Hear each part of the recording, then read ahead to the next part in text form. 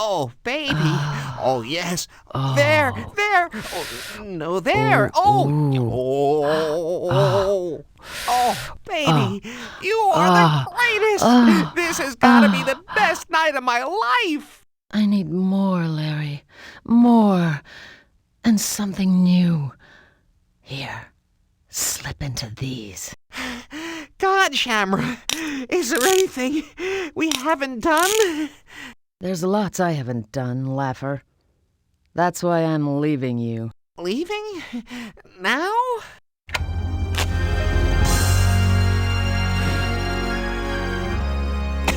A night with you gives a woman plenty of time to think.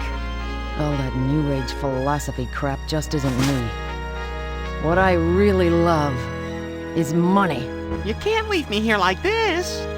You're right. So long, sucker. Hey, I don't smoke. Oh, baby, you are the lowest. This has got to be the worst night of my life. Well, at least things can't get any worse. I should never say that.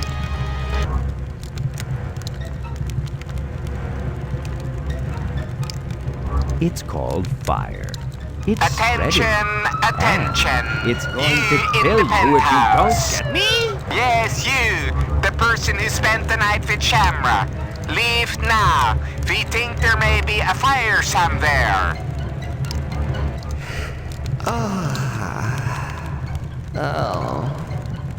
Good thing you wore your industrial strength extra absorbent underwear. This is your body. Soon, this will be your body on fire. Any questions? It's on fire, and not with passion. What? Me take fire home cave? Oh, Larry, I love it when you go Neanderthal. Good. Ow! This is no time to touch yourself. One of La Costalotta's complimentary taking something little from the hair tables kits beside your lies bed on the there. table. You were planning to take it home. My comb-over could use a little thickening.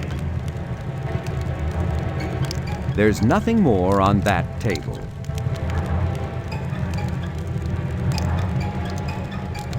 Shamara's vice grips lie on the table, just waiting for another chance at love. It's a good thing Shamara used those vice grips last night. I can just reach them from here. There's nothing more on that table. The lower parts of the headboard are filled with small dents. But that's not your problem right now.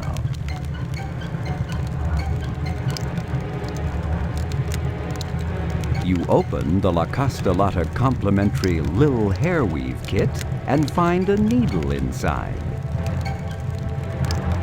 Yow! What's the matter, Larry?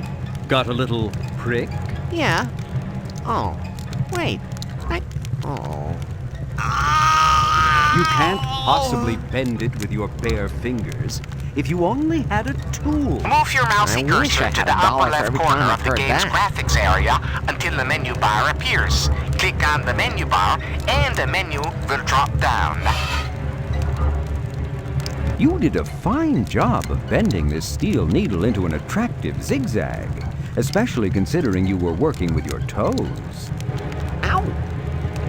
They're vice grips, and believe you me, the things Shamara did to you with them definitely fall under the heading of vice. Move your mousey cursor to the upper left corner of the game's graphics area until the menu bar appears. Click on the menu bar and the menu will drop down. Maybe. Yes!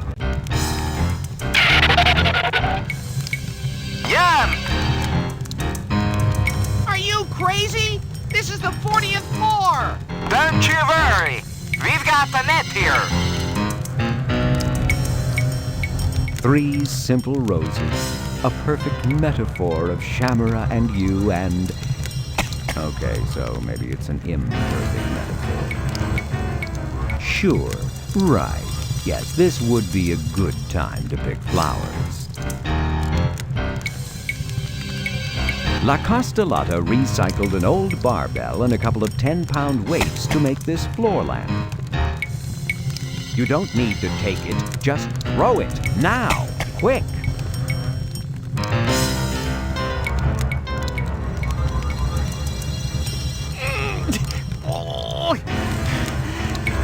You can't lift that, Larry. It must weigh all of 20 pounds. Don't you ever think about anything but sex? What? You're afraid it will start a fire? Those poor little guys have seen better days. There's not enough water in the aquarium to put out that raging inferno. Even that long night of lovemaking hasn't made me thirsty enough to drink warm water laced with fish feces. The flames burn with white-hot passion, probing every opening, spreading... Wait, that was you last night. Hey, yeah? This chair is a solid, heavyweight example of the fine furniture craftsmanship of the Design Guild de Motel's seats. You don't need to take it, just throw it, now, quick!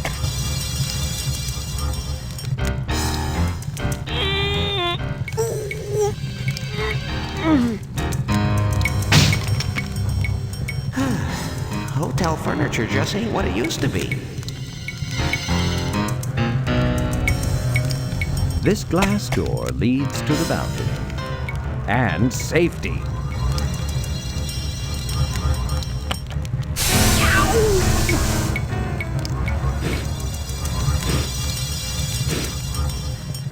Our night of passionate lovemaking must have overheated the frame. Yeah, right.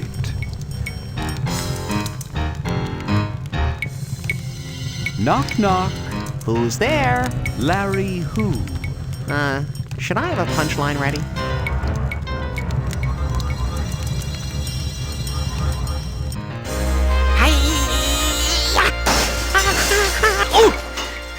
Hey, what's this?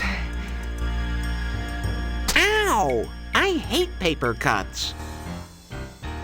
Ow! I hate paper cuts. Yump! Yump! Okay, I'm coming. I wish I had for myself $1 every time I've heard that.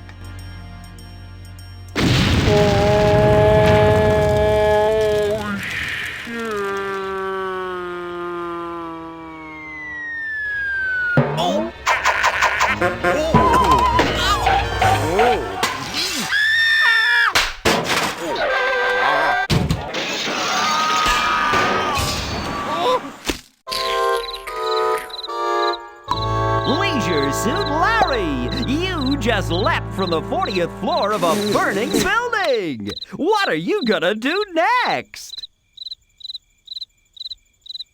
I'm going to take a cruise.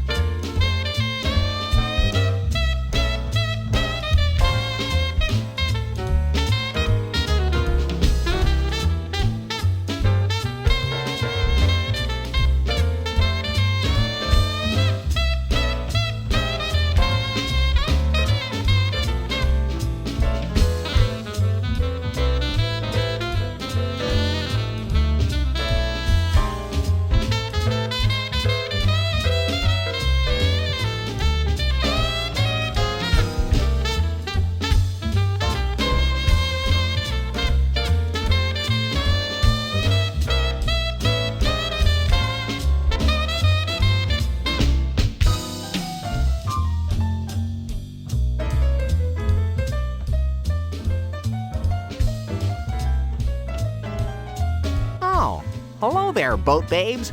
My name is Larry. Larry Laffer. Welcome aboard the PMS Bouncy, Laffer. I'm Captain Thigh. Before this cruise is over, she'll be falling all over me. Here's your key card, Mr. Laffer. There's been a slight problem with your room. I kind of expected that. Oh, not to worry. I took the liberty of substituting our largest cabin. You'll have plenty of room. Wow, that's super. Thanks. Now, where would my room be? Oh, just check the map. You're in room 0. Peter, the ship's purser, resides behind this counter, ever eager for another opportunity to do whatever he can to help his passengers. The white courtesy telephone is here for the convenience of the passengers. Your attention, please. Anyone wishing to spend next week humping the captain, please report immediately to the ship's lounge. Those decks are reserved for Leisure Suit Larry 8, Lust in Space. Don't try going there this game. Strange, but now you have to go. You mean, leave this area? No. Oh. When Lefty plays piano, it sounds like a jazz combo. Yeah, baby.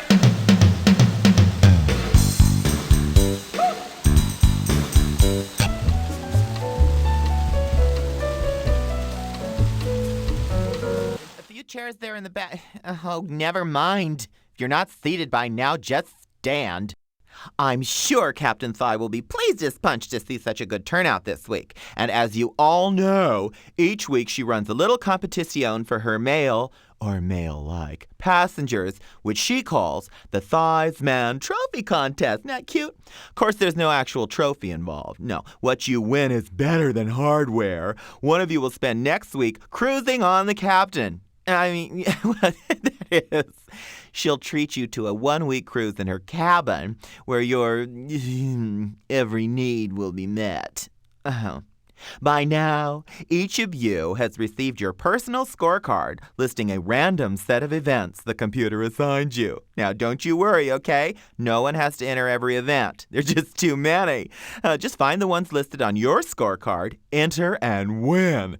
The man with the highest total score wins. Are there any questions? Are there any answers? You may begin. Hey, I've got a question. Yes, you there in the interesting clothes. What's this item listed here on my scorecard? Chastity? It's a joke, sweetheart. Say, what's wrong with you anyway? You're not some sort of government infiltrator, are you? That's ridiculous. Oh, yes? I am going to keep my eye on you, sweetheart. It's not my fault you can't make a joke. Yeah? You'll find out when we're finally in charge. Then you'll be the one singing a chastity tune. That's it. I'm leaving now. Everyone else is already gone. So they have. Very well dismissed. He's a strange one. You heard this place was filled with big chests, but Yeah, baby.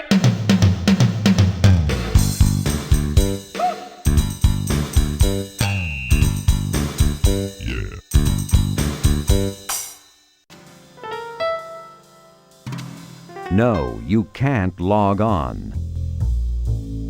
You'd love to go on stage, but you forgot your climbing gear. Hey, yeah. Why didn't I bring my climbing gear?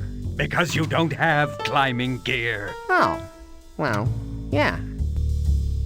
Quite a theme they've got going here, isn't it? They're fake, just like the drinks.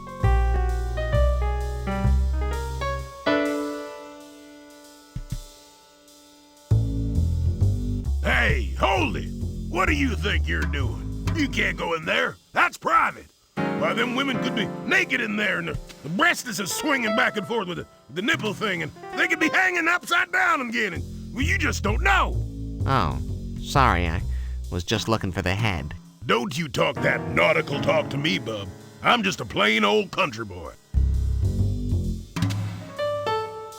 Your attention, please. Steve is the proud winner of the nude Scrabble competition. A large spotlight mounted on a movable platform is high up this mast. The rear gallery is reserved for standing room only crowds. To date, it is unused. Johnson, the bartender, fits the old cliché, surly to bed, surly to rise. Howdy, barkeep. What do you got? My name's Johnson, and anything you want, we got. What do you want?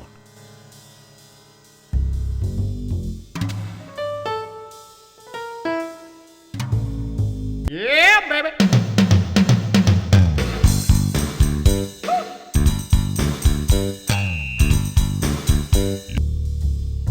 How about a bourbon and soda? On the rocks, with a twist, and an umbrella, and some fruit, and maybe a bendy straw. You know, one of those, if you got them. You about done? Yeah. Here, we ain't got no bending straws, so I gave you a Captain Happy's barrel of fun straw. Well, I guess it'll have to do. What do I owe you? Nothing. I'll put it on your room. Got a key card? Right here. Okay. Now drink it.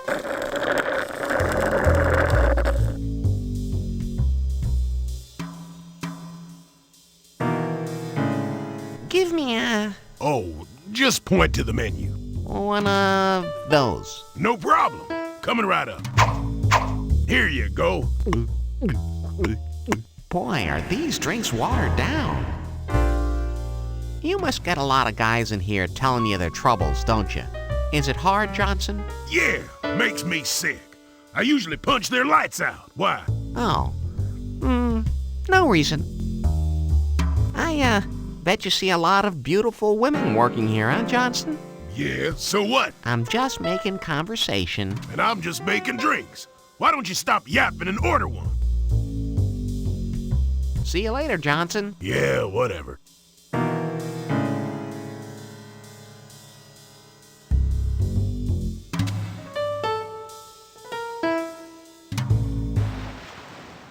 Yeah, baby.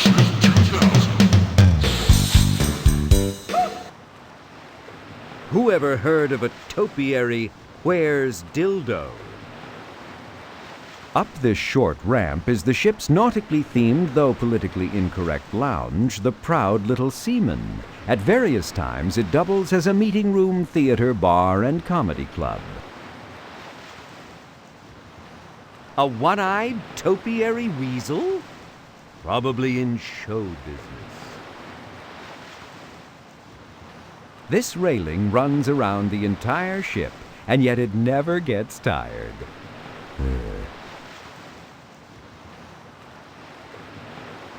This is where you boarded the ship. Ah, so if I want to leave, I could just walk out that way. Yes, but keep in mind that the first step is a long way down and quite wet. Just the way I like it. You've always had a weak spot in your heart for cute topiary pussies.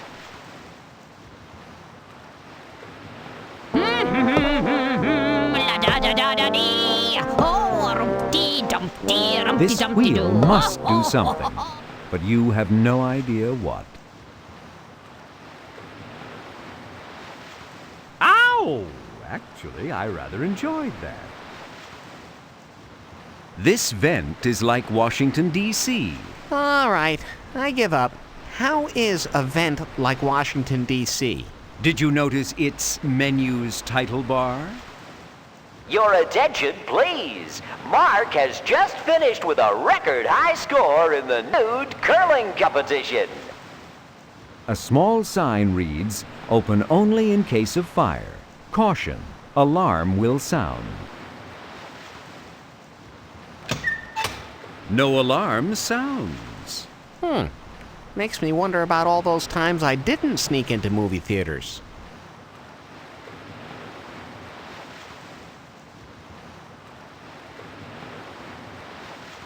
Oh boy, another beaver joke. Let's see, have you heard the one about the two beavers who went bike riding? Oh, not again. Oh, you've heard it. Yeah, baby.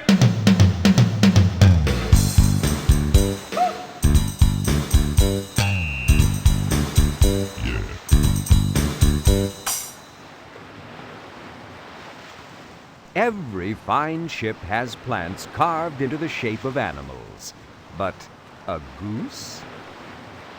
These windows let others see out, but prevent people like you from looking in.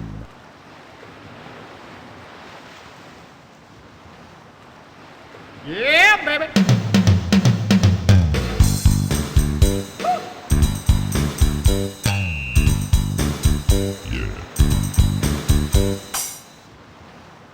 This railing runs around the...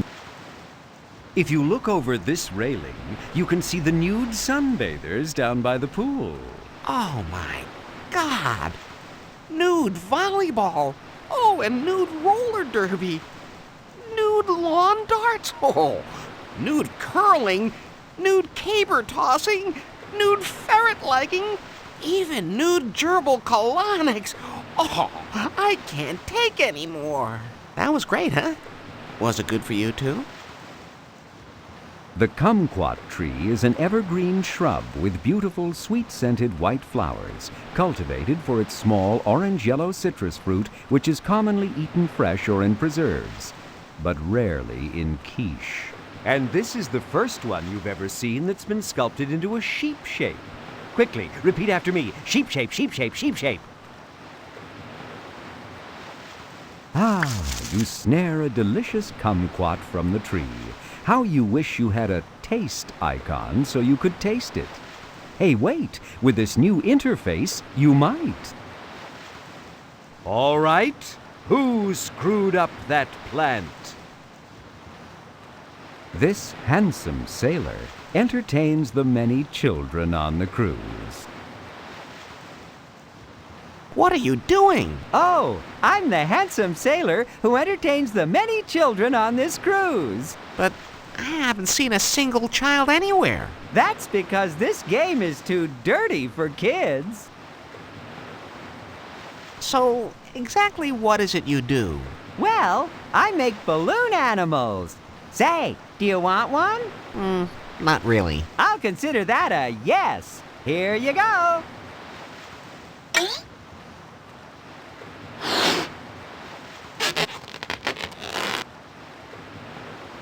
Look, it's Hootie the Owl. But that doesn't look like that. Well, it does to me. Yeah, well, you can keep it, okay? Your attention, please. This ship has sails, but they're not made of silk. Rubies do not fill its hold. There is no gold nor spice. That is all. You ready for another? Sure.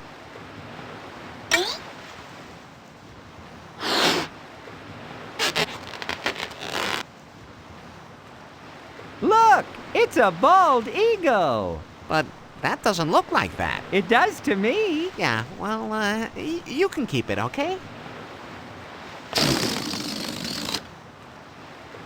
Hey, I recognize you. Have we met? Yeah, you're that guy from the bar in Larry 1. Am not. Yeah, you were that psycho barber on the airplane in Larry 2. Was not. And you were Chief Kenny Wawa on Nuntonite Island in Larry 3.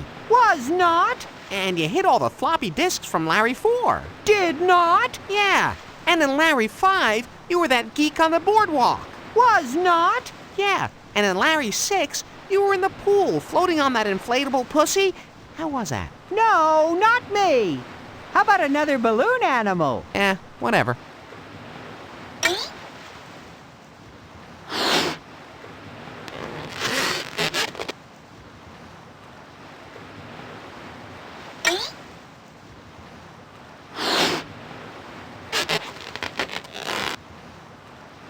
Look, it's an attacking bird. Look, it's a bunny rabbit. Look, they're fighting.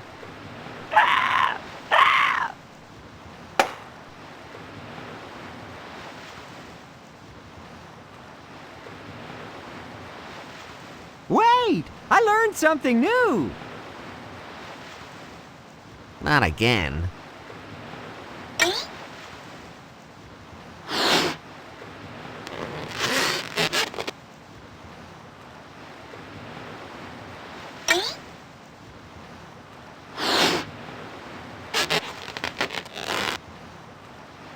Look, it's an attacking bird. Look, it's a bunny rabbit.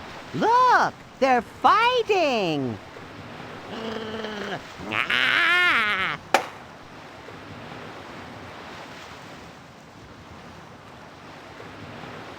Whoa! Look at all the cool stuff back here. Oh well.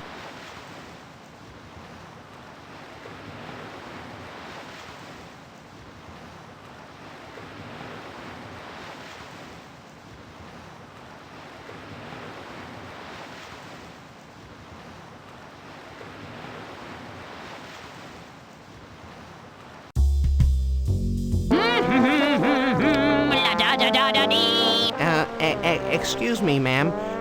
May I bother you for a moment? This goddamn salt air is rusting me f***ing leg socket. Yeah. Who the hell are you? My name is Larry. Larry Laffer. Yeah, well, I'm Peggy. And did I mention this salt air is rusting me Yeah. Thanks.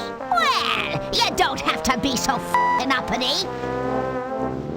I can see why they call you Peggy. Peggy. Oh, can you lame ass? It's because my f***ing mother named me Margaret, you stupid sucker. You've got to admit, not many women are daring enough to go for that beard stubble look. I can't read that. Al, what are you asking me to do here? I can't.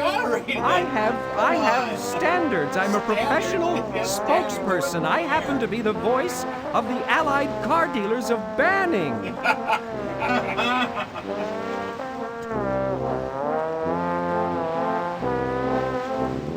Peggy is the ship's surly, foul-mouthed deckhand. Heavily affected by a childhood spent watching too many pirate movies, she thinks she's a swashbuckler.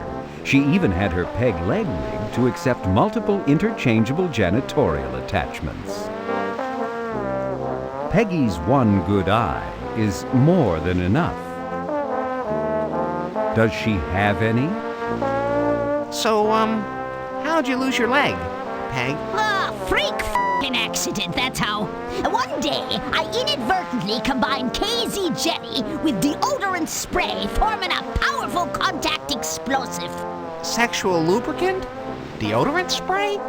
And you lost your leg? Let's just say I wasn't spraying me f***ing armpits, okay, asshole? Ooh, okay.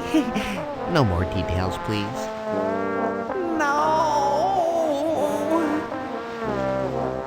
Is it just me, or do you seem to swear a lot? Swear? Oh, hell no, motherfucker! I suffer from Clorettes. Clorettes? Don't you mean Tourette's? No, you dumb twat. I mean, I got a foul mouth.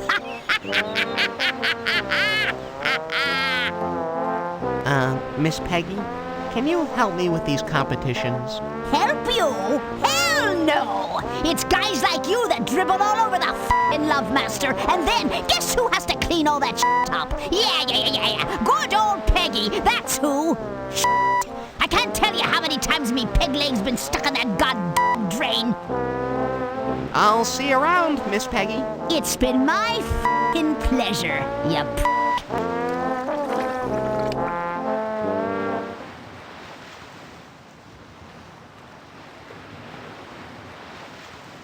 You insert your key card into the slot with great anticipation. What will your special suite be like?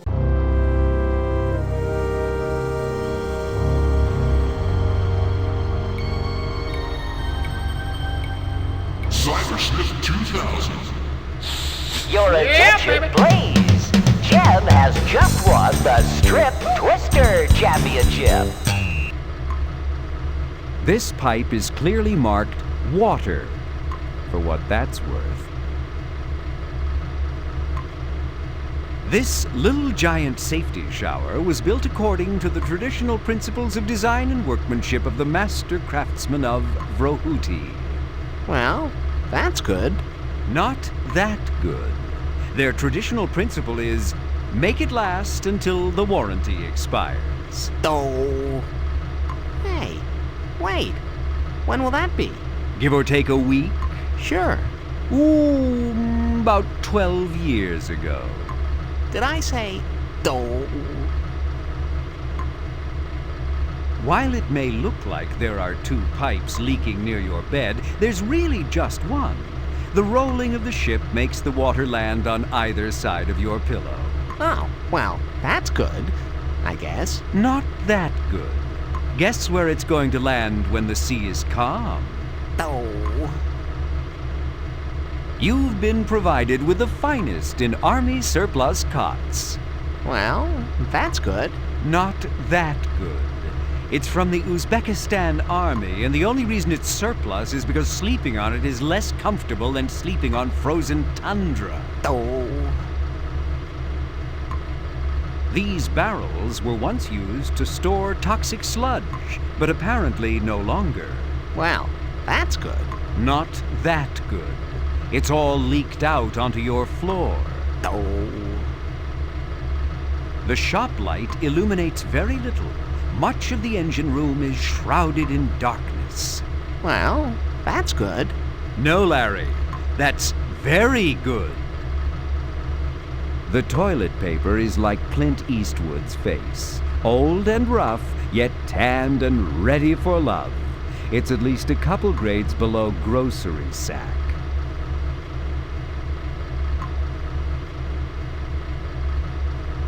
This toilet doesn't work. It has no water coming in, and the drain seems to be plugged up. Someone stuffed a spray can into the toilet's drain. Oh, that's bad. Not that bad. This way, nothing runs out on your feet. Oh.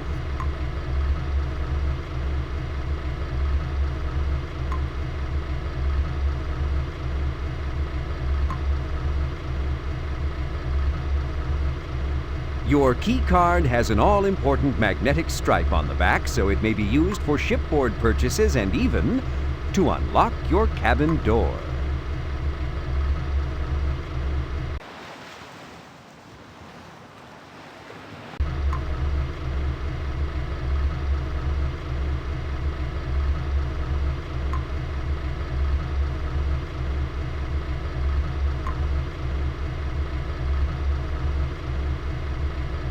Your hose is long and thick. I wish I had $1 for every time I've heard that. You'd still be broke. While it may appear to you to be merely a small orange-yellow citrus fruit with a name like kumquat, it's gotta be good. The outside is bitter and covered with Peggy's pesticides. No way, they're still green. The ship's toilet paper is as rough as a cob. Well, the PMS Bouncy spared no expense on their toilet paper. This stuff feels like sandpaper. About 40 grit, I would say. Your favorite brand of silicone lubricant is Greased Pig brand. I asked for it by name. Your attention, please. Brian has just won the Strip Solitaire Championship.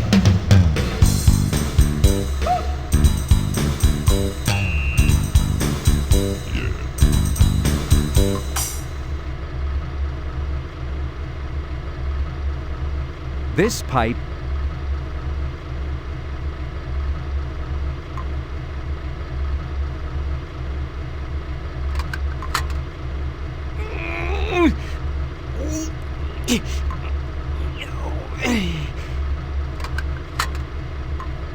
Now that toilet will have plenty of water.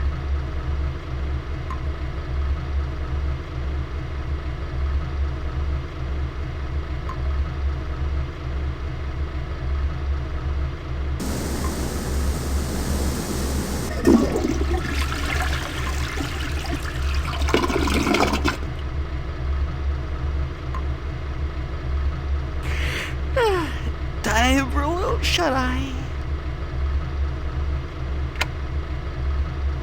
Well, calm seas. Oh. Oh. Oh.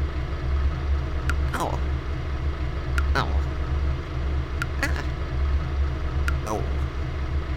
Ah. Oh. Ah.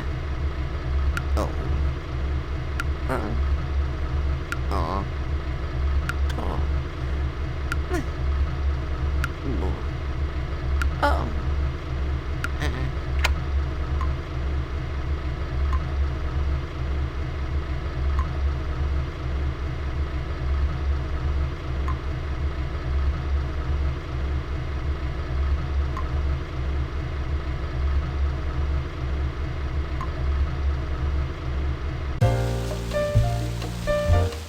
Yeah, baby.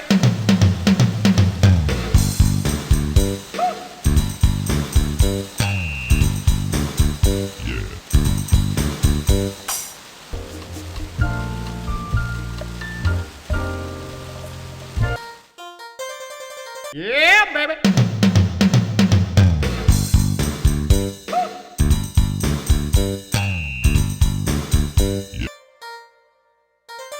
We asked our loyal Leisure Suit Larry fans what they most wanted to see in the next Larry game. And here it is.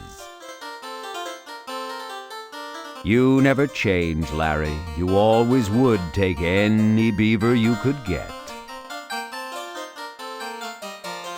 You love the feel of a good beaver, don't you, Larry? What's this? Oh, a book on that great aircraft manufacturer. Fokker, More Than Just an Airplane. By someone named Drew Barrymore. Whoever he is. I think I'll scan a little of this first to see if it's something I want to read in depth. Anton Hermann Gerard Fokker was born in 1890 in Java. At an early age, he began an airplane manufacturing business in Germany. During World War I, his factories produced triplanes and biplanes. He revolutionized aerial warfare in 1915 by mounting a machine gun on the front of an airplane, then synchronized the gun so it would fire through the blades of the plane's propeller instead of shooting them off. After the war, he turned to developing commercial aircraft. In 1922, he moved to the United States, where he died in 1939.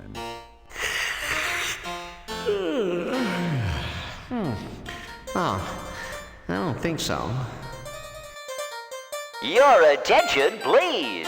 It's the thrilling tale of shipwreck and rescue on the high seas. Leisure Suit Larry fills his rubber dinghy with seamen. Nah, you've already read this one. It's the thrilling tale of sailing seamen. Leisure Suit Larry in Blow the Man Down. What's this? Oh, a children's science book entitled Fun with Electromagnetism. I think I'll scan a little of this first to see if it's something I want to read in depth. In 1823, English physicist William Sturgeon, at age 40, devised the first electromagnet. He insulated an iron bar by painting it with thick varnish, wrapped copper wire around the bar, then connected the wire to a voltaic pile. I think I once had voltaic piles. Connected it to a voltaic pile and created a crude electromagnet that could lift pounds of iron.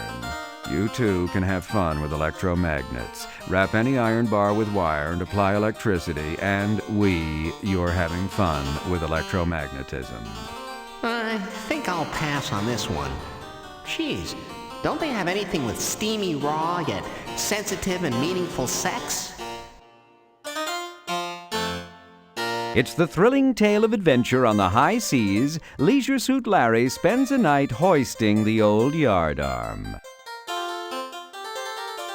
It's the thrilling tale of the world's largest cruise ship. Leisure Suit Larry takes an enormous ship. While we all know how much you love to go down, Larry, you won't be doing any diving on this journey. Someone must have pushed hard to get his big submarine into that tiny hole. Nah, I already have something long and hard and filled with seamen. Well, up periscope. A clock with a pendulum is not a good idea on a ship. The library is nearly bare. You reach over to the empty shelf and grab a lovely handful of air. You've heard guys in the locker room talk about going around the world. Tiffany Lamp. Wasn't she the star of that Super 8 porn movie you used to have?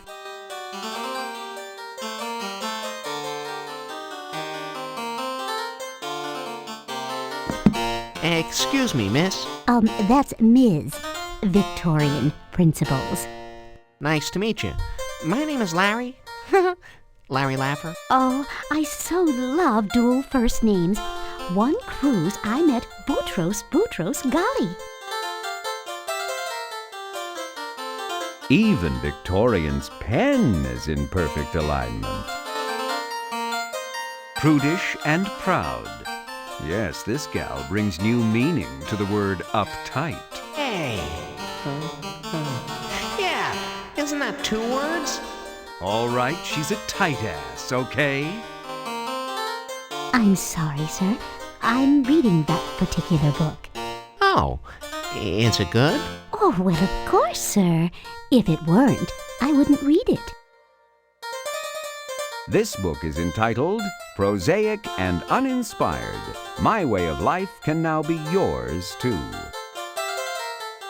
This book is entitled Stodgy is as Stodgy does. This book is entitled Monotonous and Tedious, How to Meet Boring People.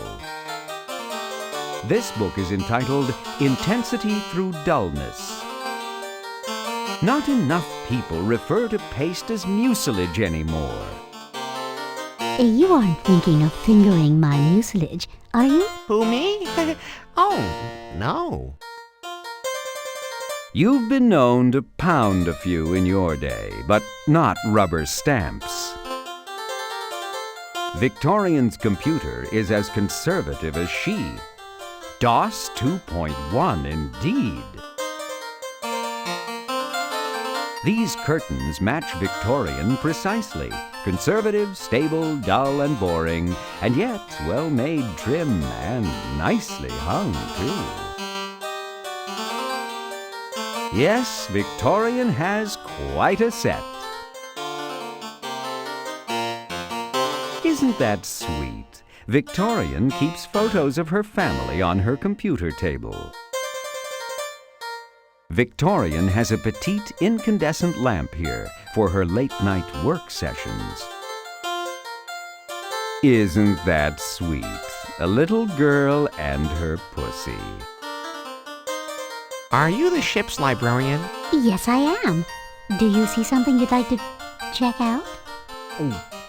Oh, I'm sure you have something I could explore in depth. Alrighty. What is your cabin number? Whoa, babe, slow down. Jeez, and women say I'm fast. Fast? Well, sir, we check out books by cabin number here. Oh, 0. 0? Tight budget? No, you see, you don't want to know. Correct. Tickle your ass with a feather? What did you say? I said particularly nasty weather. Oh. Really? So, you got any good books? Oh, many kinds. Unfortunately, you're a little late. All the really good ones are already gone. I wish I had $1 for every time I've heard that. How's your book? Oh, quite uplifting. I so enjoy books affirming sound moral principles. Don't you? Oh, yes, I do, but, don't you ever read anything spicier? Oh, no. Those books don't appeal to me. All that panting and groping, that raw animal passion, that... well, it just encourages the wrong sort of thoughts. No, I only expose myself to great literature. I wish I was some great literature. Yeah, great literature. Yeah. But, what do you do for entertainment? Well, I start at one end of the bookcase and read my way through to the other. Unfortunately, I'm now on my third pass through most of them. Cruise ship life looks like an endless vacation. Don't you just love it? Sure, it's perfect. If perfect means knowing that every day you're going to have exactly the same food you had that day last week, it's perfect. But all the fun, the nightlife, the non-stop partying. Oh, well, not for us crew members.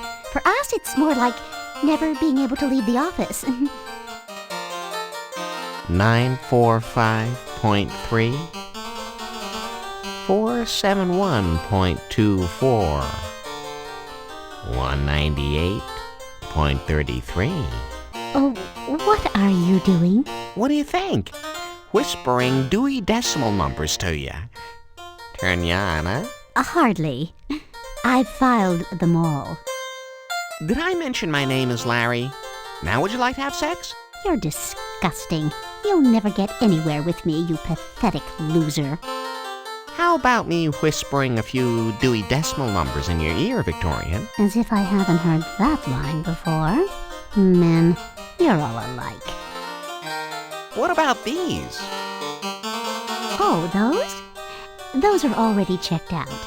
To me. That's a lot of reading for one cruise. Not for me. I'll finish those tonight. In bed. Would you like to know what I plan to do tonight, in bed? I'll vote sleep. Well, nice talking to you, Victorian. Perhaps I'll stop by later. Alrighty then. Good day. Your attention, please. Don and Mark have just won the synchronized skinny dipping portion of the competition.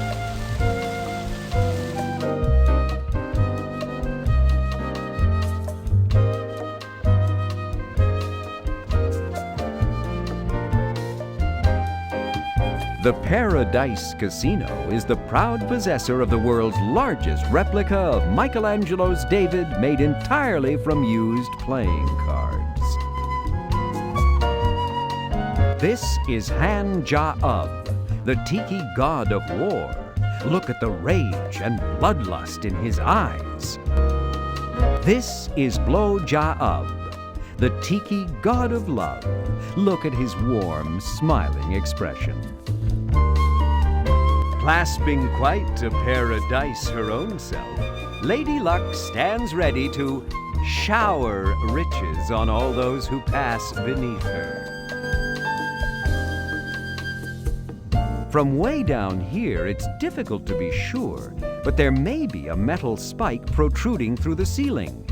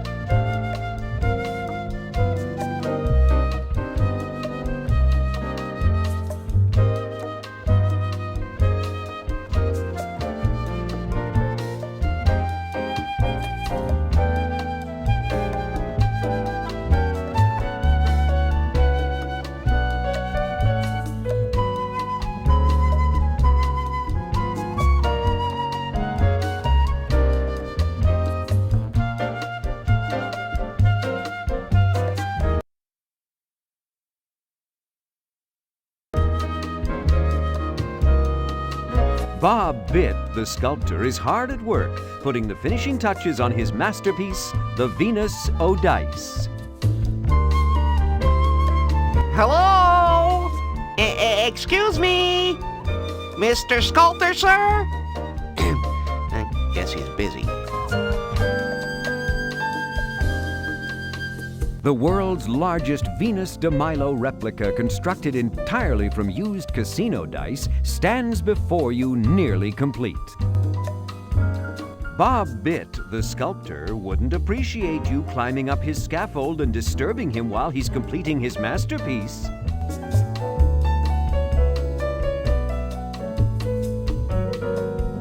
This closer look reveals the Venus O'Dice hasn't been completely glued together yet.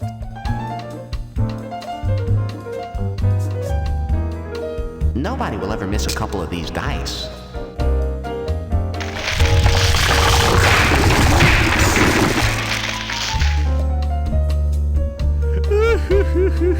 This is all that remains of Bob Bitt's once proud Venus. I hope you're happy.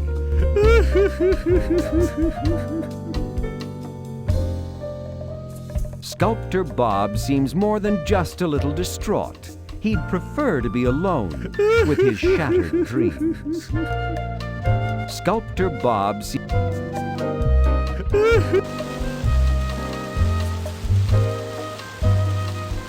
When Lefty takes a break, his pecker entertains the crowds. Yeah, baby!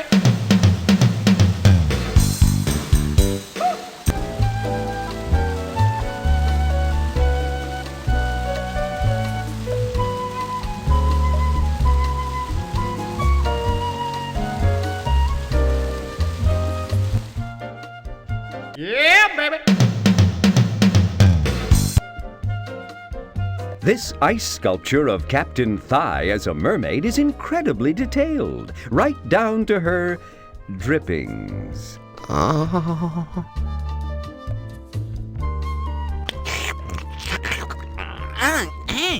tongue is stuck. Help! Help!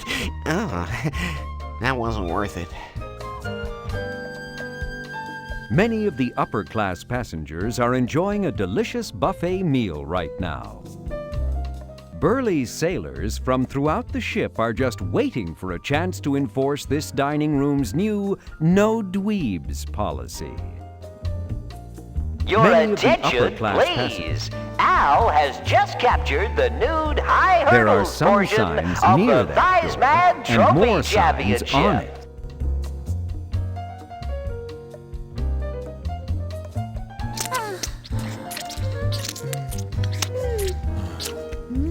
Wow!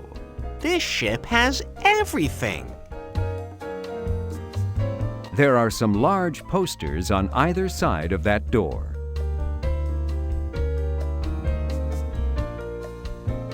Impressive promotional announcements the size of movie posters are hung on both sides of the door. They read, "Totally decadent. I was stunned. I found myself in a sensuous frenzy. An erotic ecstasy. Even better than cats."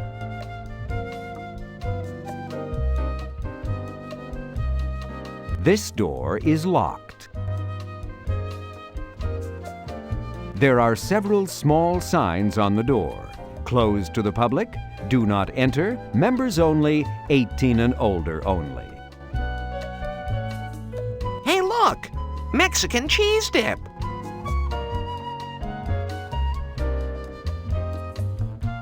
You can't take that. And why not? 'Cause that's nacho cheese. Oh. A large container of bean dip graces the buffet table. Whoa! Bean dip? And it's all you can eat.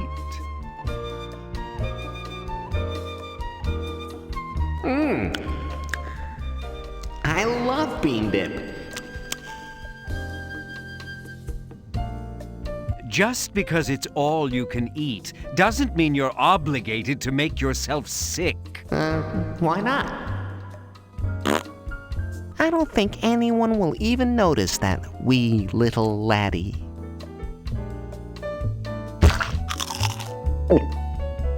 You know, Larry, they only put 239 beans in that bowl of dip. Oh, really? Why?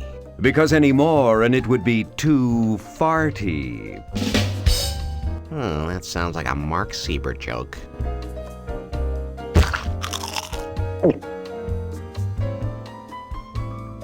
Green has always been your least favorite color of meatloaf.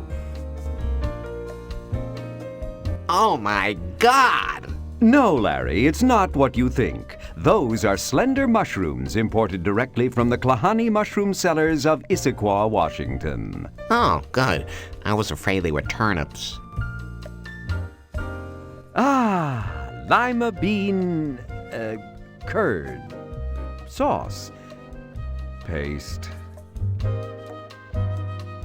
The PMS Bouncy is pleased to offer fresh salad every day, even when they're at sea. Oh, how do they do that? Simple. They get the greens by snipping the sheep topiary on the top deck. Oh, Greek salad. You've never tasted a cranberry banana squash couscous you didn't like. I've never tasted any. And that's the way it's going to stay.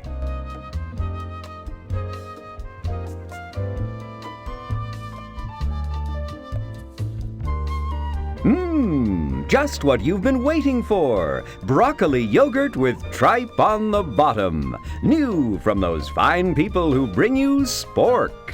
Duh. I'll keep on waiting.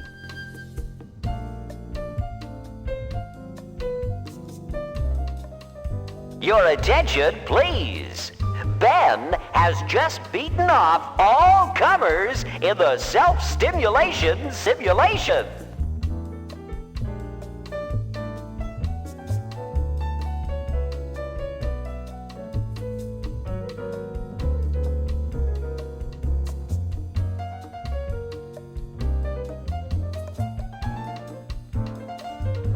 This glass is called a sneeze guard, although you can't imagine why. Oh, now I get it.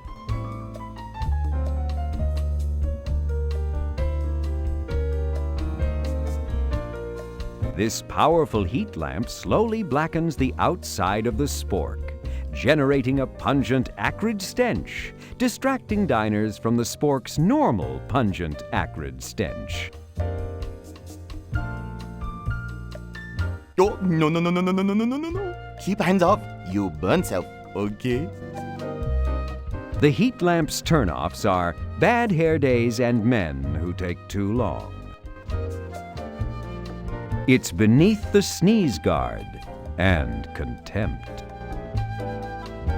This carving knife is extremely sharp, but it won't be sharp for long if Wang keeps using it to cut open his spork cans. Sharp. Slimy, but sharp. What? Whoa! Keep hands away. Knife sharp. My knife. Use knife make living, Joe. You no take knife. Wang is the PMS Bouncy's chief serving boy. Yeah, baby!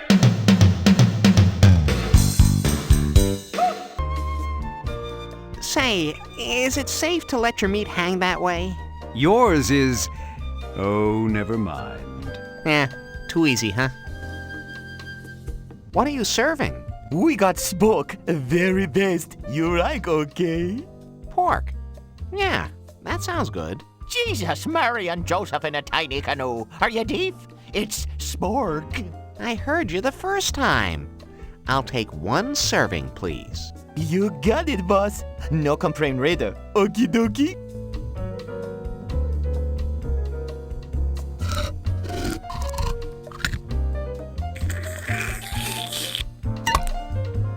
My God! What is that? Like I've been trying to tell ya, it's spork. Oh, the processed potted meat food product that tastes as fresh as home slaughtered, just like Mom used to butcher. Very good, boss. Now you go. Hey, what's with the accent? I knew I couldn't keep it up. I'm Chinese, you see, but me parents were Buddhist missionaries, so I grew up in Ireland. People stare when I speak normally like this. So I found it simpler just to sound like some bad Charlie Chan impersonator. Too much talk. More people need smoke. You see? Dang, Wang. That spork is tasty. How about some more? Smoke good, no? Dang, Wang.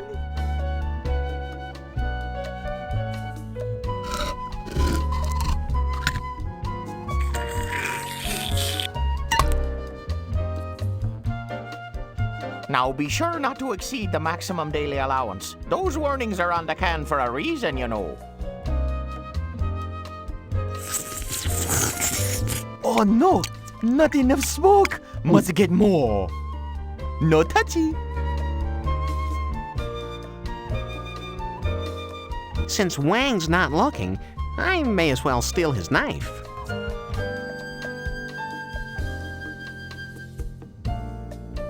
Okay, but first you'd better let it cool.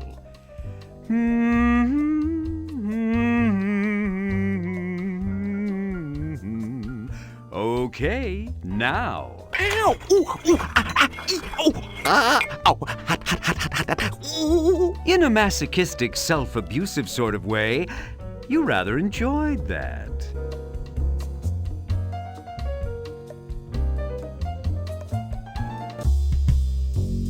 Your attention, please. Don has just captured the piousness portion of the contest. To save money, someone sewed the beginning of this towel to its end, making one long circle. While that may save money, it certainly doesn't encourage confidence in the chef's cleanliness. The label on the side says, "Last serviced June 1954." A small label on the side of the roller towel says, "Next service, October 1954." The garbage can is the only thing in this kitchen that's scrupulously clean. It's like they never throw anything away. There's nothing hidden in the garbage can, okay? You can see all the way to the bottom. But Al-Lo always hides something in the garbage. Not this game. Munsell wouldn't let him. The refrigerator doesn't seem to be operational. The smell of rotten fish seeps out through the cracks in the door's rubber seal. At least you hope that's what the smell is. For the love of God, no! Adds a new dimension to last night's swordfish dinner, eh, Larry? Yeah. These drawers haven't been opened since the Truman administration. So that's why dinner was so late last night. The Cyber Cheese 2000. Just add ingredients and step way back. Unfortunately, this isn't the portable Cyber Cheese 2000 with active matrix screen. Darn the luck. It's a fish wrapped in an old issue of Professional Hash Slinger magazine. Oh, good. My subscription just ran out. That fish has gone bad. How can you tell? Oh, the little things. The earring, the tattoo, the surly expression. Say, how about if I toss the fish and keep the magazine it's wrapped in? That's good. Some chefs aren't comfortable cooking without the traditional French tools. It's a tub of entrails and even worse stuff. Our artist drew a close-up of it, but it made our programmers ill. Apparently, these fish were on the wrong side in the seafood revolution. The Caviar Master 2000 is for those who like their eggs fishy, yet fresh.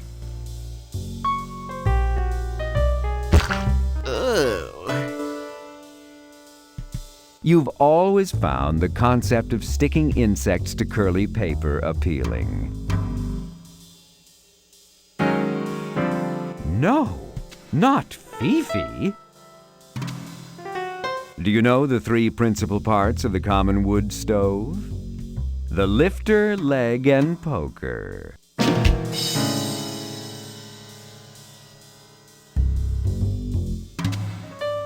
nice pot. Reminds me of my college days. The judge gave me 6 months probation.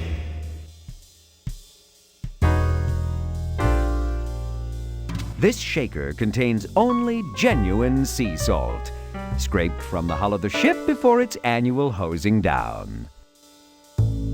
Pass the salt. That's not funny. Okay, you try making the jokes all the time. Cookie Puss. That's not bad. Considering it's been sitting out unrefrigerated for days. Oh. And you should never watch laws being made either.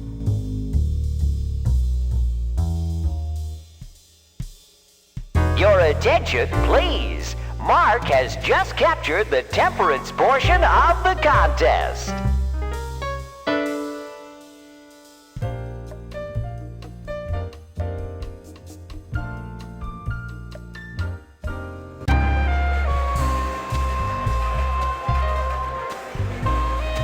Drinks, anyone? Martini, shaking, not stirred. Yeah, could I get a little bean dip over here? Thanks, baby. You're great.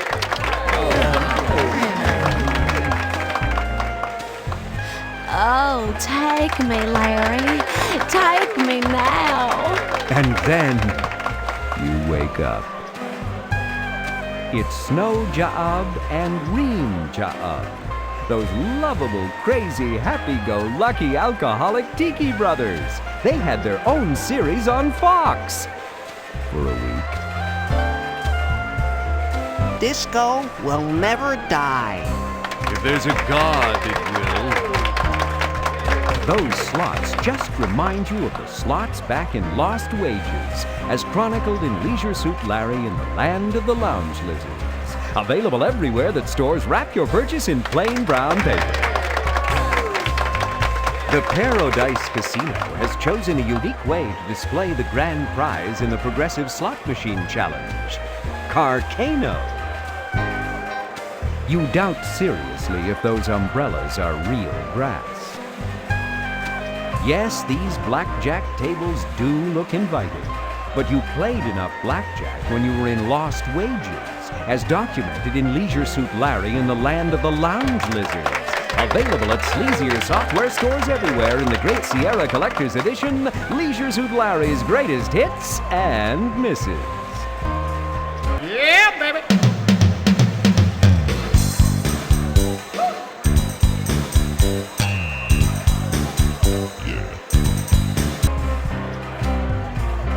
The craps table is filled with men in tuxedos. There's something familiar about them, but you just can't put your finger on what it is.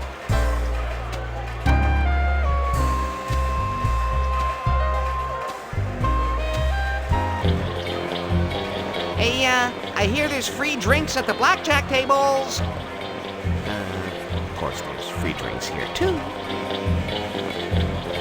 You've wanted to play craps ever since you visited Lost Wages, way back in Leisure Suit Larry in the Land of the Lounge Lizards.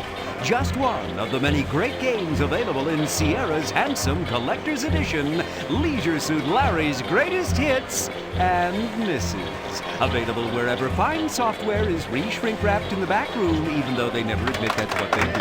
Yeah, too bad the table's full. What's a guy gotta do to play some craps around here? Well, whatever it is, I'm not doing it.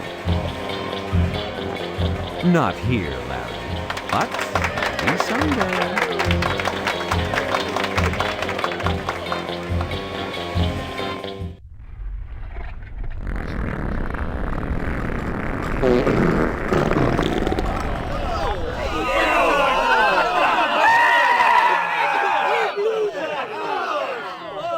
Mayday, mayday, mayday. Man overboard. For some reason, the craps table now stands strangely empty, just waiting for you to step up and lose your money. The croupier stands there, listless and bored. Perhaps you could cheer him up by losing a big wad of dough. Your attention, please. Jen has just won the Strip Shuffleboard Tournament. So, Jacques, what's your name? Jacques. American asshole. The croupier's name tag may say Jacques, but his look says, I get paid whether you play or not. Asshole. So, Jacques, what's your... The craps table is a confusing mess of different betting areas. You have no idea what they represent. Well, I guess I'll just put it all on cum. Cum. Yeah. Here's my Thighsman Trophy scorecard. Charge 100 smackers of chips to my room, will you, bub? I feel lucky. But of course, sir. Put it all on cum. With a name like that, how can I lose? Yes, sir, right away. Here are your dice, American asshole.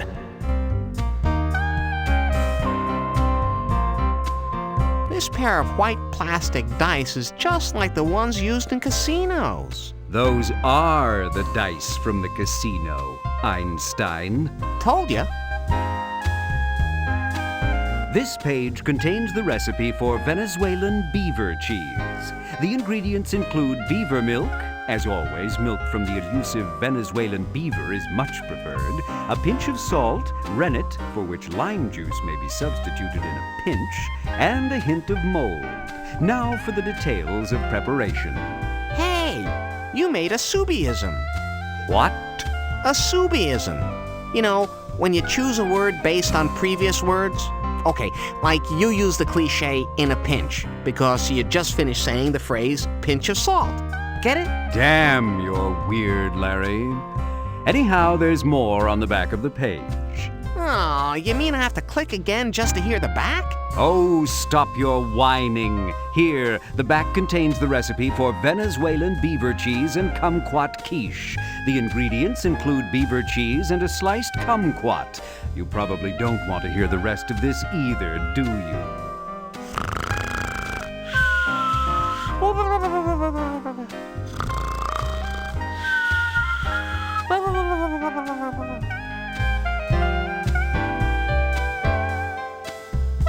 Come on, baby needs a new pair of platform shoes.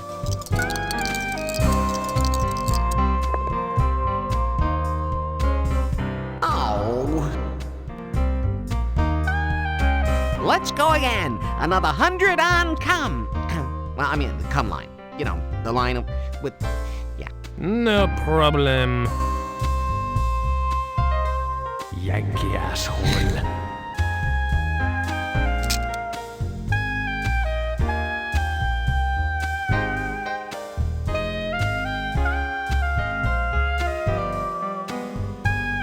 Hold it right there. You cannot use those dice. They have glue on them. What are you trying to pull? Oh, well, pull? Nothing. No, see, these are my lucky dice. Yeah, I always carry them with me. I was just rubbing them for good luck. Oui. American asshole. This pair of white plastic dice is just like the ones used in casinos, except for a few little specks of glue.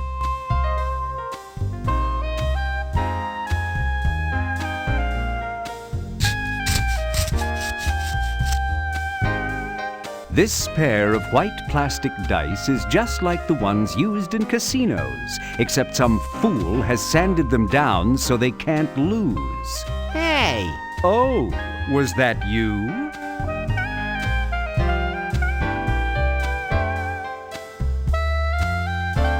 Come on, little doggies! Ruff, ruff! Don't let me down!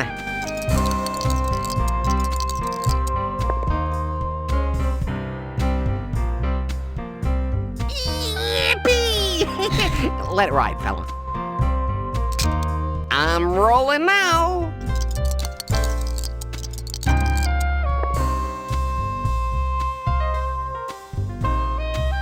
Yes! Let him build. Look at those stacks. Oh my God!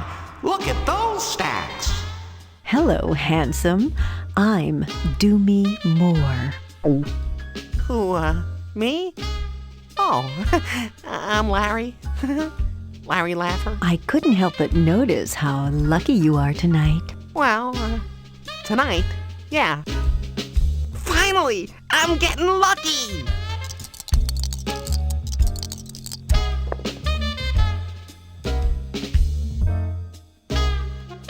Would you like to go to my cabin for a more intimate dice game? Hubba, hubba, hope I have a rubber. Sure.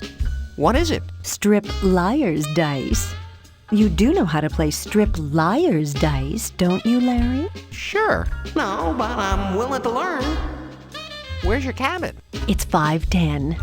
I'll go get the dice and the cups. You mean I gotta wear a cup? Hurry, Larry. I just can't wait to up your ante.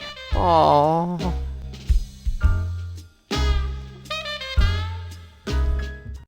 How about a drink, Larry? You know, I'm not really that thirsty right now. Okay.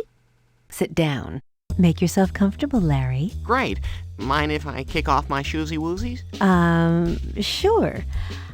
Do you know how to play Strip Liar's Dice, Larry? No, but I'm sure I'll pick it up.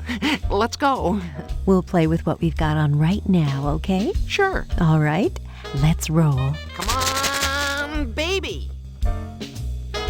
It's your bet. I never see you down in the casino. Oh, I hang around, waiting, watching. So, you must be a pretty good gambler, huh? I'm better at a sure thing. So what's the best strategy for winning this game, Doomy? Easy. Never bet higher than you have. Never guess that I have something you need. Never assume I have any wild bullseyes. You're lying, aren't you? That's the name of the game. Now, what does this remind me of? Grass growing? Paint drying? No, that's more exciting. Hey, is this a real game? It is to you, Larry, because I expect to get everything you've got. Doomy, baby, how about we go back to your cap... Oh, never mind. You are more than just a little strange. What do you say we cut to the chase, Doomy? I'm tired of playing this game. Certainly not, Larry. A deal's a deal. Of course, if you want to just leave all your money here. You may not know much about art, but you know what you like. Art smart. Look at those gazongas. Case closed. I wonder if we'll go in there before or after. Something about that look on Doomy's face makes you believe she doesn't always tell the truth. Doomy Moore is as luscious as... something really luscious. Play your dice right, and you just might get to spend some quality time in there.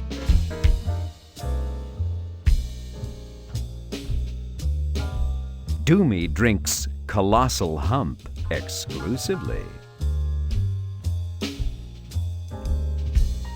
You carefully consider spending the rest of your natural-born days between them. Whoa, what a way to go. Now you see clearly. A glass-topped table is perfect for playing games involving stripping.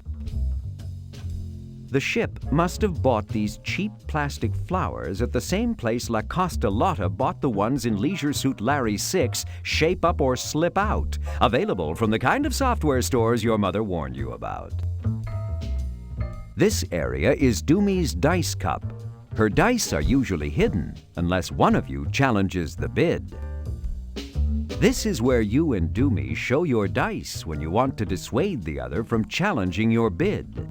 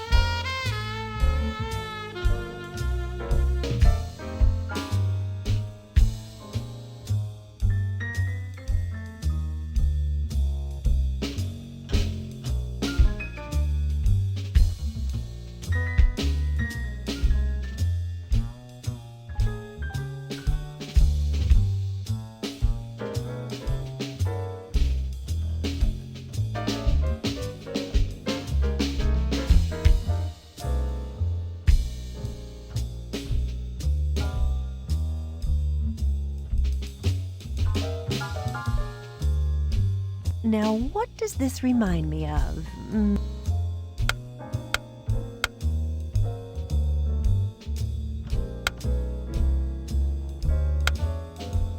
I'm betting just a wee bit higher.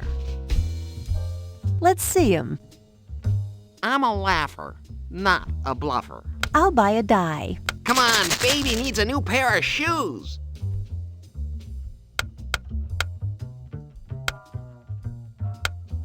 What the hell is that supposed to mean? I don't know, I heard it once in a movie, I think. The bet is high, but I think these will give you something to think about.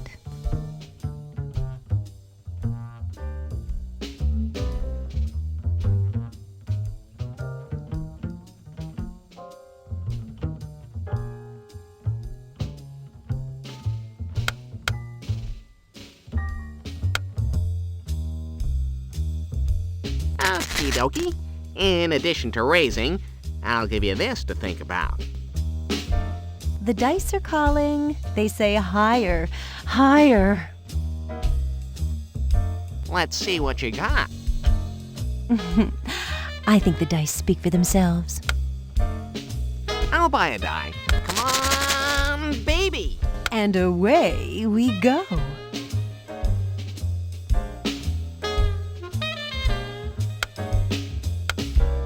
And over to you. The dice are calling. They say higher, higher. Let's see 'em. Oh, shucks, Larry. It's just too easy taking your money. I'll buy a die. And away we go.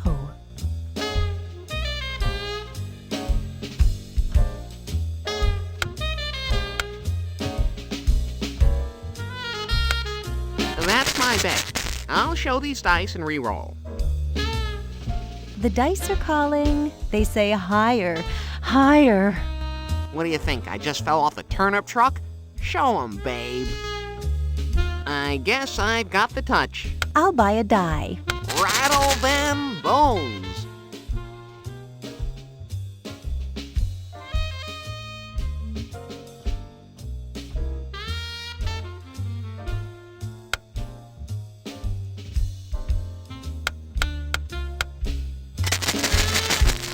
The dice are calling. They say higher, higher.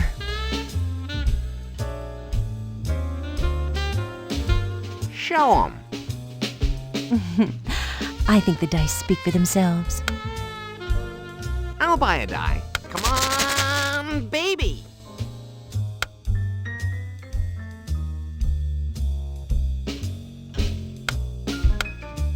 Do me more.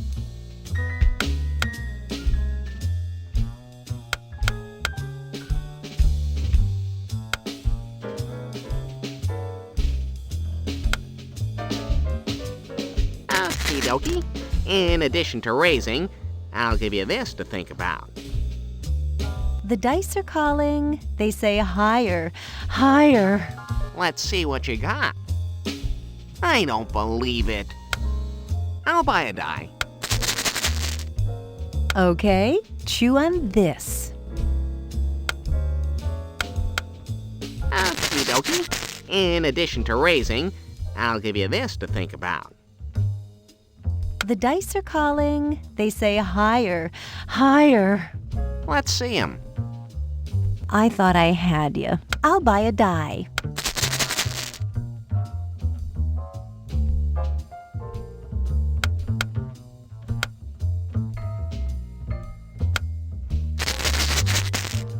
Oh, and it just keeps going higher. Pressure getting to you, Larry. Show 'em. Oh. I'll buy a dice. Die. Pardon me. I didn't know you were that competitive.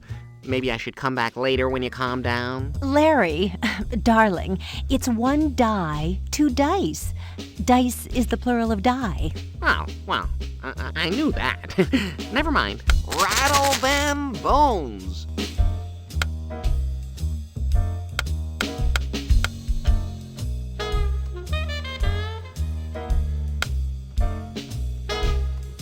I'm going for the gusto. Show 'em. Oh.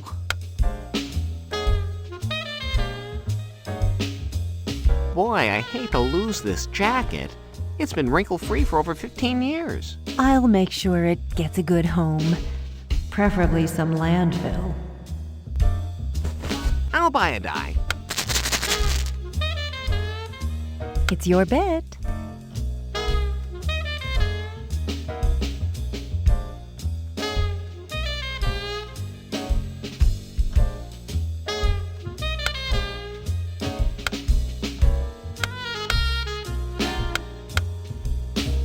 Okay, there's my bet. Challenge it. I dare ya. Let's see him. Oh. I'm losing my shirt playing this game. Literally. It's a tough world. You want to play or you want to jaw? I'll buy a die. Shake it like you mean it. Okay, chew on this. What the hell? Let's see what you got. I thought I had you. I'll buy a die. Come on, baby.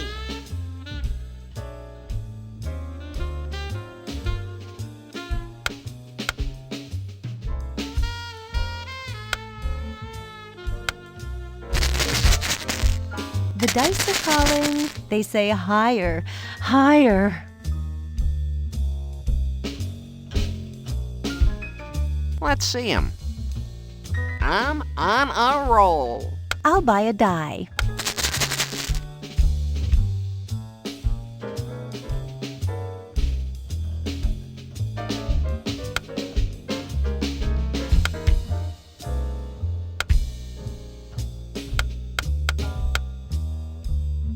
Okay, there's my bet.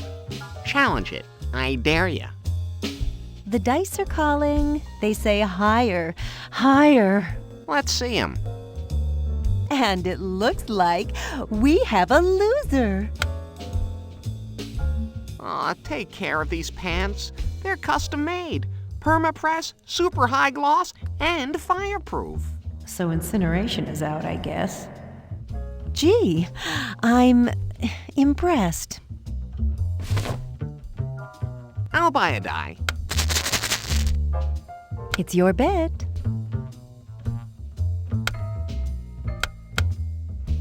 I'm going for the gusto.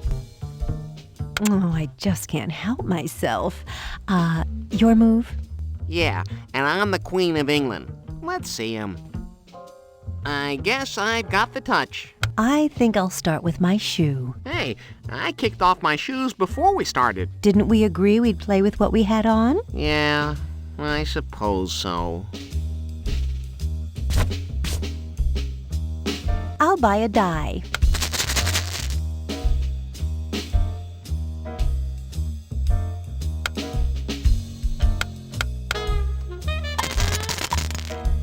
The dice are calling. They say higher, higher. What do you think? I just fell off the turnip truck? Show 'em, babe. I think the dice speak for themselves. I'll buy a die. Shake it like you mean it.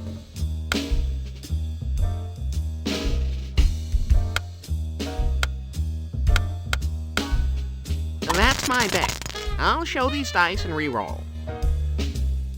The dice are calling. They say higher, higher. Let's see what you got. I don't believe it. I can't believe I'm losing my medallion. You wouldn't believe how many quarters it took to get this out of that machine. I'm surprised they could get a quarter. I'll buy a die. And away we go.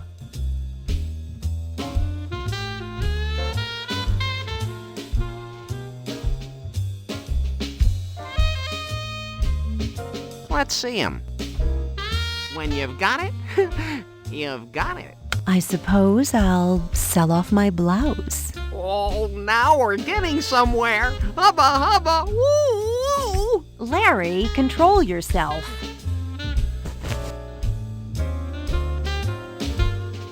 I'll buy a die. rattle them bones.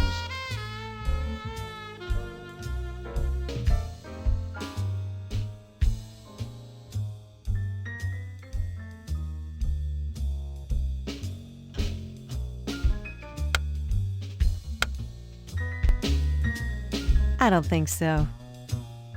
Ah, victory is sweet. Looks like this skirt will have to go. Never again will I doubt the power of prayer. I'll buy a die. Come on, baby.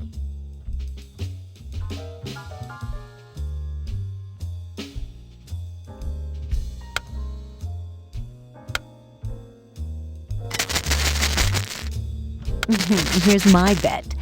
And here's a few visual aids.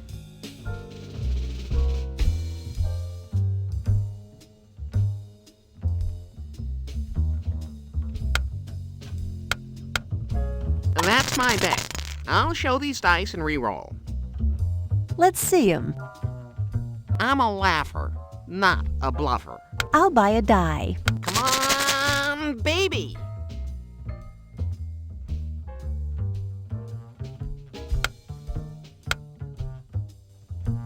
Let's see 'em. Psych. Darn. I need to lose another piece of clothing. Oh, pinch me. I'm dreaming. Silly me. I forgot about my earrings. What? It's clothing. I'm wearing it, aren't I? Yeah, but I don't wear earrings. Are you saying that you're not man enough to allow a poor, frail little woman a little handicap? Oh, I guess not. You're a prince, Larry. That's not what I would call it. I'll buy a die.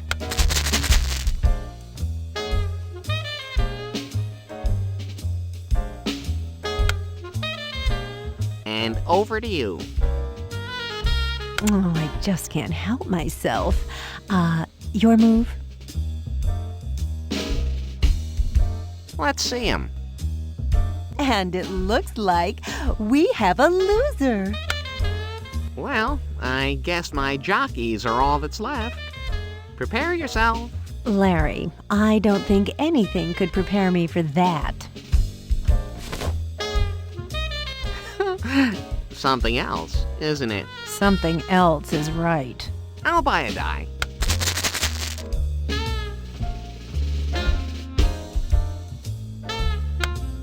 I think the truth is closer to this. Oh, I just can't help myself. Your move?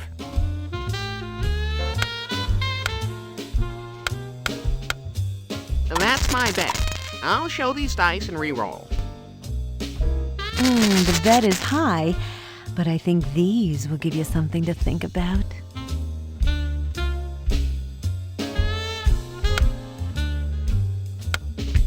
Okay, there's my bet.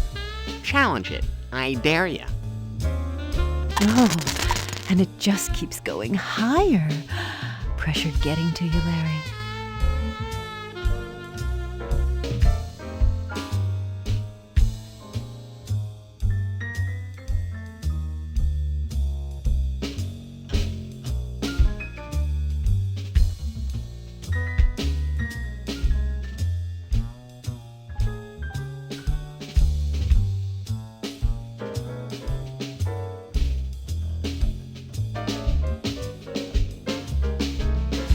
Come on, Larry. Okay, there's my bet. Challenge it. I dare you. Let's see him. Oh. I'll buy a die. Shake it like you mean it. Okay, chew on this.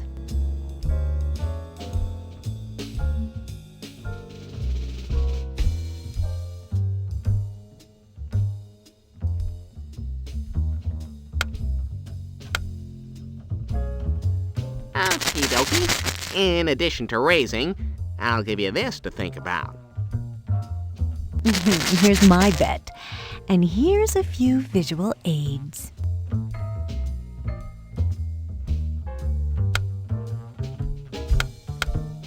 That's my bet. I'll show these dice and re-roll. Let's see 'em.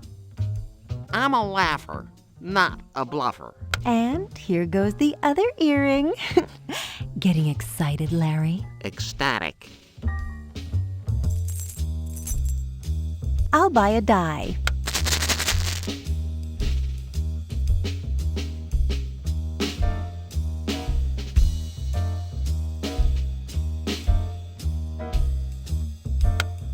And over to you.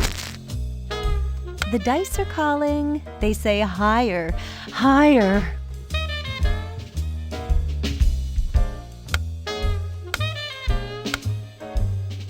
Okie dokie. In addition to raising, I'll give you this to think about. Show 'em. And once again,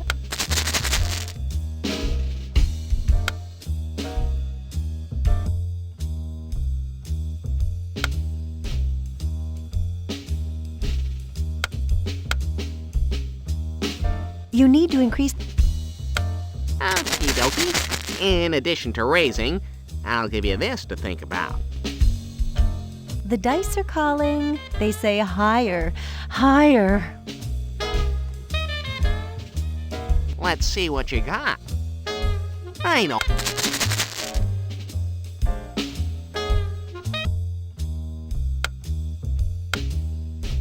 And over to you. The bet is high, but I think these will give you something to think about. Not a chance. Okay.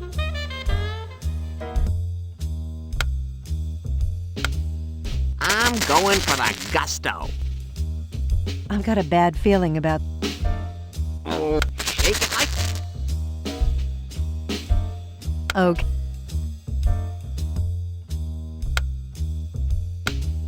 Okie dokie. In addition to raising, I'll give you this to think about. Oh, and it just keeps going higher.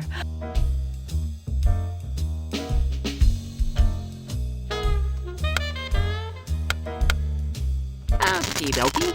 In addition to raising, I'll give you this to think about. The dice are calling. They say higher, higher. And over to you. Oh, and it just keeps going higher.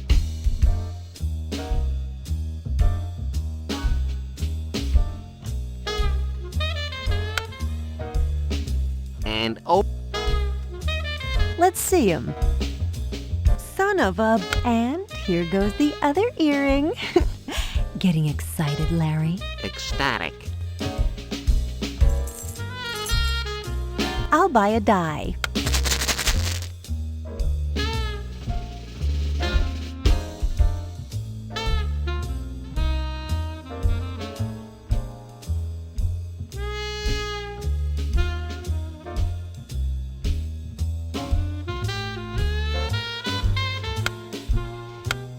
And over to you. The dice are calling. They say higher, higher.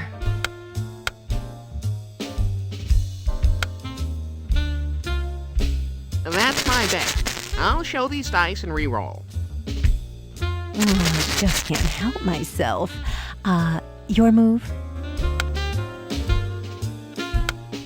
Okie dokie. In addition to raising, I'll give you this to think about. The dice are calling. They say higher, higher.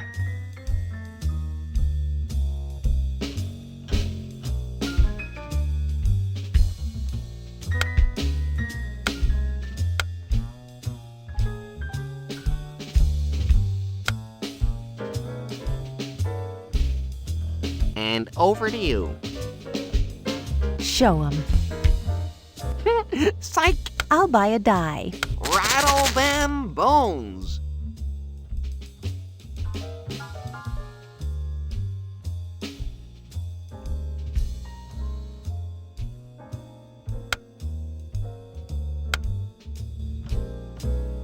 The dice are calling. They say higher, higher.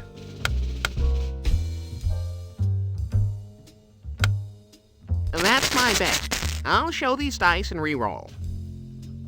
Oh, I just can't help myself. Your move? Let's see 'em. Yeah, I guess you're not the bluffer you think you are, sweet cakes. Well, I guess it's the bra or the panties. I just don't know. I've never gone this far before.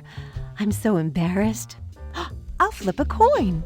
Heads, panties, tails, bra. Shouldn't it be the other way around? Whatever you say, Larry. Tails! Panties it is. Oh, my cup runneth over.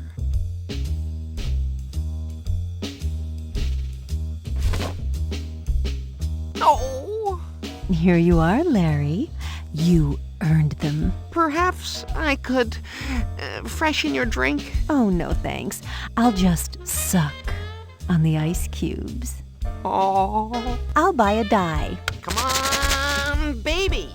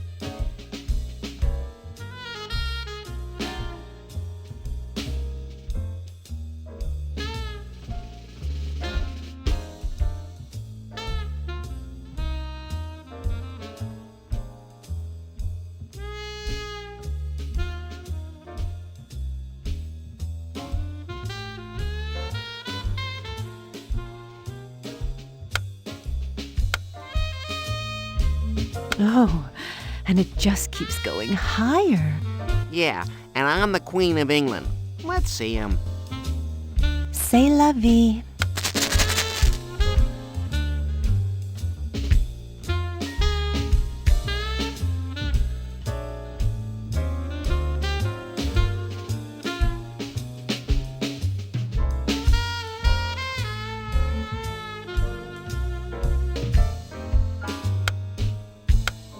Okay, there's my bet.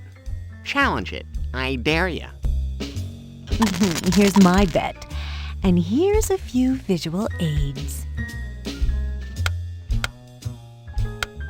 And over to you. The dice are calling. They say higher, higher. Not a chance. I'm on a roll.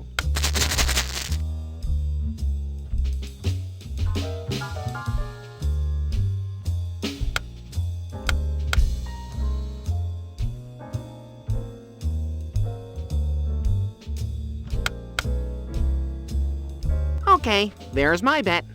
Challenge it. I dare ya. Show 'em. Better luck next time, babe.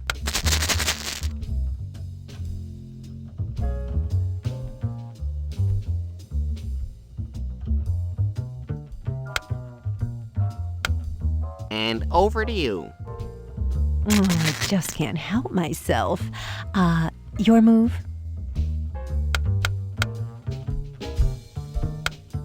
Okay, there's my bet. Challenge it. I dare ya. Oh, and it just keeps going higher. Pressure getting to you, Larry. What the hell? Let's see what you got. When you've got it, you've got it.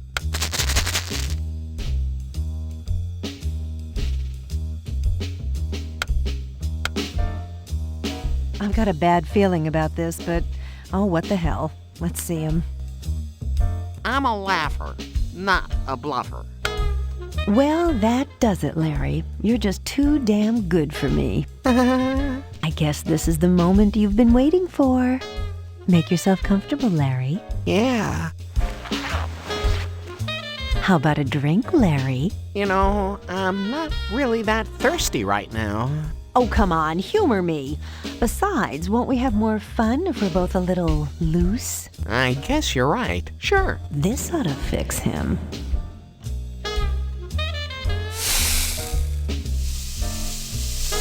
Here you are, Larry.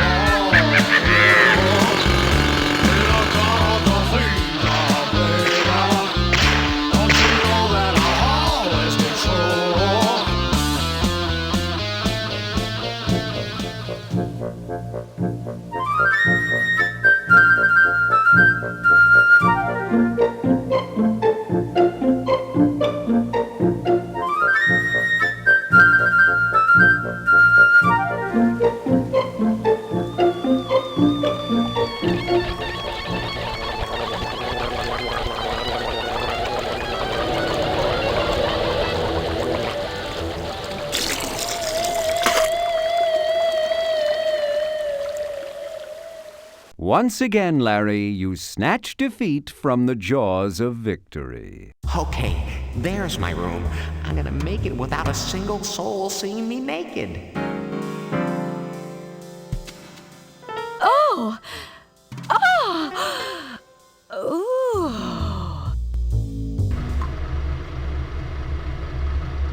Ooh! Your attention, please. Larry Laffer has just won the crap shooting portion of the competition with a record high score. Congratulations, Larry. Don't spend it all in one place.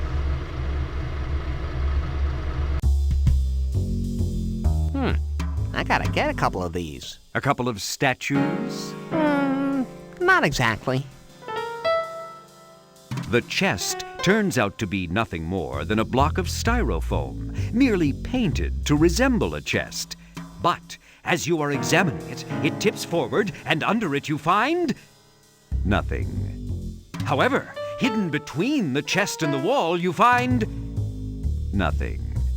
But then you examine the back of the chest, and you find nothing. Damn, that Allo has no respect whatsoever for adventure game cliches. How festive! The natives decorate their staterooms with boats. How festive! The natives That's the chair she sat in.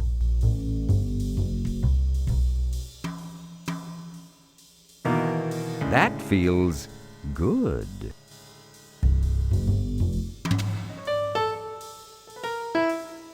You just love to touch, touch, touch. Now you see clearly. A glass-top table is perfect for playing games involving stripping. Doomy's bottle of orgasmic powder is either half empty or... No, it's definitely half empty.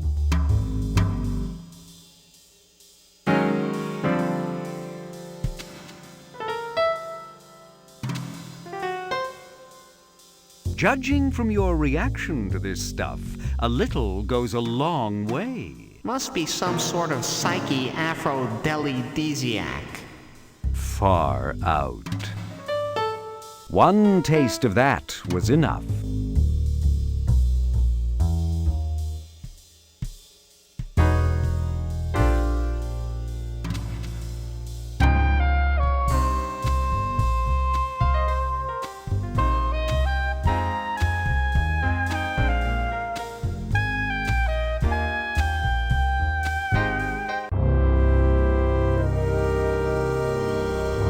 Captain Thigh has thoughtfully provided photographs of herself throughout the ship as motivation to Thigh's Man Trophy contestants.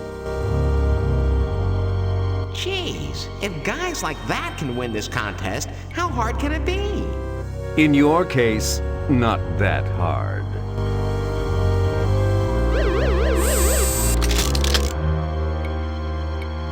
It looks like somebody means business. Lick this scanner, and your tongue print will be recorded, analyzed, and processed by the ship's central computer and compared to a database of acceptable matches. You better hope yours does. Don't do that.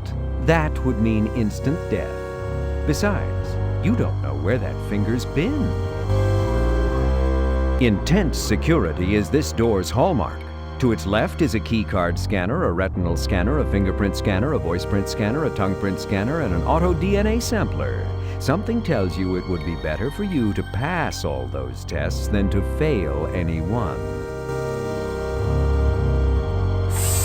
What? You think you can just ignore all these defense mechanisms and waltz right in just by pushing the door open?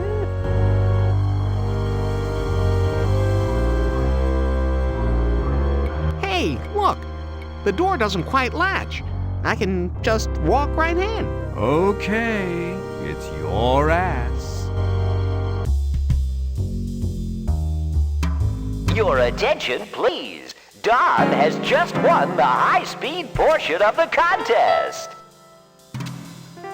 Captain Thigh has filled the ship with photographs of herself, scantily clad. Hey, this photo of Captain Thigh has been securely nailed. Just like the captain. Wow, nice pair of doors. In your salad days, you enjoyed a good game of foosball. Yeah, baby!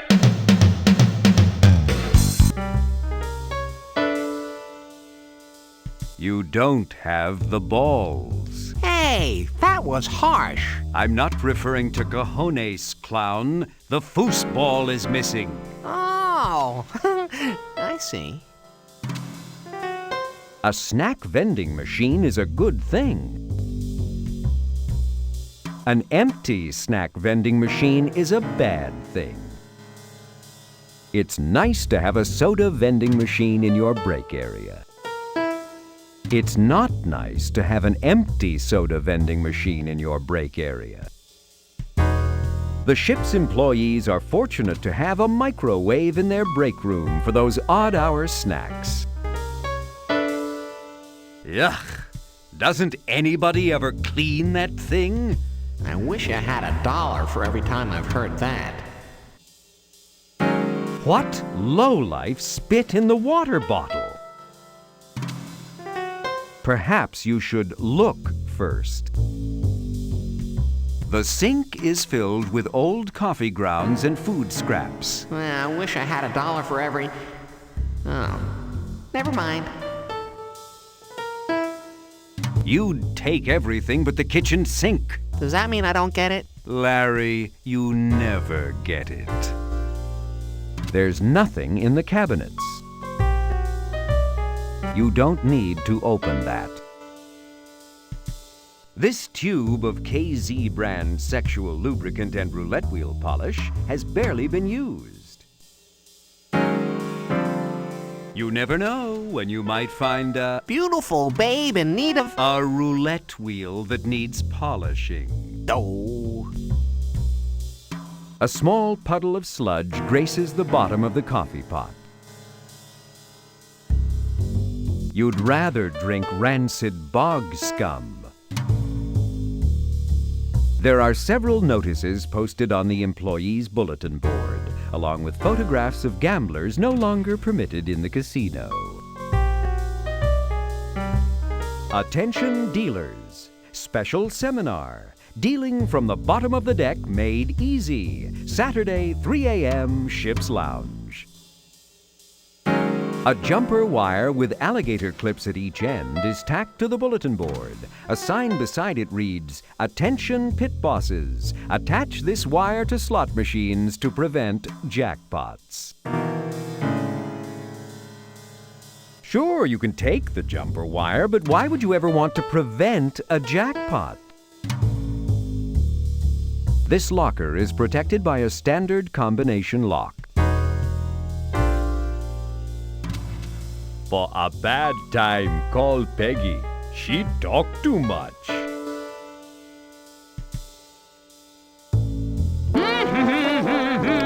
Hello again, Miss Peggy. Hello, head. Which locker is Kisowitz in? Who am I? Rand f***ing McNally? Find your own way, Columbus. But you can bet it opens from the bottom, cause he's such a tiny little I know I'll regret this, but, could you be a little more specific? Did your mother have any children that lived? Second locker, bottom row. Now beat it! And I don't mean your little weed whacker either.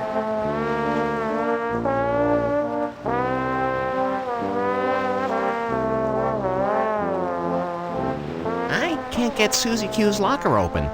Do you know the combination? Sure, kid. Why didn't you ask me sooner? 38, 24, 36. Seems so obvious. I'll see you around, Miss Peggy. It's been my f***ing pleasure, you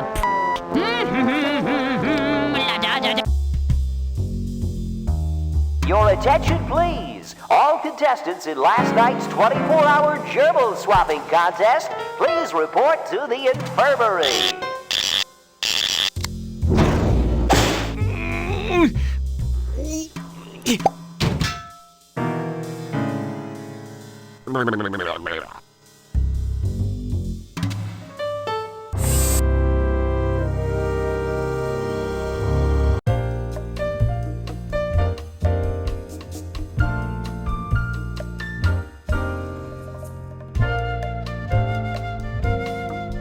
A flathead screwdriver lies on top of the sculptor's toolbox. Sorry, Larry, but all you need is the screwdriver. Remember back at La Costa Lotta? You mean in Leisure Suit Larry 6, Shape Up or Slip Out? Sierra's first SVGA adventure game that they've just recently included in your Greatest Hits and Misses collection? Yeah, there. So? There I needed to take 2 tools. Well, you don't here. Oh yeah? How do you know? I peeked ahead in the script. Oh. So, tell me, do I get laid? Not that much.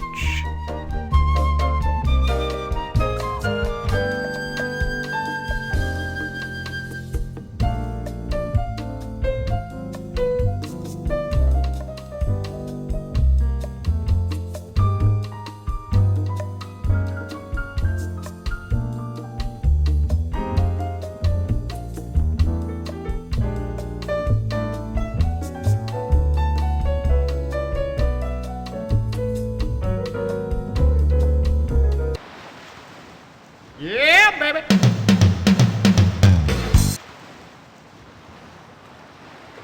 Be careful not to walk there when someone is throwing horseshoes. First, insert your Theisman Trophy scorecard in the card reader. That's the target for anyone playing horseshoes here. But isn't it strange? It looks like someone drove the steel stake right through the ship's expensive pseudo-mahoganite deck. This bush cleverly conceals the massive air conditioner the PMS Bouncy uses to cool these open decks. This fiberglass centaur hides the Theisman Trophy card reader. Simply insert your scorecard in his slot to begin. The system verifies your eligibility with the ship's central competition computer, then automatically scores and tabulates your efforts. Pretty doggone impressive. Especially considering it's still running on a Commodore 64. First, insert your Theisman.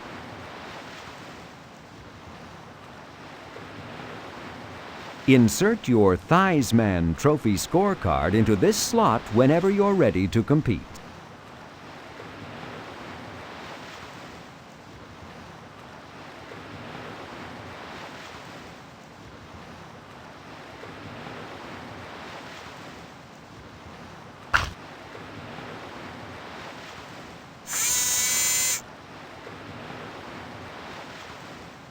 Horseshoes may not be removed from the horseshoe area.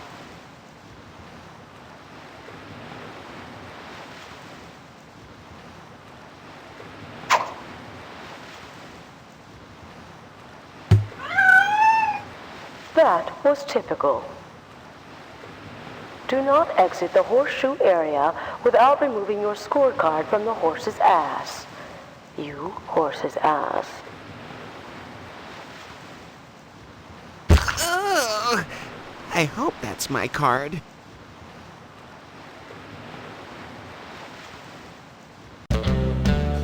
Your attention, please. Bob has just won the nude pole vaulting portion of the competition. You'd do anything to hear another Bush joke, wouldn't you? Once champagne imported all the way from the San Joaquin Valley trickled its way up, over, and down enough glasses to sink a Lexus. Now, budget cutbacks demand barely enough water to fill the spa. Pretty clever of the ship's designers, disguising the engine's air intakes as a giant champagne bucket complete with bottle. Pretty clever of the ship's designers, disguising the engine's exhaust pipes to look like a monster truck's exhaust pipes. Well, not too clever.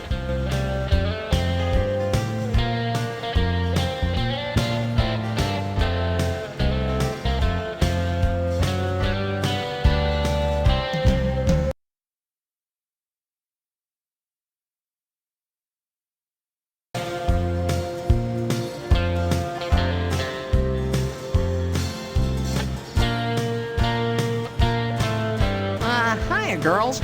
My name's Larry. Larry Lapper? Lapper? Oh, that's a funny little old name. I'll bet you're a funny little old fella, too. Well, gee, I guess so. Say, don't I know you? Oh, probably. Yeah, you're famous, aren't you?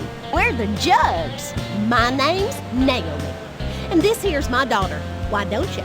So, you ever heard our records, Larry? Lucky Bubbles. Aboard the PMS Bouncy, the champagne flows like water, but not in these glasses.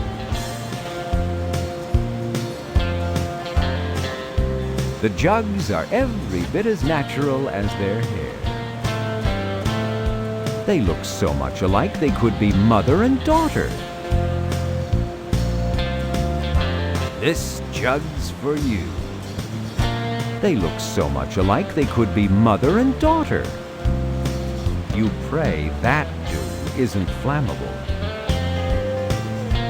Now there's a body that's paid its dues in haystacks. Why Don't Ya Jug is typical of the problem in country music today. Too much substance, not enough flash. Nail Me Jug is one of the great country singers. Say, isn't that an oxymoron? So, why are a couple of famous singers like you taking a cruise? Well, to be honest, Larry, fame can be a curse as well as a blessing. All that touring was just wearing us out. Not to mention the fact that we can't show our faces in public again until the heat's off. Why don't you hush your mouth? Let's see, I've kind of forgotten. Which of you is the mother and which is the daughter? Oh, shucks, Larry. Ain't you the little flatterer? I'm Why Don't Ya's mama, don't you know? Of course, we are dang near the same age. I had her on my first ovulation. Heck yeah, I'm 19, and Mama's been 29 for at least 5 years. Why don't you? You are not funny. I notice you both have really large, hairstyles. Yeah, you like them? Well, they're sure, big. How do you get them that way? Now there, that's a little old showbiz secret. To get it really big, I like to hang upside down. Why don't you stop? And to keep the hairspray from sticking to your outfit, you just about gotta be buck naked. That's about enough, why don't you? That's actually too much, but thanks for sharing. Anytime. So, what kind of music do you sing? Both kinds. Country and western. Ass-kicking country western. Why don't ya? We don't use that kind of language no more. Sorry, Mama. Butt kicking. Now See, was that so hard? You probably know our big hit. Big hair and tangled limbs. Well, it doesn't ring a bell. What about I got my panties round my ankles and pain round my heart? Know that one, don't you? Sure sounds like a Grammy winner. Oh, hon, it is. It is. When we finish that, there ain't a dry eye in the house. So just what kind of music do you listen to anyway? Disco. Ka-chunk, ka-chunk. You know, some folks say it's coming back. Well, I don't. But see, I say it never left. You are a funny little fella. Hi, my name's Bill Gates. Couldn't be. You're too geeky. Slam, dunk, score. You two must be performing here on the cruise. We weren't gonna at first. See, we're on vacation, don't you know? Yeah, we was just wanting a break. From the pressures of fame. But our manager insists we keep our act tight. So we decided to do one special show. For the fans, don't you know? God love 'em. What do you mean, till the heat's off? Oh, there was an unpleasant little incident about a month ago. We was doing a benefit at a maximum security women's correctional facility. We was trying to give our poor sisters a chance to forget their troubles. It's always for the fans, don't you know? That, and our manager said it'd be a cheap way to shoot our new cable special, Caged Heat, Jugs Behind Bars. Why don't you? Who's telling the story anyway? Anyway, turns out that day we had a little trouble of fitting into our spandex costumes. See, Mama'd been hitting them tour bus donuts again. Why don't you shush? Anyhow, you know, the show must go on. So I just had one of our roadies spray us down with some silicone lubricant. And we just slid right in. Well, now, there's an interesting image. Anyhow, we had no idea those hot stage lights would trigger a chemical reaction between the spandex and that silicone lubricant. Woo-wee! That was something. It did cause a commotion. Oh, yeah. So, what happened? It's all kind of just a blur now. Let's just say after that, everywhere we went, we was accosted by tabloid photographers. We was mobbed. And once they aired that videotape on A Nashville Affair, well, we just had to lay low for a while. So here we are, just soaking up some rays and a kicking back. Do you have any recordings I could listen to? You know, I'd love to give you an autographed copy of our latest CD, This Jug's for You. But we left for this cruise in such a hurry, we only had time to grab a few lacy nothings off in the bus. Oh, that's okay. I far prefer the superior fidelity of 8-track. Say, you are a funny little feller. So why do you wear spandex outfits if it caused you so much grief?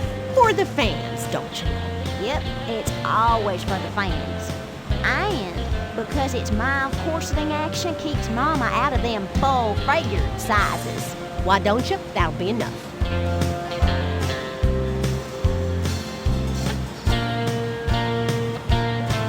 Have you girls ever, considered, how do I say this? You go on ahead, Lair. You ain't gonna shock us. Well, have you ever thought about, a threesome? Oh, we considered it. We thought it might spice things up a little, don't you? Really? Wow! Yeah, the road gets lonely with just Mama and me. Yeah, I'll bet. But we finally decided another band member wouldn't really work out. Oh.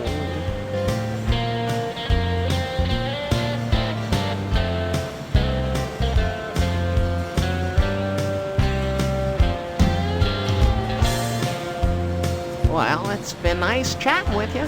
Be sure you catch our show in the lounge tonight. Y'all come back now, here?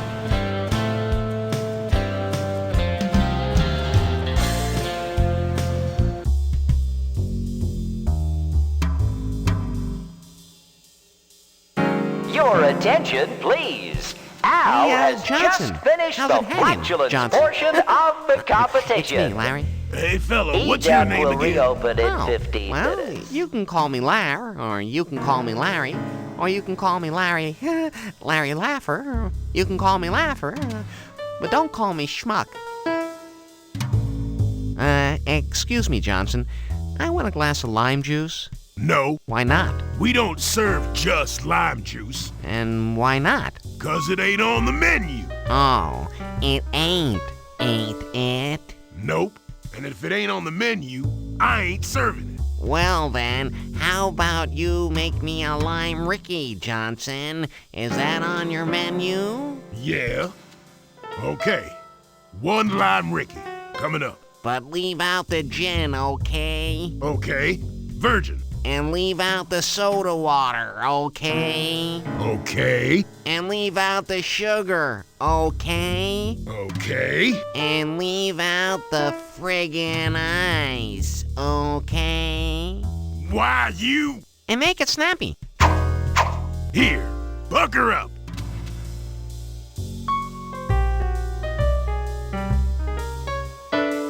If you had some sugar and water, you could use this lime juice to make limeade. But I don't like limeade. Good thing you enjoy looking at it, then.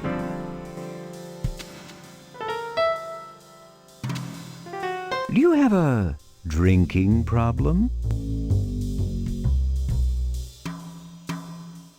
Oh, Johnson? I want a gigantic erection. Well, talk to the captain, not me. No, I mean a drink. A cocktail? Oh, well, that'll take a while. Are you sure? Oh, I'll wait. No problem.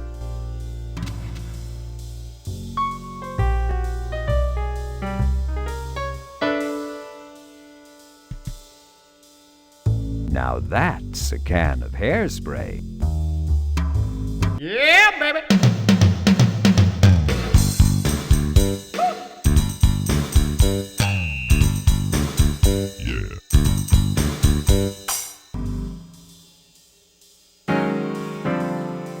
Obviously, the jugs have more clothes than you've seen them wear. This barrel is filled with fire water. Ugh, me like 'em fire water. No, Larry, real water, in case a hairdo bursts into flames. Tread on me. The jugs have many styles of shoes, all of them boots. Each of their songs is on a separate disc. One disc is titled, "I've got panties round my ankles and pain around my heart." Each of their songs is on a separate disc, "Felt up and feeling blue." This button is unmarked. You'd better not push it. You have no idea what would happen. What a surprise! You pushed an unmarked button. You hope nothing bad happens. Whew, got away with another one. The Jugs have a karaoke stereo system with a collection of all their hit records' backup tracks.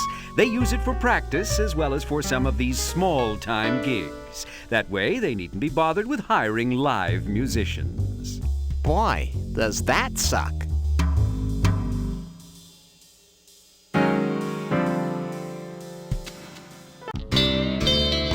Your attention, please. All contestants, be sure to complete the social disease pre-test on your scorecard. Daddy's eyes and his other daddy's smile.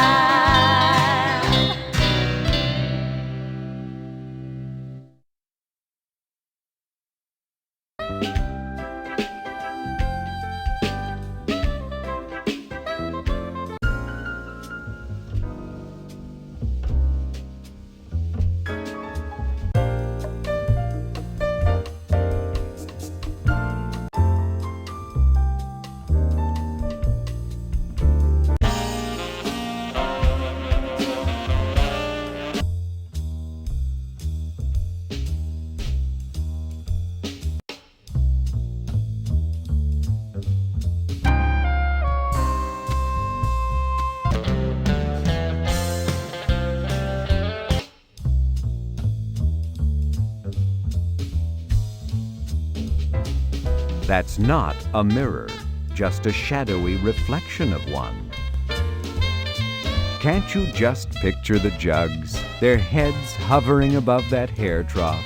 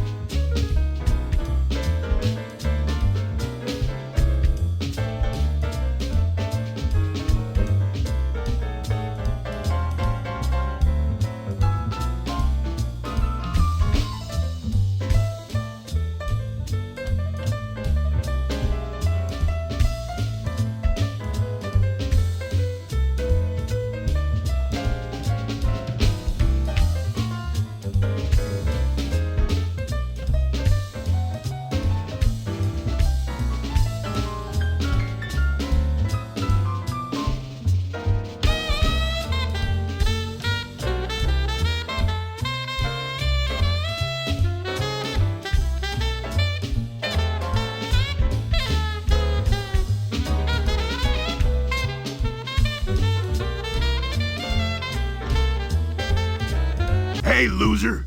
You want this drink you ordered? I'll charge it to your room. Thanks. Hey, my banana's all soft and flaccid with little brown spots. Sorry, bud. I only do drinks.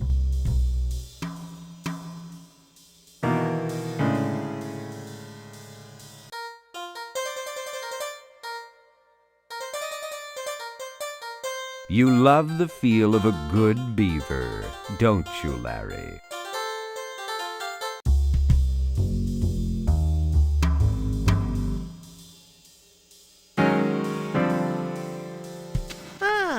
If it isn't my old friend, the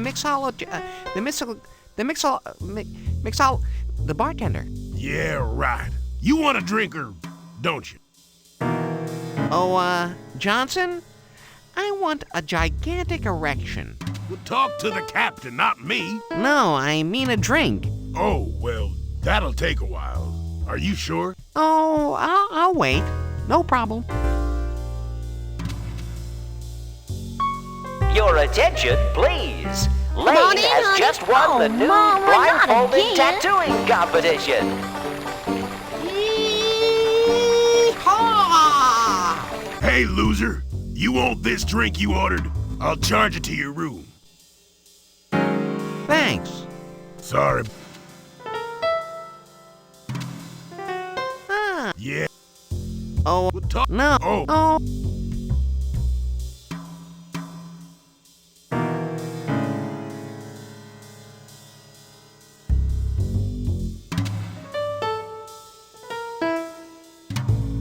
Sneaky idea! The jugs will never notice. The two cans look almost identical. Hey, loser! I'll charge it. Thanks. Sorry.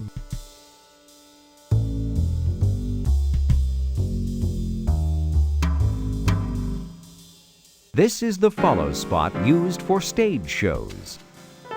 Let me just ease this. Oops.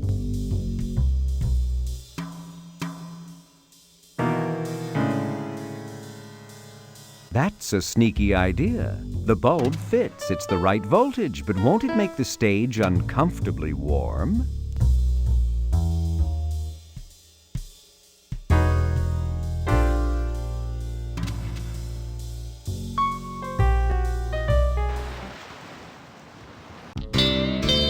The first time that I saw his face is when I realized he's got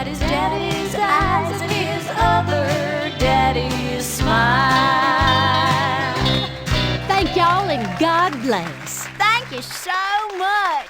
And now, we need a volunteer for the unplugged part of our set. Who wants to play with our jugs? Wow. Why, looky here, Mama, a volunteer. Howdy, buckaroo. Pardon us while we whip these out.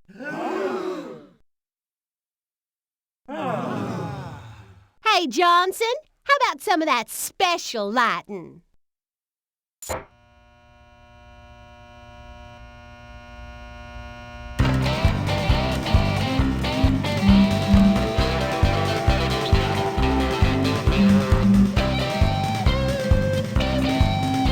Whew. Why don't you, honey? Is it hot in here? Oh, Mama, I'm a-getting that feeling again.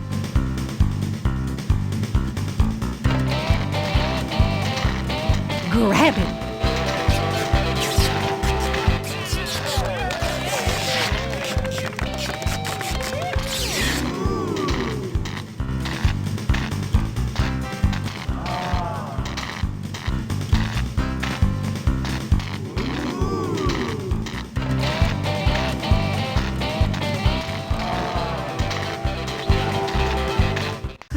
Here's my room.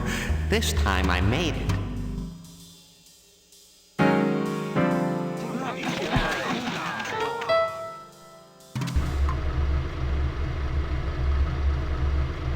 Yeah, baby.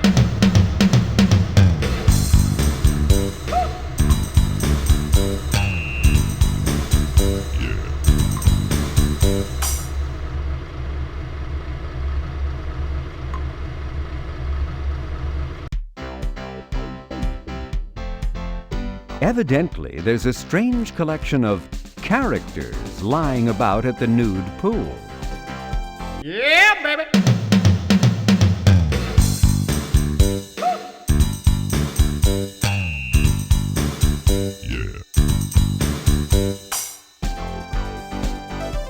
You'd hardly think modesty would be necessary at a clothing-optional pool, but many of these people don't want to be seen undressing.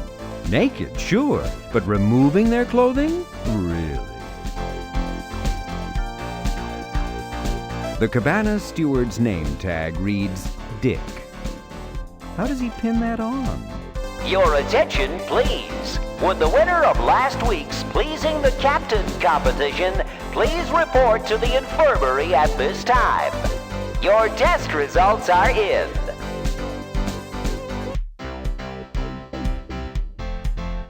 Whoa, sorry, dude. You gotta stop here. Why? What's wrong?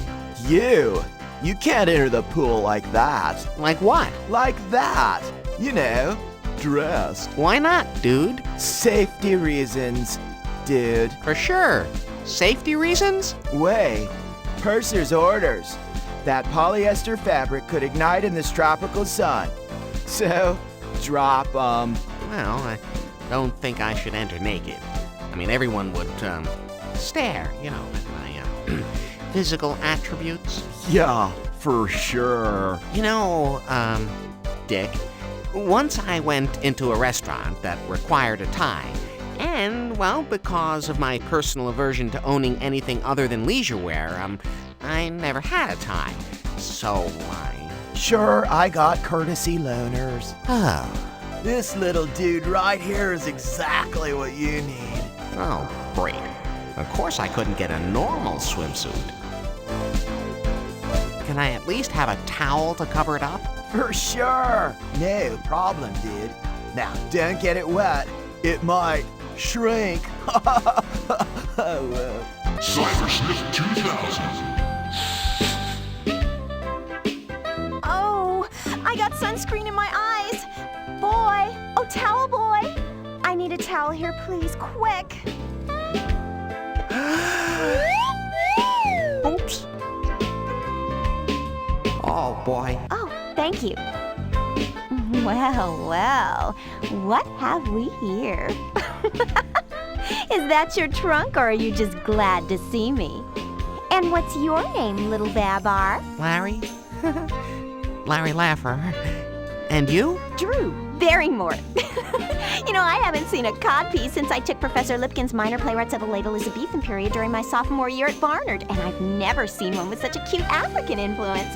You know, I'm quite interested in history, but I'm essentially ignorant of anything past the tertiary level African tribes. Could you share a little of its immediate history with me? Perhaps its regional influences or its acquisition history? Oh, well, the cabana boy gave it to me because I forgot my swimsuit. Oh. Drew, I'm gonna go now. Okay. It's a copy of Persons Magazine with a big cover story on that hot mother-daughter country western singing duo, the Jugs. Let's check this out right now. Here's an article about the country western singing duo, the Jugs. It seems there was a little incident at a recent benefit concert where they were arrested and charged with public lewdness and solicitation. Their publicist blamed it all on a rare chemical sensitivity problem. The article concludes by saying the girls are going to take a little time off, staying out of the limelight until the scandal dies down. Celebrity magazines are so boring. I'll just leave it here. The pool is filled with frolicking, naked young bodies. Unfortunately, this balcony is too high up to get a good view, and the stairs down are nowhere to be seen. Why is that? Oh, there's a good reason. You see, the plot doesn't require nude scenes from all those characters, and Al Lowe would never include dozens of naked bodies merely for prurient interest. Oh. Say, is that the real reason? No, our budget was too low to animate all of it.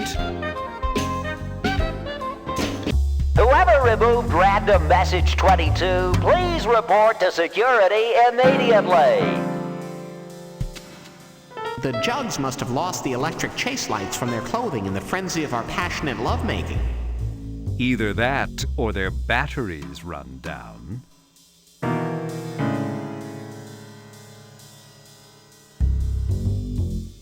There's Dildo. Hey, cutie. We'll be back to pick you up real soon. The Jugs spare no expense bringing the utmost in musical realism to their act.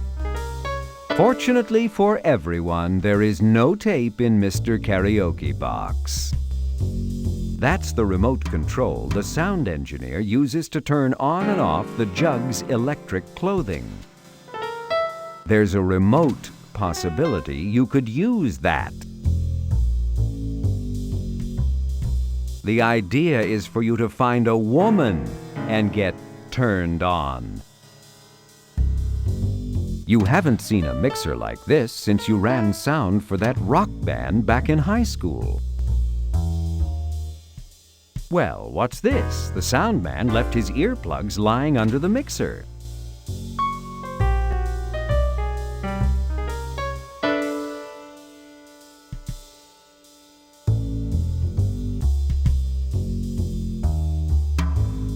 What are you going to do with those? Cool. Yes, the remote does control the chase lights. But now what?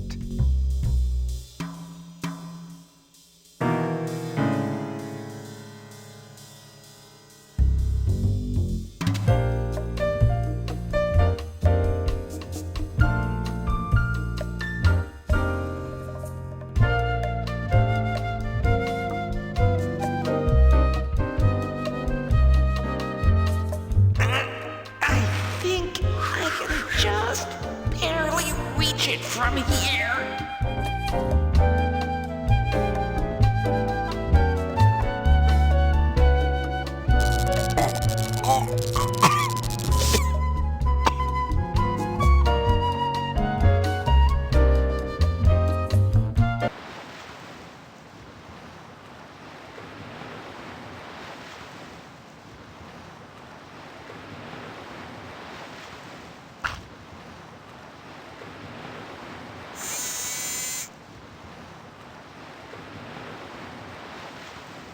Watch out!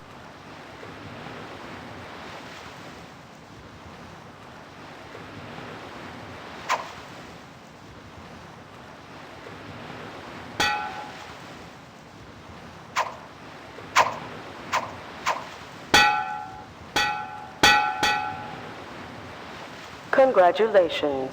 Another ringer. Your attention, please. Larry Lapper has just won the horseshoe tossing portion of the competition with a record high perfect score of 100 points. Congratulations, Larry! You really stuck it to him!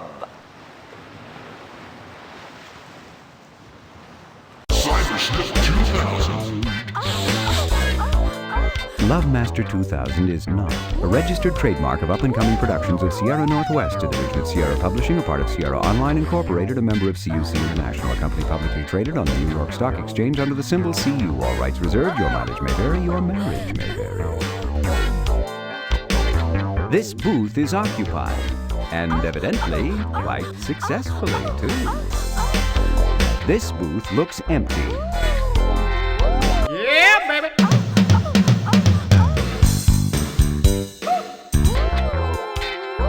What the hell is going on in there? There are many governments that ban that sort of behavior. Sometimes I think I see something in that lava lamp's random patterns.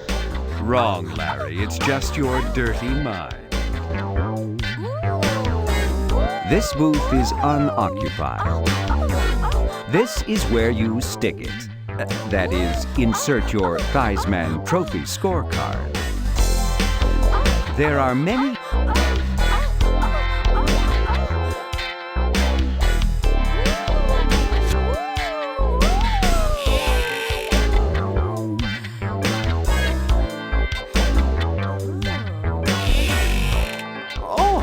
Yes!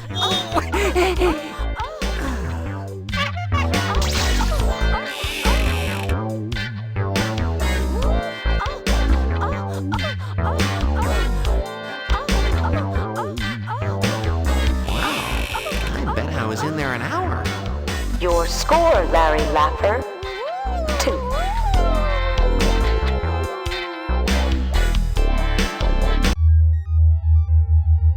Yeah, baby!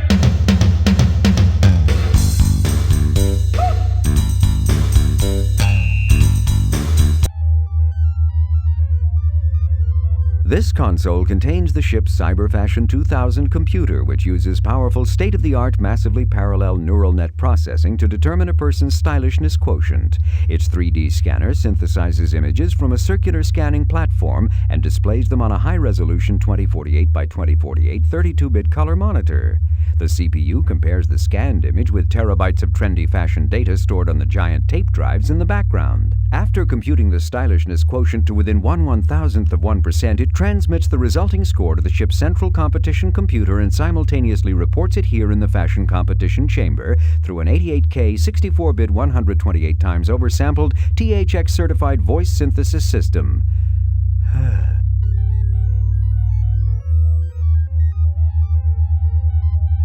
Each of these tape drives is capable of holding well over a terabyte of data. And yet, you know, someday soon it'll take 2 of these just to hold Microsoft Office. This platform is directly below the giant 3D holographic scanner. There must be some reason for that mannequin to be located where it is, and in that position. Yeah, and for that considerable bulge inside his fly. This is really why you bought this game, isn't it? The zipper on that mannequin's fly appears to be operational. Let's just see what this guy's got. What a place to hide a card reader.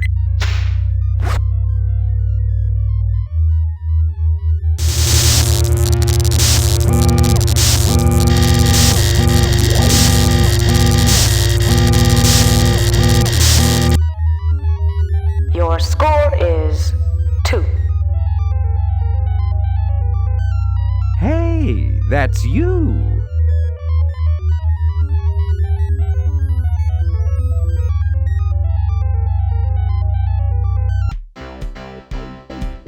Your attention, please. Bill has just won the Dick. all-night What do you disco got in the way of marathon trumpets? competition. Yeah, like I haven't heard that one before.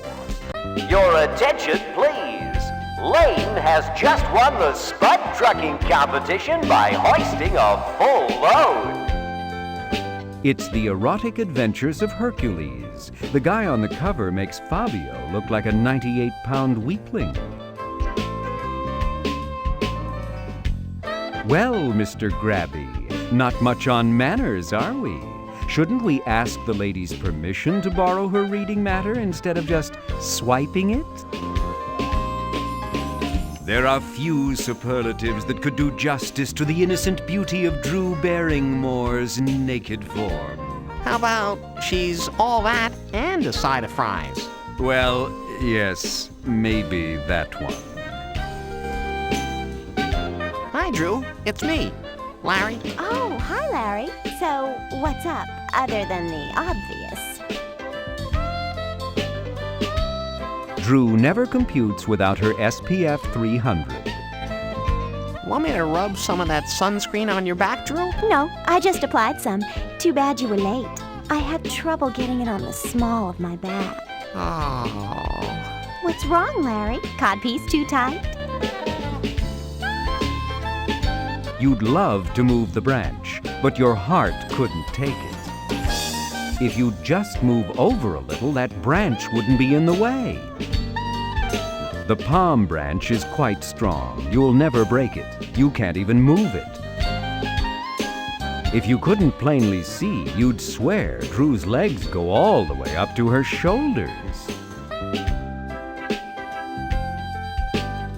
Drew's laptop has a problem with overheating. It needs one of those new low-voltage chippy thingies. Who said the heat was coming from the computer?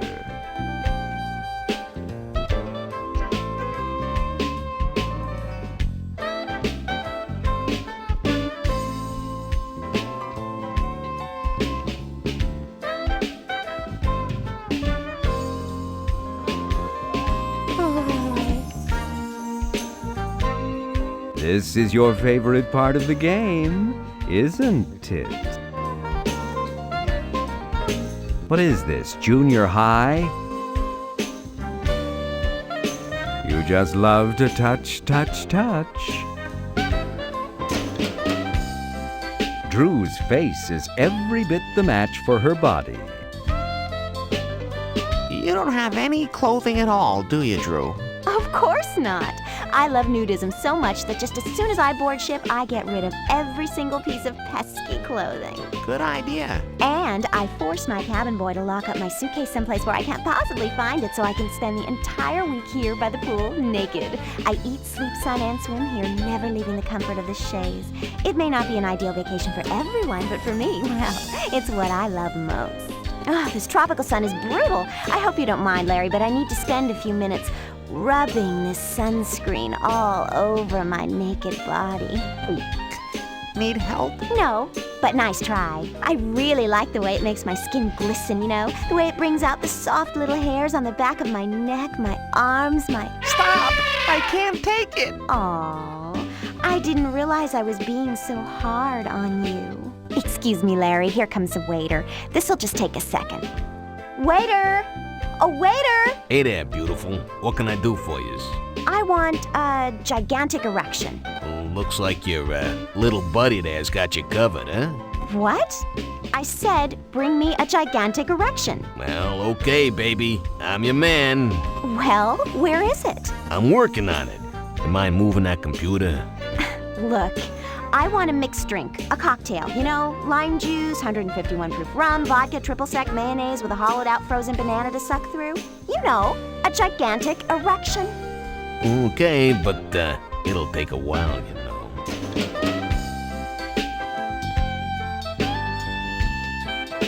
Well, Mr. Grabby, not much... So, you recognize this as a codpiece? Of course. It's been a few years, but I believe my college text defined it as a pouch at the crotch of the tight-fitting breeches worn by men in the 15th and 16th centuries. It's from the Middle English word cod pes. A cod, a bag, a scrotum, which came from the Old English word cod, meaning bag plus pes, meaning piece. Is that your understanding, Larry? Yeah, thanks.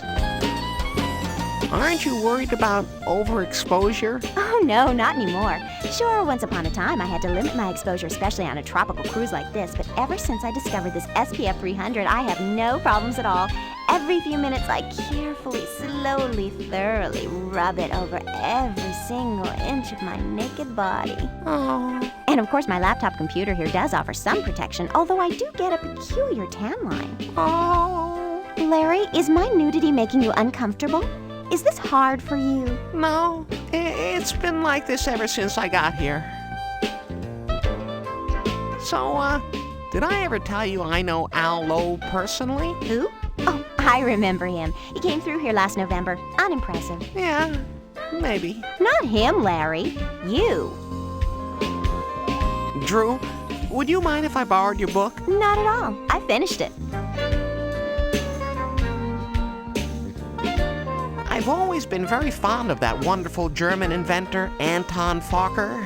Have you ever heard of him? Anton Fokker? But of course, I wrote the book on him. So you have heard of him? No, I mean, I literally wrote the book on him. I'm the author of his best-selling biography. It's recognized everywhere as the classic treatise on the subject. I called it Fokker, More Than Just an Airplane. Yeah.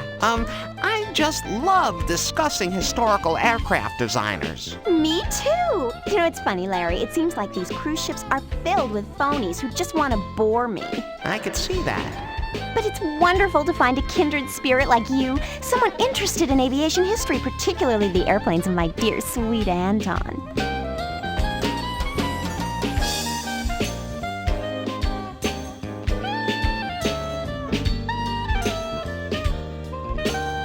I think I'll have a drink myself. Oh, waiter, I want the same thing the lady ordered. Nice suit. No, please, bring me a gigantic erection. Oh, that'll take a while for the bartender to fix. Wait right here. So, you really know a lot about this guy, huh? Oh, yes. Fokker, Anton Hermann Gerard, 1890 to 1939, Dutch-born German-American aircraft designer and aircraft manufacturer, born Java. His factories in Germany produced triplanes and biplanes used in World War I. He revolutionized aerial warfare by synchronizing a front-mounted machine gun to fire through the propeller of a plane without intercepting the blades, 1915. He later turned to developing commercial aircraft and came to the U.S. in 1922. Wow, you really know a lot about those Fokkers. I've never heard of a gigantic erection. Oh, it's my favorite drink, Larry. Usually I suck it all down, then nibble for hours on its hard, frozen banana. Oh, Lordy, Lordy, help me, Lordy. I've always felt Anton never received the recognition he so sorely deserved. Oh, you are knowledgeable, aren't you, Larry? Yes, Anton was a wonderful inventor, a genius, really, but he wasn't a brilliant businessman. It was his mother who really ran the company, you know. Yes, she was a tyrant who ruled with an iron fist. You mean? Yes, she was one mean motherfucker. I think we could all see that one coming. I guess I don't have to tell you, I'm kind of a lonely guy. Yeah, Larry, you look like the kind of guy who would be lonely. Drew, I'm gonna go now. Okay.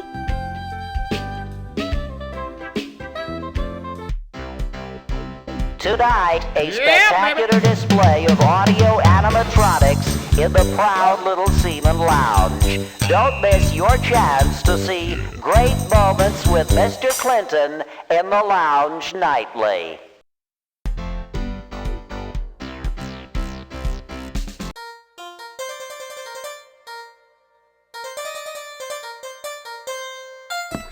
Hiya, Vicky. Yes?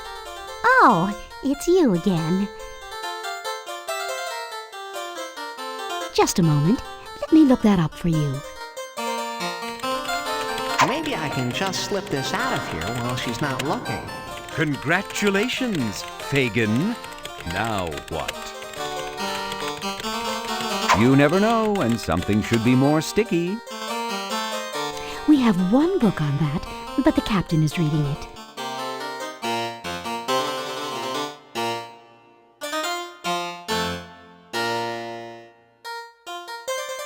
Just a moment.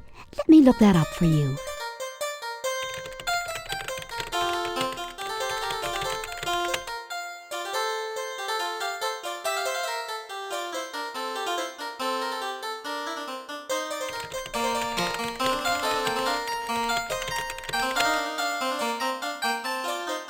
This book is too naked without a cover.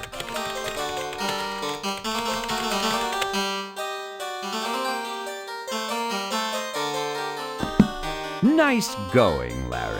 That ought to stimulate her inner woman. No, I'm sorry. That book is checked out.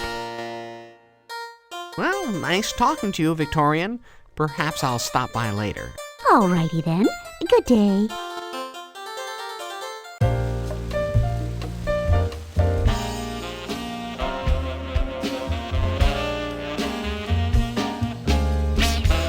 Excuse me, miss. Didn't you used to be the ship's librarian? I still am. So, is that a library book in your pocket? Or are you just glad to see me? Her classic bone structure enhanced by makeup, and her other classic structures suitably unenhanced by anything. The new Vicky is bubbling over right before your very eyes. Yeah, baby! You get a charge from the new improved Vicky without the need for external power. The red light seems superfluous, wouldn't you think? Thank God that rubber glove is inflated and otherwise unused. She's even changed her calendar. Oh no, she's playing Leisure Suit Larry 6. Oh no, she's playing Leisure Suit Larry 6.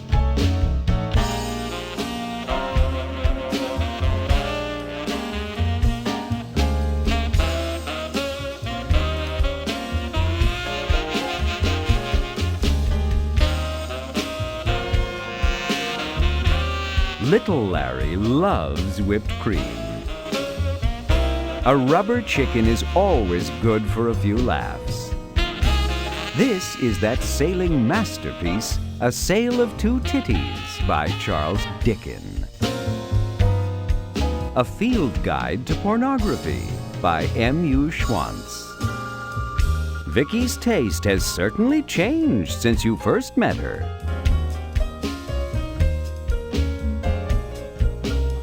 Would you give up Cindy Crawford for a gerbil? But, what do you do for, say, entertainment? Oh, I start at one end of the male passengers and work my way through to the other. Unfortunately, I'm now on my third pass through most of them. Didn't you used to wear glasses, Victorian? Yeah, but now they keep fogging up on me. But you know, Larry, without my glasses, you look pretty good. I look even better in the dark. My God, Vicky, I didn't know books like that were legal. Ah, those? Those are nothing. You should see what's in my cabin. I promise not to refuse.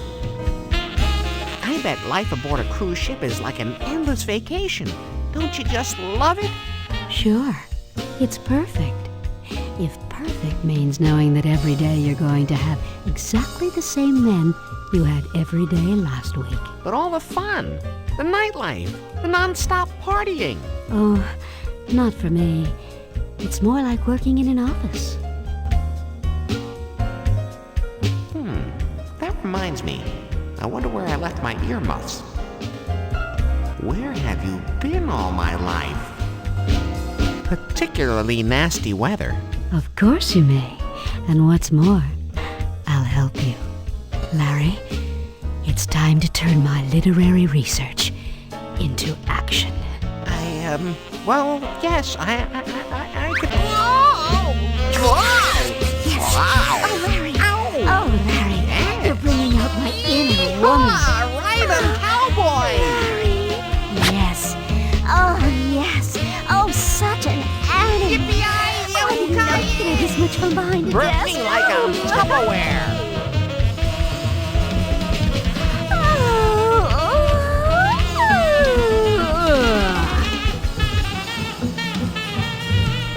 Oh, now what am I gonna do, Vicky? What more is left to do? I mean my clothes.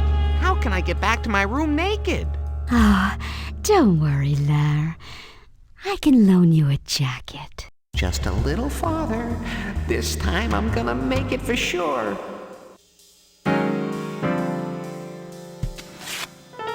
You damn hippies should be ashamed. Your attention, please. Mike has just won the evening gown portion of the competition.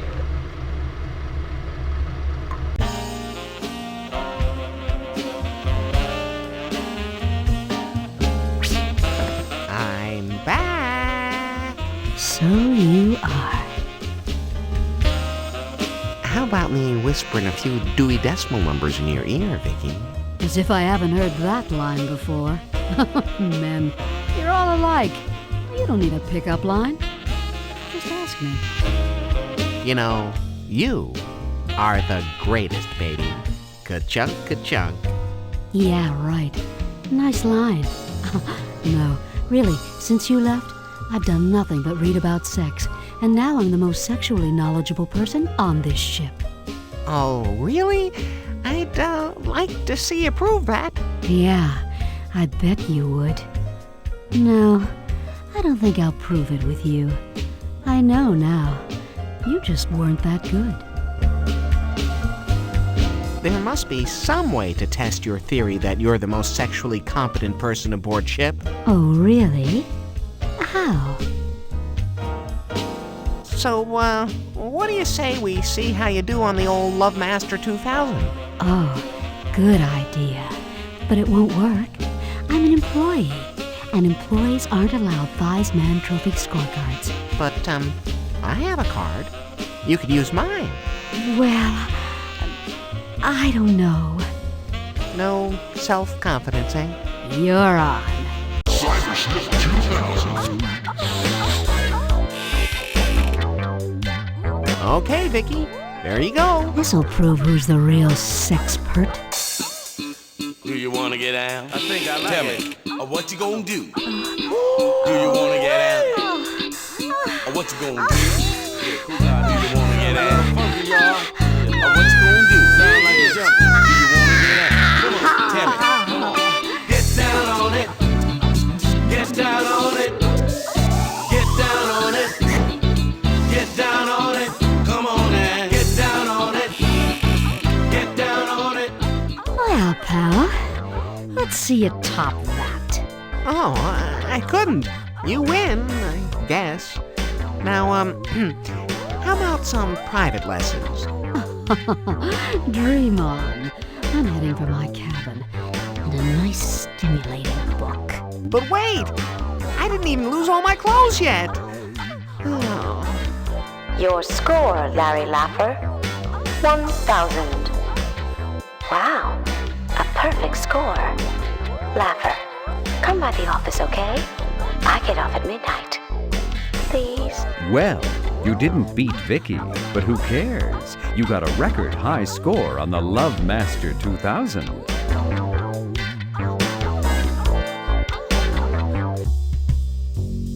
Your attention, please. Larry Laffer has just won the sexual technique portion of the competition with a record-high perfect score of 1,000 points. Congratulations, Larry! What a man!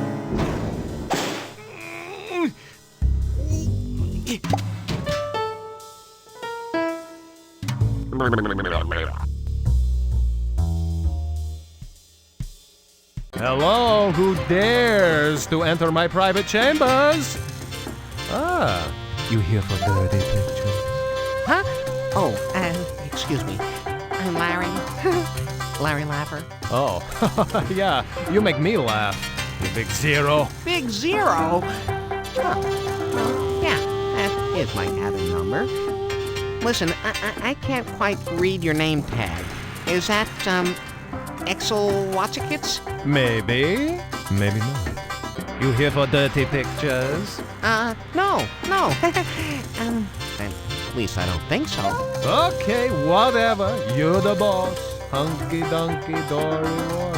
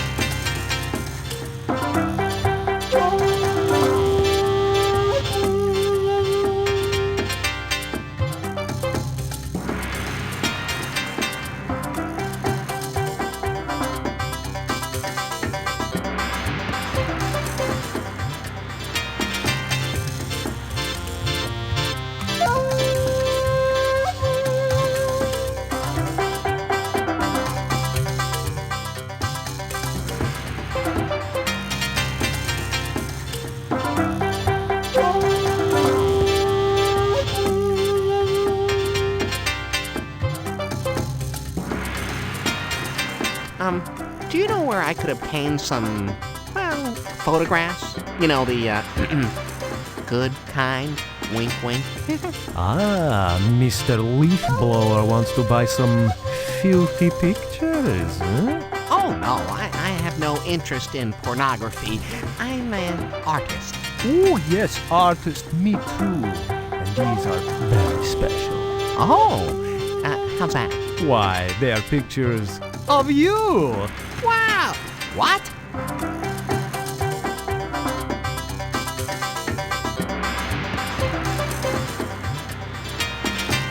Either Zawig's is an eclectic collector, or his family heritage is a multicultural jumble. His little hiding place is awash with cultural references. Are you a cabin boy on the ship, or aren't you? Yes. No.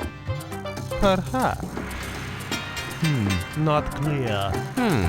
It seems as if you might be unsure. Well, since I saw movie Cabin Boy, I branch out into new work. Ugh, stinko.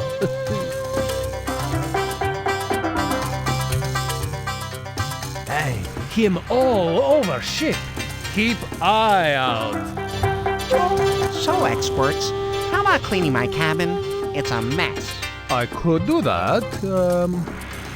Forget it. What?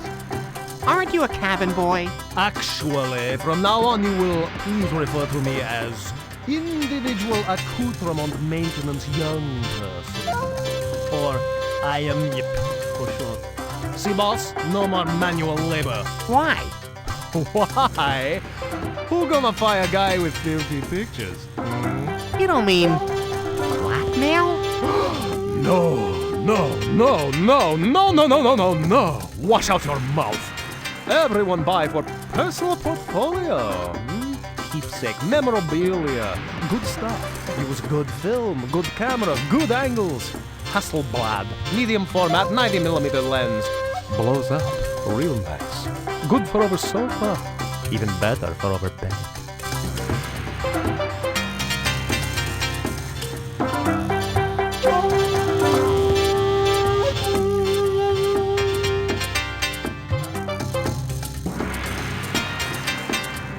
Nah, no, ignorant, know nothing about that.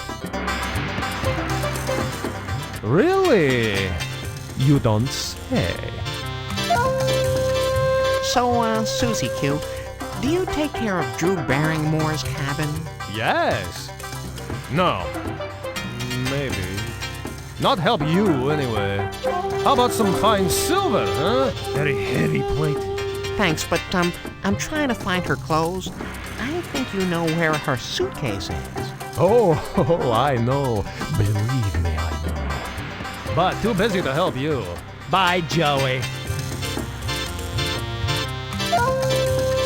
Miss Peggy tells me you have an interest in travel? Ah, yes, she speaks truth. Need to see passport so can make copy. Any country. U.S. Very, very good. Where yours? Oh, it's around. Do you know where I could obtain some, well, photographs? You know, the, good kind, wink wink. Oh. Why? Wow! What?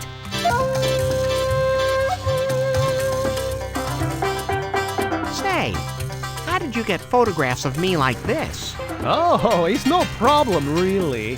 Fast film, very fast. Well, I suppose I should buy some pictures from you. Can you, charge it to my room? Okay, the doke, whatever you are saying.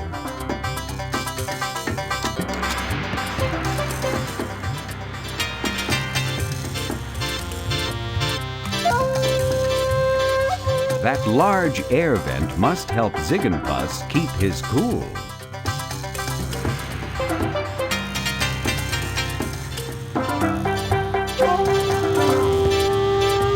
Hey, leave alone, beat it.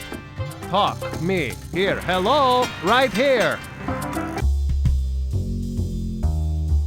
Your attention, please. Karen has just won the Women's Topless Pogo Stick competition. I'm sorry I missed that one. Hey, mister, want to sell some filthy pictures?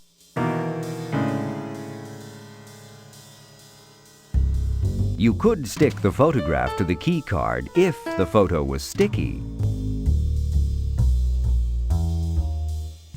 Good job. Now the photos of you are not only dirty, they're sticky. This is Victorian's book, just the way you'd like to see her. Without cover.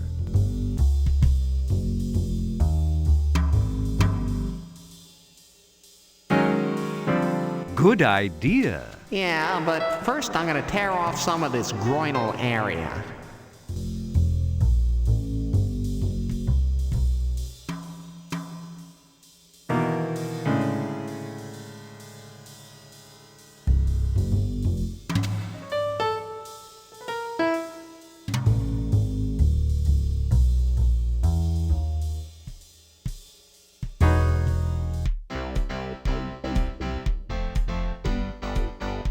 Hiya, Dick. Where's old Jumbo? He ain't gonna be in this suit.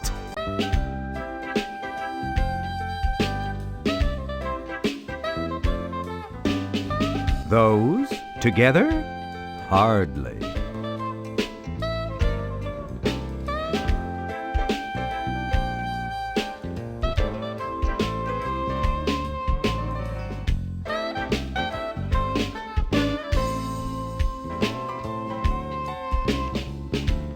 Do you have a drinking problem?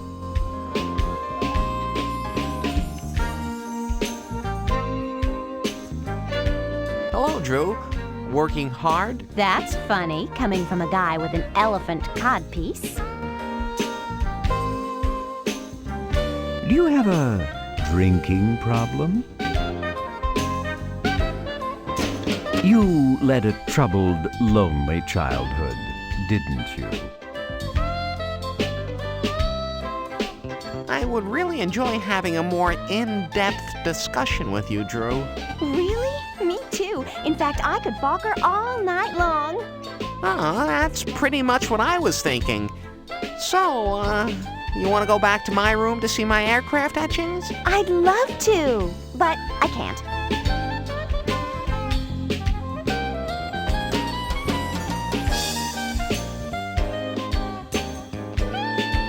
What do you mean, you can't? I can't because remember, I ordered the cabin boy to lock up my clothing for the duration of the cruise, and you know I just can't violate the ship's rules and walk brazenly, boldly naked through the clothing required parts of the ship like some sort of exhibitionist. That would never do. No, I'll just have to stay here, lying here naked all night, the cool tropical breezes gently wafting over my bare skin. Oh, I can't believe I've got to get a totally naked woman into her clothing. Drew, I'm gonna go now. Okay, maybe we'll be seeing more of each other soon. Like that's possible.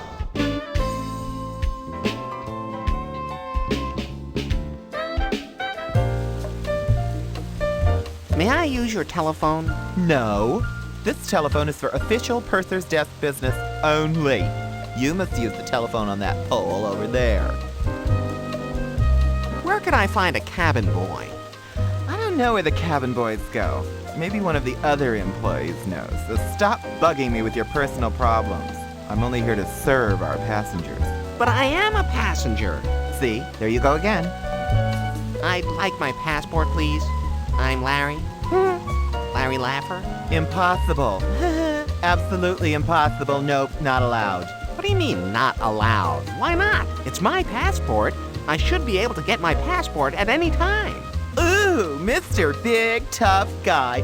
Don't beat me, please. Well, on second thought, you can go ahead and beat me. Okay, I don't care. You can have it back. Just show me your identification. My passport is my identification. I must see some form of photographic identification or no pasaporte. Those are my rules. You're making this up as you go along, right? Sorry. No photo ID, no passport. Let me see if I understand this. To get back my photo ID, I have to show you my photo ID. Don't bother me with details. Is there anywhere aboard ship where I could get a photo ID made? Right. Like I'm gonna help you steal poor Mr. Laffer's passport. Uh-huh. But I am Mr. Laffer. That's yet to be proven, hunky. Oh. I'd like to talk to you about one of your employees. Yes, sir. I have nothing to do of importance. Why don't you just waste my time berating the innocent help? You see, it's that Peggy woman, that deckhand upstairs. Oh, her. Oh, I'm so sorry, sir. I'll talk to her. We've had quite a few complaints. I was only wondering if she was, really a pirate? Never you mind, sir. I'll give her a severe tongue lashing right away. Now, that's an ugly picture. I'd like to complain about my room. You and everyone else. You're lucky you have a room. It's weirdos like you that spoil everything for the rest of us normal folks. Hey, back off, bucko. Yes, that is my favorite position, and while you think you're big stuff now, you just wait until we're in charge. Then you'll be singing a different tune. Then you'll be glad to even have a room. What in the hell is wrong with you? Oh, I think you know well enough. The CIA put mind-control drugs in Pugh's house paint, and now all the interior decorators are under their control. I can't stand it!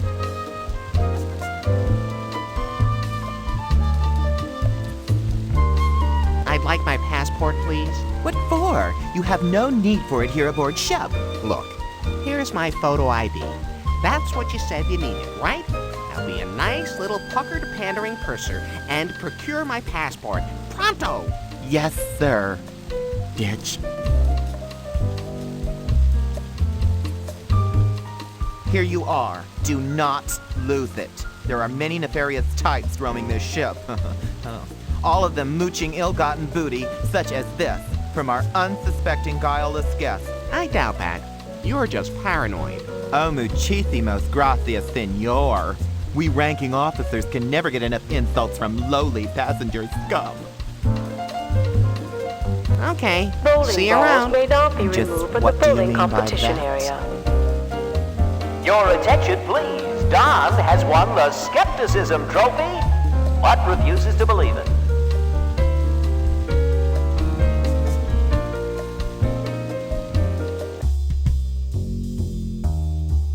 Hey there, Yo Jehoitz.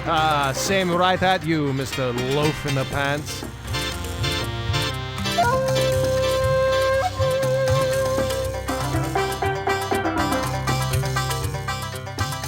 Your passport reminds you of your many exciting travels in Leisure Suit Larry's 1 through 6. Available in Sierra's exciting Leisure Suit Larry's greatest hits and misses. Now, if those damn custom agents would stop drawing little mustaches on your picture. You've created what may well be the world's first pornographic photo ID. Yeah, I kind of like it. Figures. I know how much you want to travel, Zippity-Doo-Dah. I'm kind of a world traveler myself. In fact, I have my passport with me right now. What? You have passport? Never see American passport. Show me passport. Let me see it. Thanks.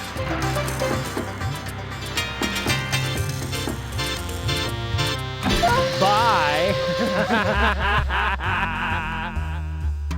Damn! Where'd he go? You haven't seen one of these since you went to India with the Beatles to visit the Maharishi. Funny. I don't remember that. Hardly surprising. That must be one of Exquisite's ancestors. You got your fill of these on your old Enoch Light provocative percussion albums. This drum is like good sex. You just can't beat it. What the hell is in that jar? Take a closer look. That's not drinkable. Pictures of Captain Thigh are sprinkled around the ship to inspire the contestants. I know I'm inspired. These lamps reflect Zexwit's new life philosophy. Hang around long enough, and you may finally get to go out. That's a relic from a rare African tribe of warrior brothers. Looks more like the Warner Brothers. You could be right. This key gets the cabin boy into all the secret, fun custodial closets and storage holes on the ship. Good idea. You may as well get something in trade for your passport.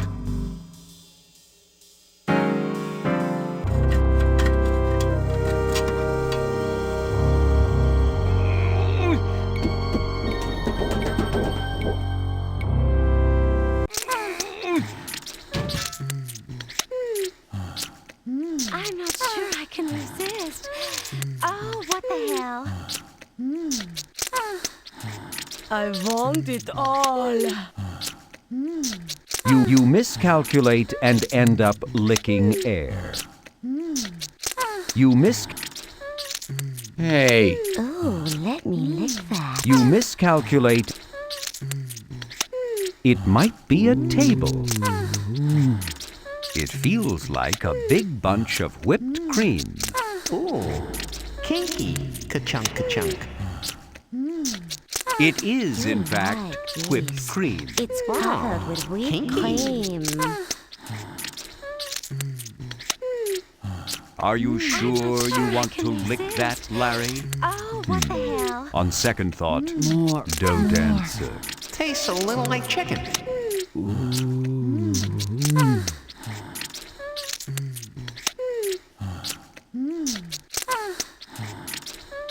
Your attention, please. Newt has won the high-speed life vest inflating competition. We salute you, Newt. All right. Who the hell just licked me? Perfect.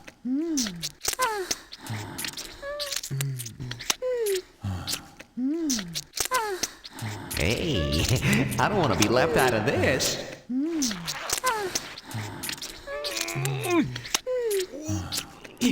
Okay, girls, who wants me first? Don't all come at once. Don't want to joke on me. What the hell did you say? Hey, turn on the light.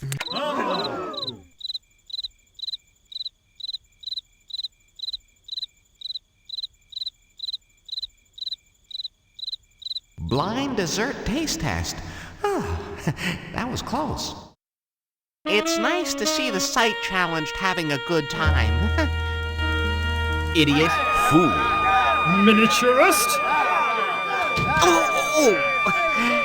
No one's seen me yet. So far, so good. Oh, wouldn't I love a bite of that?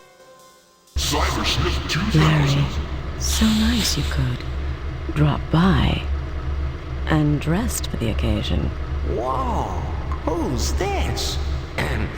Gotta play it cool. Yes, I always like to be, dressed in things. Rats. What a sound. I've got a problem, Larry. The old man. Oh, that old guy in the wheelchair? She must be his nurse. Yes, exactly. I'm tired, Larry. I got into this for a reason. To become a rich widow. But I'm so tired of waiting. You get me? She loves nursing, but she doesn't have enough time for sex. Oh, I gotcha. I thought it would be easy. It looks like he's ready to keel over any second. But he saves up his strength till we're back in the cabin. And then he wears me out. I've had my fill of boning that old coot. The constant pressure. The endless pounding. Oh, a physical therapist, too. I wonder if it's true what they say about physical therapists. I see your problem and I'm your solution. This is easier than I thought. So you're willing to do the dirty deed? This is easier than I thought. Hey, sweetheart. I'm always willing to help a dame in need. What a putz. Yes. Help. I'll make it worth your while. How about a little sample? Right now. Sample? More like a taste of things to come. Oh!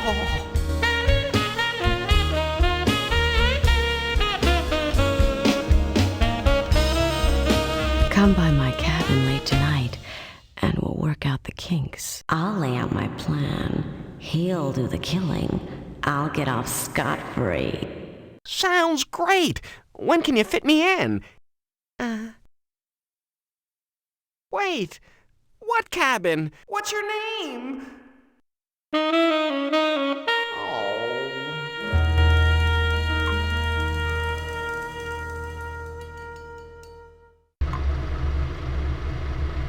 Your mystery date seems to have dropped her hanky.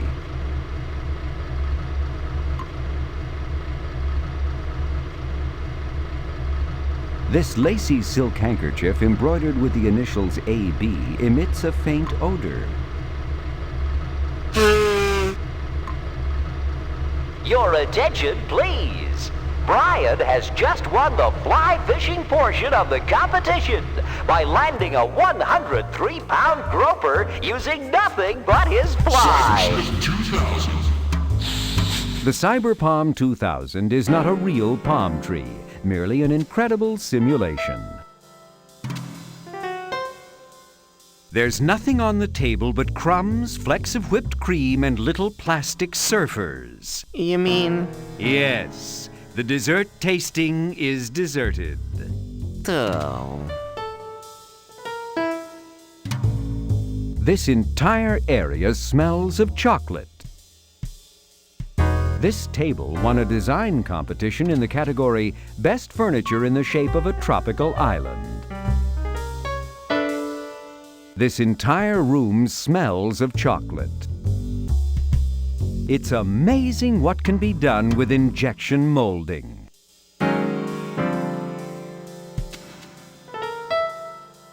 Cybersmith 2000. There's a sheaf of folded papers here.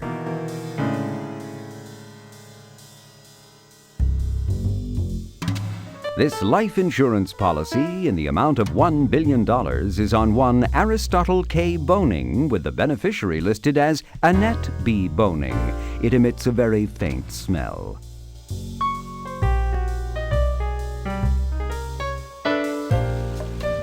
I'm interested in boning. I'm your boy. No. I mean, I want to find out about a passenger named Boning. Damn. I never give out information to the public, even boning ones. I'm a little worried about the charges on my account. Could you check my balance for me? Of course. Wait here. I'll be right back. Bowling balls may not be removed from the bowling competition area. You don't really want to use this phone to make a call. You could get caught. This button displays the last number dialed on the telephone's liquid crystal display. Good idea. That will tell you the last number the purser dialed. Hell? Wow. You must be calling my internet provider. That's 1134, Larry. You're reading it upside down. Oh. Yeah, I knew that.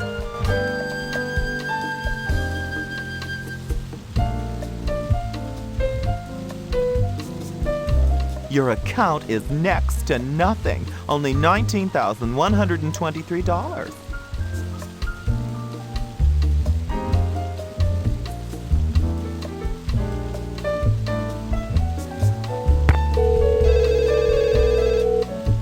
Purser's desk. Hello, could you page someone for me? All right. The party? Miss Hug and Kiss? We have no one aboard by that name. First name, Amanda? Oh, I hate that.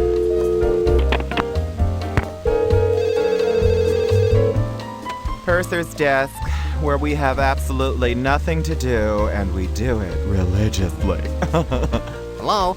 Yes, do you have Prince Albert in a can?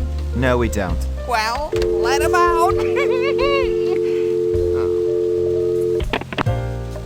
Dice may not be removed from the craps table area. Purser's desk, it's your quarter. Could you page someone for me? If I must. The name? Mr. Mawini. I'm sorry, we have no one aboard by that name. First name of Adolf? Huh. Ruined a good joke.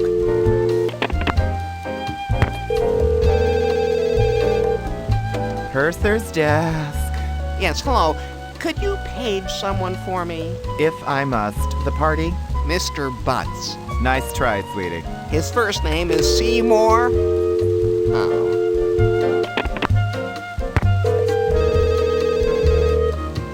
Purser's desk. Is your refrigerator running? No, the ship cools everything with iceberg chips. Well, why don't you...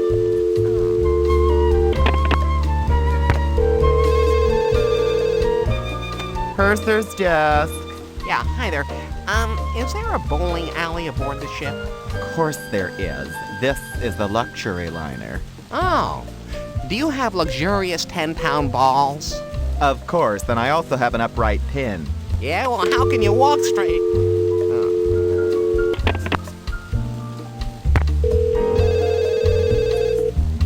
Purser's desk, what do you want? Yes, may I please have the boning cabin? Connecting.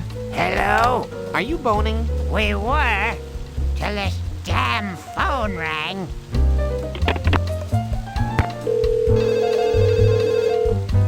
Purser's desk, now what? May I please have the boning cabin? Connecting. Hello? Hello? May I speak with the lady of the cabin? Look, Sonny, you either stop calling or I'll have your ass thrown overboard.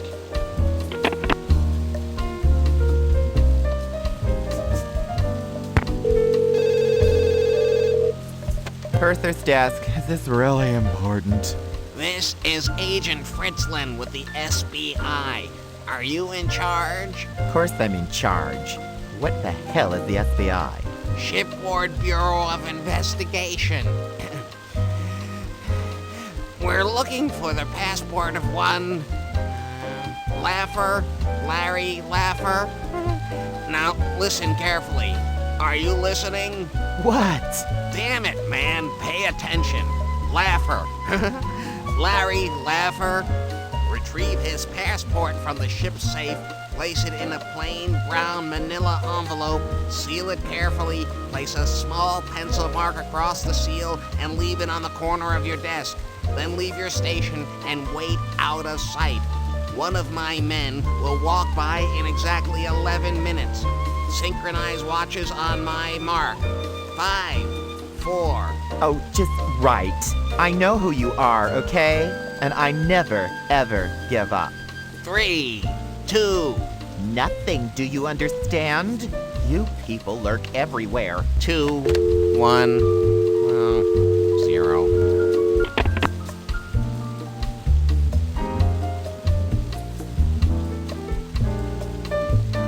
Perhaps you should ask the purser that, in person.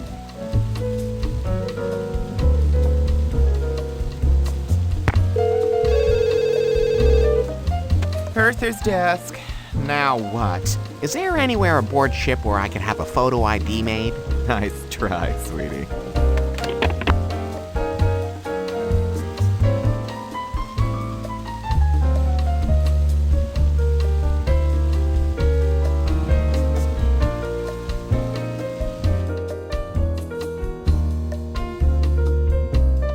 I'm a little worried about the charges on my account. Could you check my balance for me? Of course. Wait here. I'll be right back.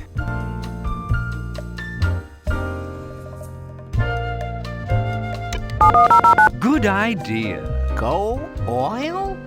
Yeah, that's real helpful. What in the hell good does that do me? Larry, the phone's upside down. And your point is? That's 71009. The Bonings phone number is 71009. I knew that. The 7 indicates a guest room on this ship.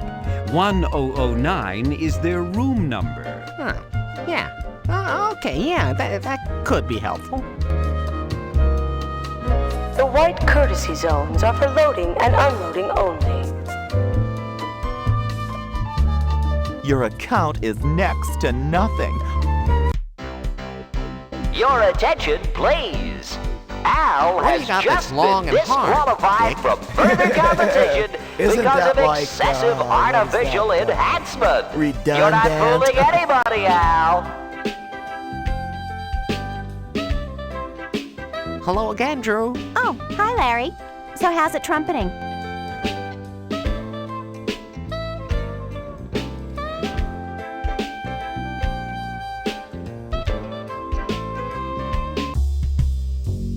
The handle looks unlocked. The door has a small plaque with the words, "Luggage hold, crew members only." You turn the handle and find out that looks can be deceiving. The ceiling has many exposed pipes, kind of like your Uncle Harvey.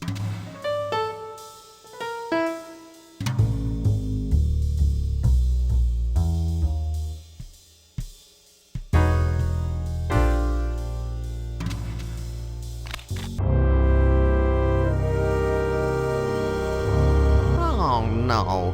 How will I ever find Drew's suitcase among all these? It'd be like finding a needle in a haystack. Oh!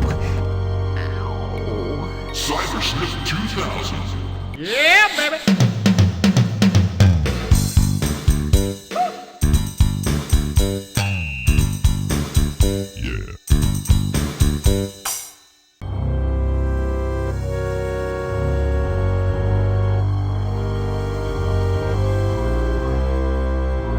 The luggage tag on the side of this suitcase reads, Drew Barrymore. Finally, some good luck.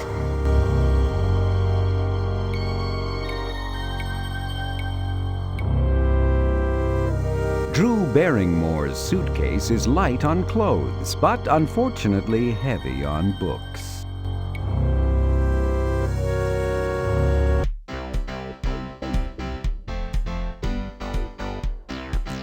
Well, sorry, dude. You gotta stop here.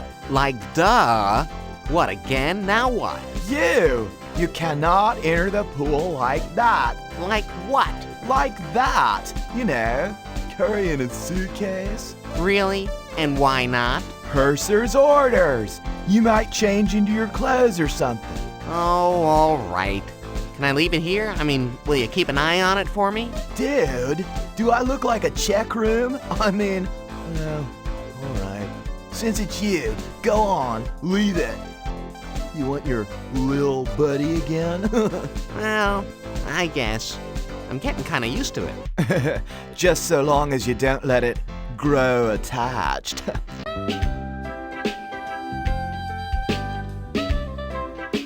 Hey, Drew. I'm back again. Jeez, Larry. I'm running out of elephant references. Drew, I've got your suitcase. Really? I don't see it. The attendant made me leave it in the changing cabana. Come on. But, Larry, this means I'll have to parade completely across the deck, totally, utterly nude, showing everyone here my tan, fit, naked body. I like that.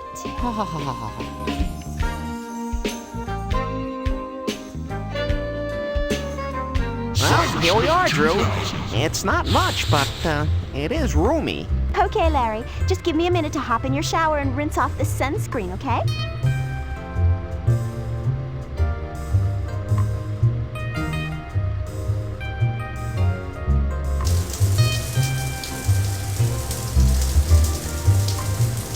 Oh, steam's not the only thing rising.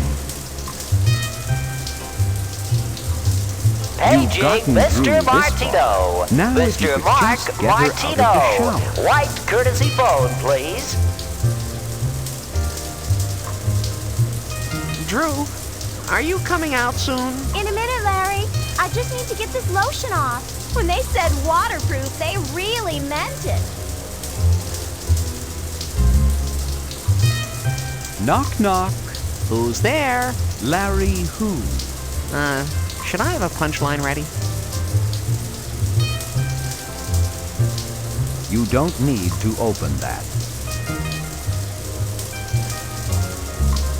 Drew, isn't that lotion off by now? Oh, maybe, but I like to be sure, you know? Don't mind me, just go about your business. I'll be out just as soon as I'm squeaky clean all over.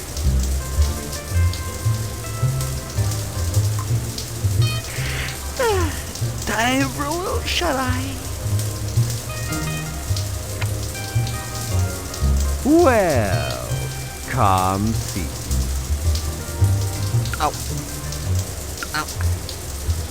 Ow. Ow. Ow.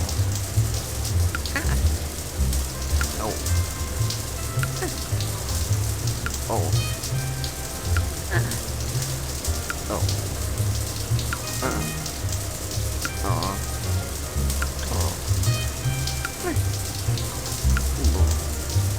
Oh.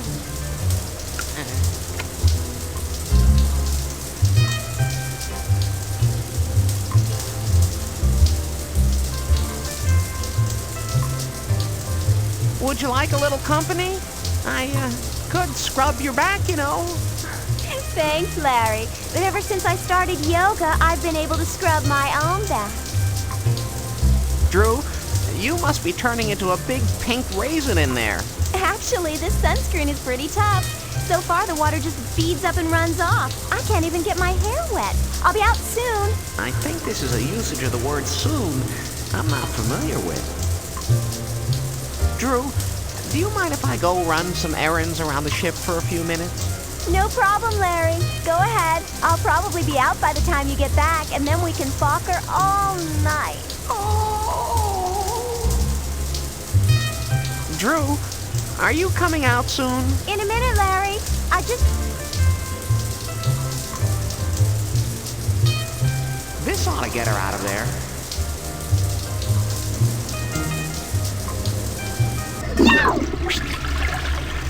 Oops.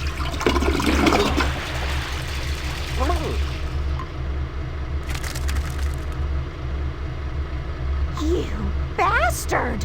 That's it. I'm not staying here. And don't you try coming around the pool either. Wait! Hot diggity. That certainly seems to have gone well.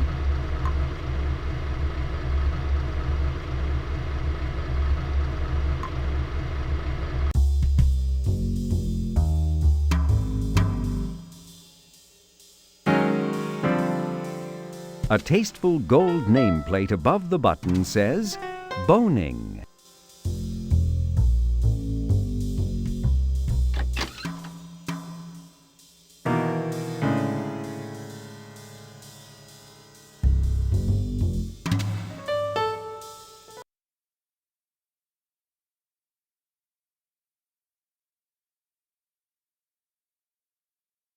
It feels like a big mechanic's toolbox, or maybe an ammo case. Big and oblong and wooden. Hard to say. Could be a packing crate. Could be a coffin.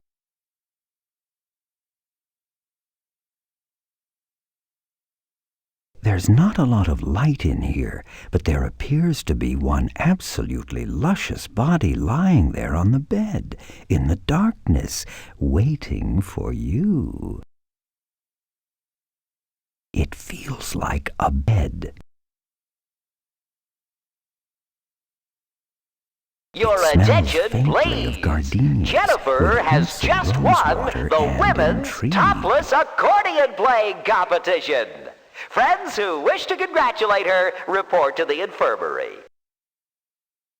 Okay, baby. This is it.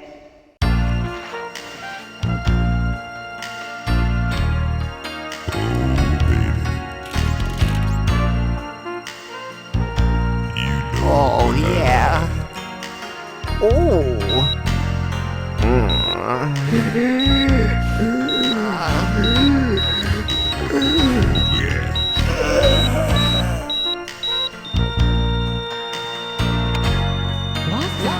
Annette?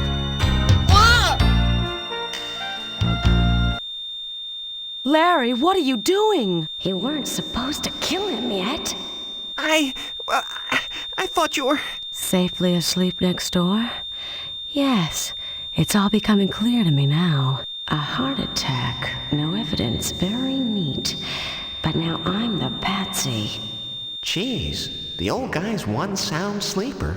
Hey, maybe we should go to your room and let this old geezer rest in peace, huh? Oh, I think this is exactly where you want to be. Oh, no! She thinks I'm a homosexual! No, it's not like that at all. Drop the dumb act, pal. You had this planned all along. But when does the other shoe drop? What's his game? Annette, you don't think I'm a homosexual? Oh, yeah, I do think. You cold-hearted bastard. I guess we'll do it your way. Let's get this stuff out of here. Hey, my clothes! Does he want evidence lying around? I think you'd better leave now, before you help me even more. This time I've got to make it without running into somebody. I can't be that unlucky. Mommy, why is that funny man wearing a diaper?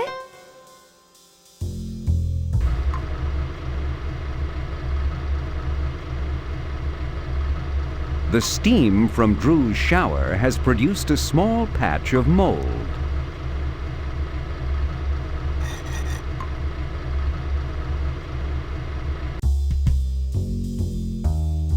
Checking out the old competition again? What? Me? No, I was just, admiring the workmanship.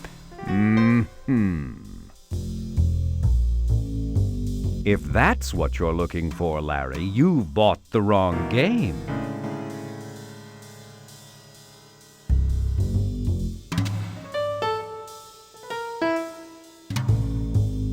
You just love to touch, touch, touch. The maids are rather fetching, but those guys remind you of the bullies who used to kick sand in your face at the beach. What do you mean, used to? Oh, sorry.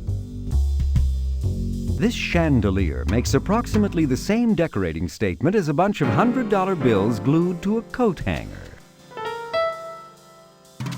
The door is locked up tight. It looks like Annette isn't interested in any more surprises.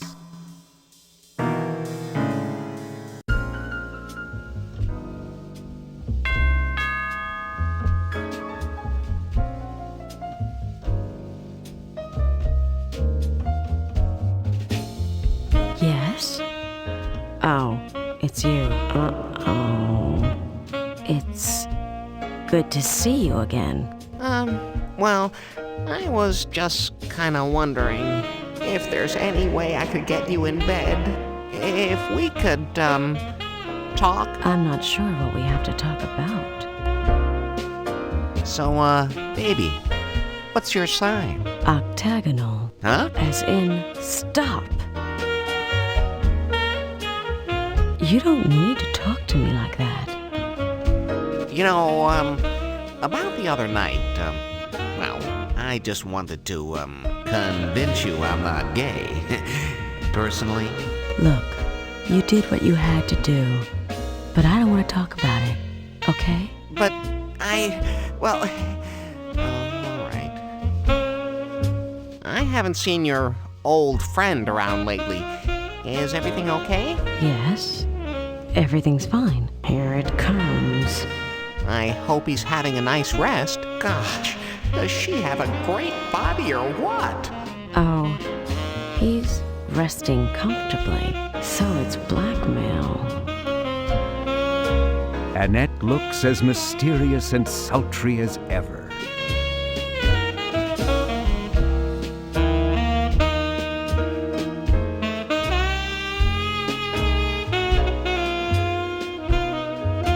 I have something I believe you want. Oh, that damn insurance policy. Now it's gonna cost me big time. Why, yes. I believe that is mine. Thank you for returning it. I was thinking, well, for something as special as this, don't you think, well, a little extra thanks would be in order? Like sex? Oh, I don't think I have anything you'd want. Oh, I think you have plenty of what I want. Think. How am I gonna get rid of this schmuck? I just don't know. What do you say I come inside your vault? All right, Larry. I know what you want. And if I give it to you, I don't want to see you again. You understand? No more. That's it. We're through. Capiche? She wants me to have sex right now, and she doesn't want me to call her later. Oh, it's a dream come true. You're reading my mind, sweet cakes. Okay. Wait right here. Man, a guy's gotta jump through hoops just to get this chick in bed. Okay, Larry. I don't keep much cash around, but this is worth a lot more than you deserve. Now, Amscray, skedaddle. Huh? What's this? $500 million worth of stock? Oh, but I wanted to get laid. Your attention, please. Jason has just won the nude orange passing Looks like competition. she's playing possum. It's locked.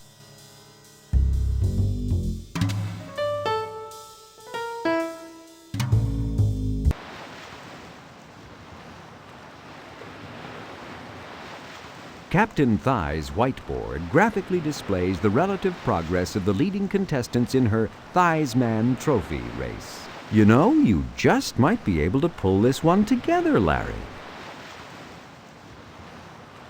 This is the door to Captain Thigh's personal quarters. It's locked. Maybe if you knocked? Is this a good idea? What do you want? I'm busy. Nothing. You get your ass back in here right now! You've got work to do! Okay, I gotta go. And get the Mazola oil!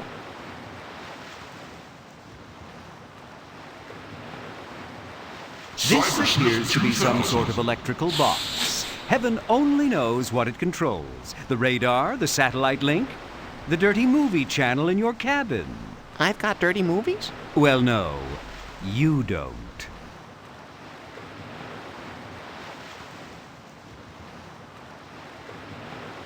Good idea. Let's see what's in there. Strange combination of circuitry, isn't it? This must be the fuse for the motors that make the sails furl and unfurl. Looks like you've found the fuse for the public address system.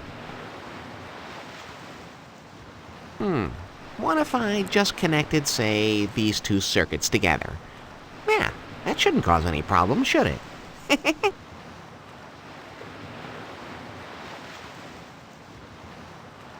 It's just a public address speaker. That's where you hear all those announcements.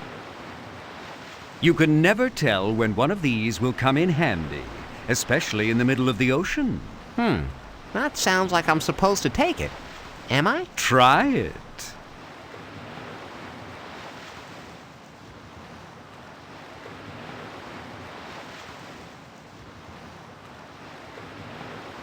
Turn this to enter, unless it's locked, of course. But who would lock up the bridge of a ship? The crew just loves to have civilians roaming about while they're trying to safely keep the ship on course.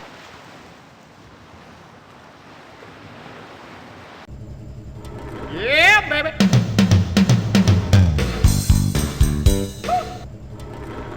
Gosh, it's not like sailors to drink on duty.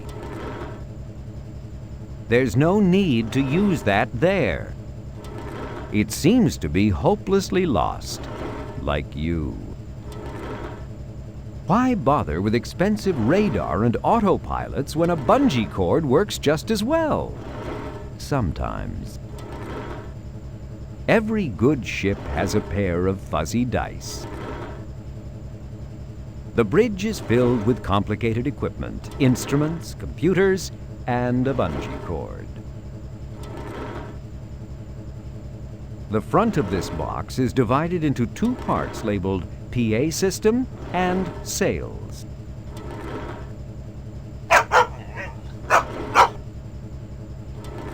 I don't like dogs.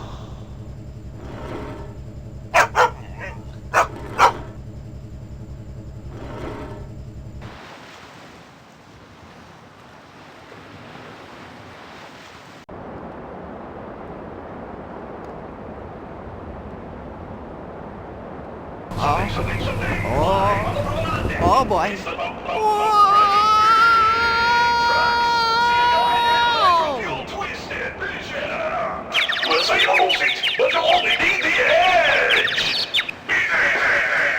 The white zone is for loading and unloading only.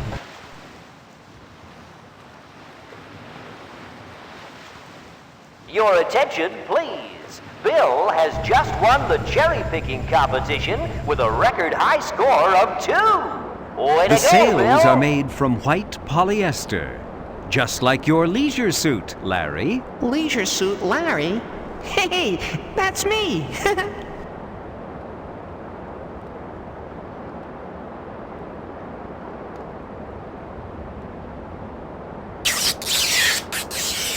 Don't forget, folks, tonight as always, our midnight buffet will be in the restaurant until 3 a.m. Then a few hours later, join us on the poop deck for sunrise breakfast. And of course, at 10 a.m., we have brunch in the restaurant, followed by lunch around the nude pool, and 4 p.m. tea in the lower lobby. And all that is in addition to our 3 regularly scheduled meals. So don't forget. Hope he makes another announcement quick, so I can get out of here. And that's the last announcement for this evening. Good night and pleasant dreams. Oh. Ow! Ow!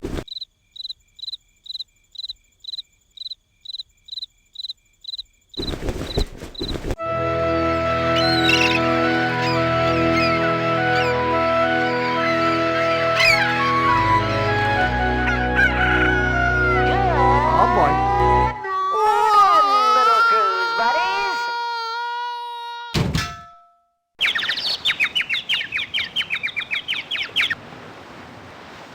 Your attention, please. All contestants in last night's 24-hour gerbil swapping contest, please report to the infirmary.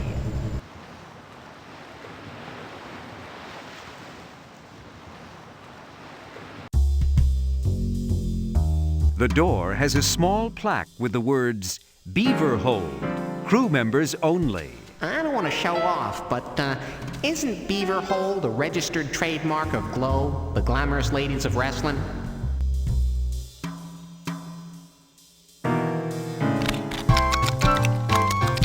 A few days ago, a mighty redwood. Now, a beaver hors d'oeuvre. That's one good-looking beaver. It is just as it appears. For once, you've found a door that's not locked. This door is unlocked, so just as soon as you figure out what to do inside the cage, you'll be all set. That's one good-looking beaver.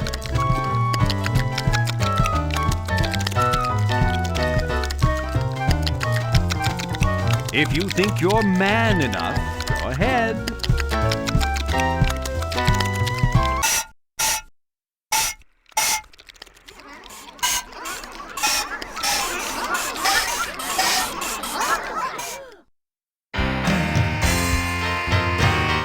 Next! Was it good for you?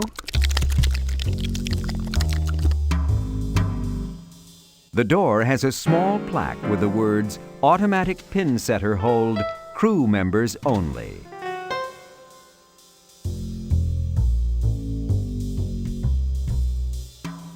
Cybersniff 2000. Rube Goldberg would have been proud. For that matter, so would Jeff Tennell. But doesn't it seem like a lot of trouble just to automatically set bowling pins? The PMS Bouncy is filled with these plastic beaver trails. This hopper contains loads of fresh green beaver chow, just like Mother used to know. Your attention, please. Jason has just won the nude motocross portion of the competition. It is with a leap unlocked. of 7 But what would you do buses. inside a hopper full of bowling pins? This door provides access to the thousands of bowling pins the PMS Bouncy goes through every day.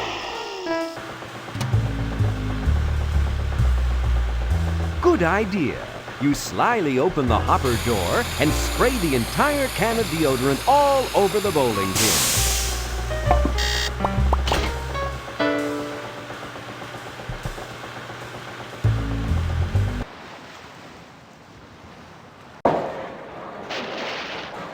He seems to be better than you. Yeah, baby!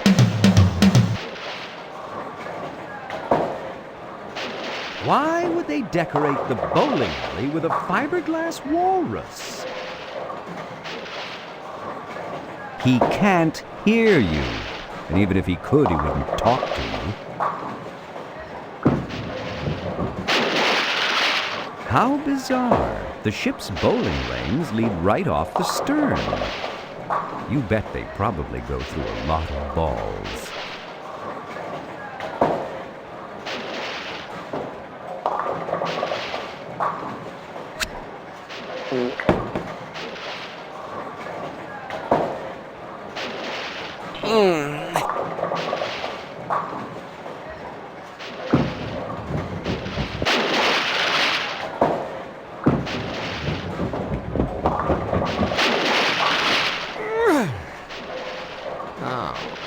What a wuss.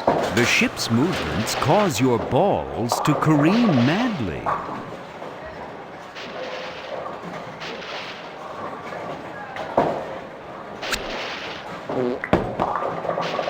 You know, the other contestants wiped their balls first.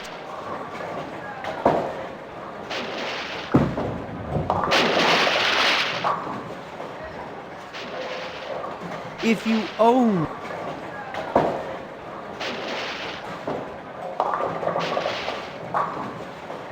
You carefully wipe off all traces of walrus from your ball.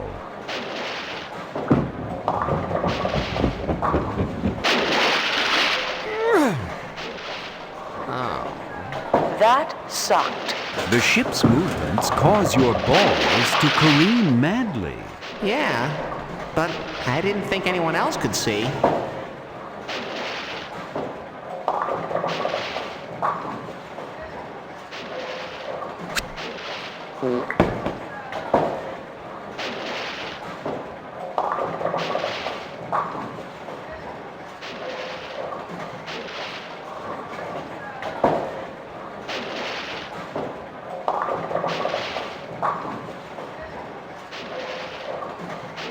Now things ought to happen. This has got to do it.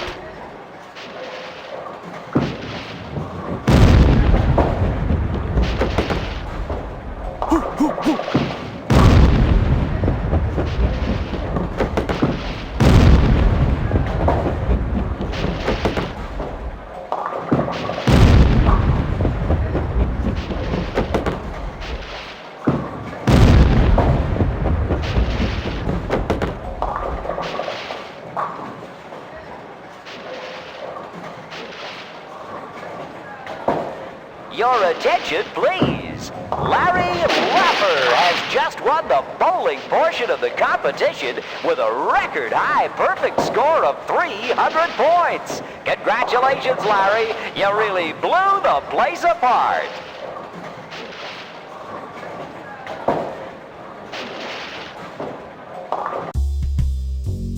A large sculpture of King Neptune guards the entrance to Captain Queeg's ballroom. These doors lead backstage and are off-limits to the public. Never the bashful one, eh, Larry? They're locked. Oh, my God!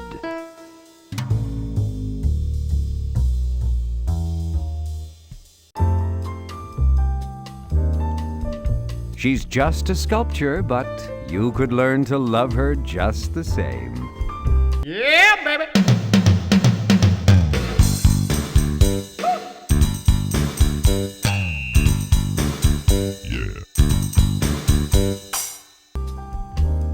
You've never seen a glass-bottomed swimming pool before, especially one with nude swimmers.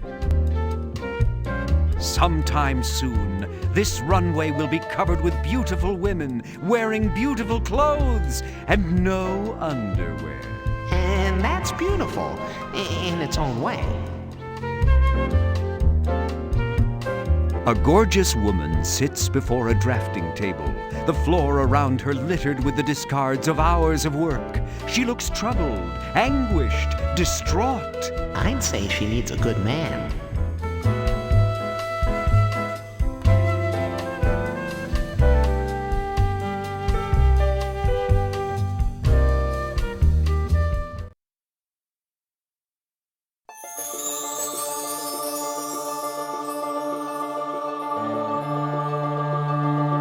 C'est magnifique!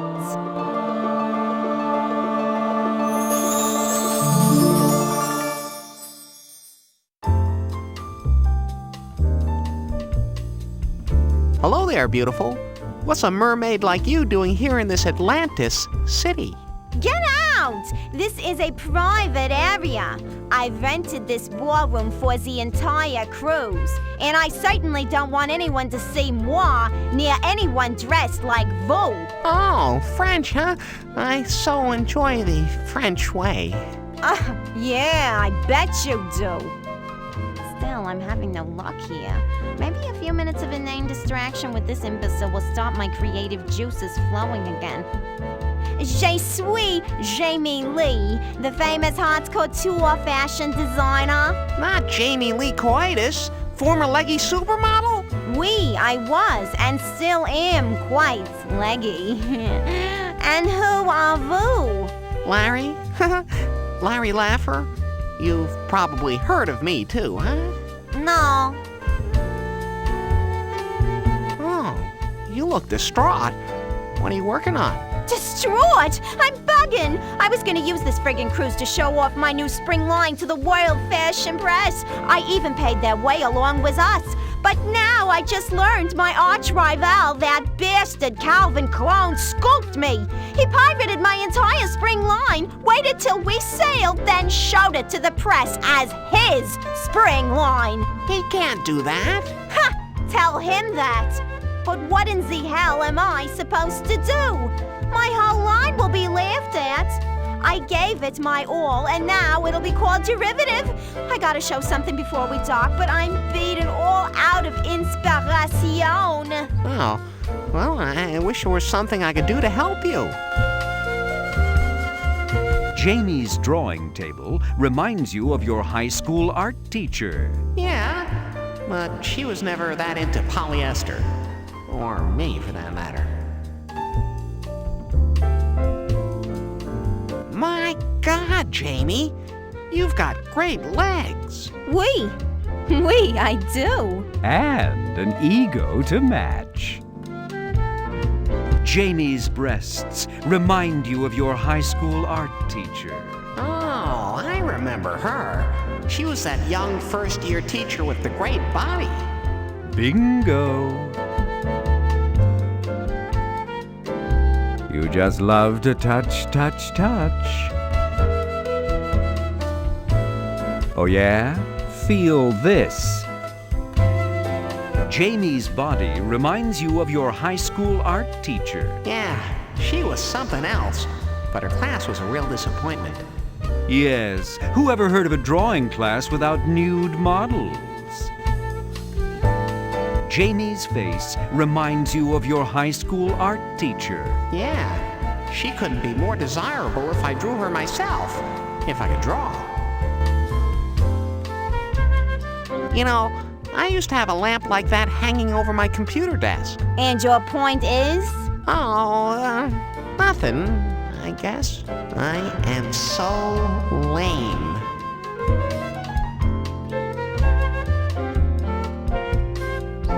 You've gone through a lot of paper. Ain't it the truth? What am I gonna do? I gotta get an idea from somewhere. What's a nice girl like you doing in a dive like this? Hey, I'm earning a nice living, Larry. And what does this look like to vous? A singles bar? Jamie Lee, I've got a great idea. Vraiment? That means really? Let's hear it. It concerns you and me and no clothing. Oh, yeah, like that's ever gonna happen. Hey, I bet you could help me with this competition. One of my categories is Best Dressed Man. Got any suggestions? Suggestions? Dress? Vous? Yeah, the leisure suit. It is a kind of awesome look, isn't it? Where are you from? I am from Jersey. So I suppose you spell your name C-U-R-T-I-S? No, why? The collection Calvin Clone ripped off, what was it like? Oh, it was feminine and sexy, kicky. You know, the perfect look for the office, then out on the town. It matches the way a woman lives today. I was so totally inspired. In other words, exactly like every other designer's line. But if I help you out, say, with an idea, you know, you would be grateful, right? Grateful, oui. Gracious, doubtful. It would be so non-couture. Jamie, honey, I got it. The solution to your problem is right before your eyes. all white but not too bright, lightweight but durable, artificial and wrinkle-free. Voo? What? Oh, not me. Polyester, the leisure suit. It works for me. It's a classic look. It stood the test. It's still the best. What? Oh, wait. Great.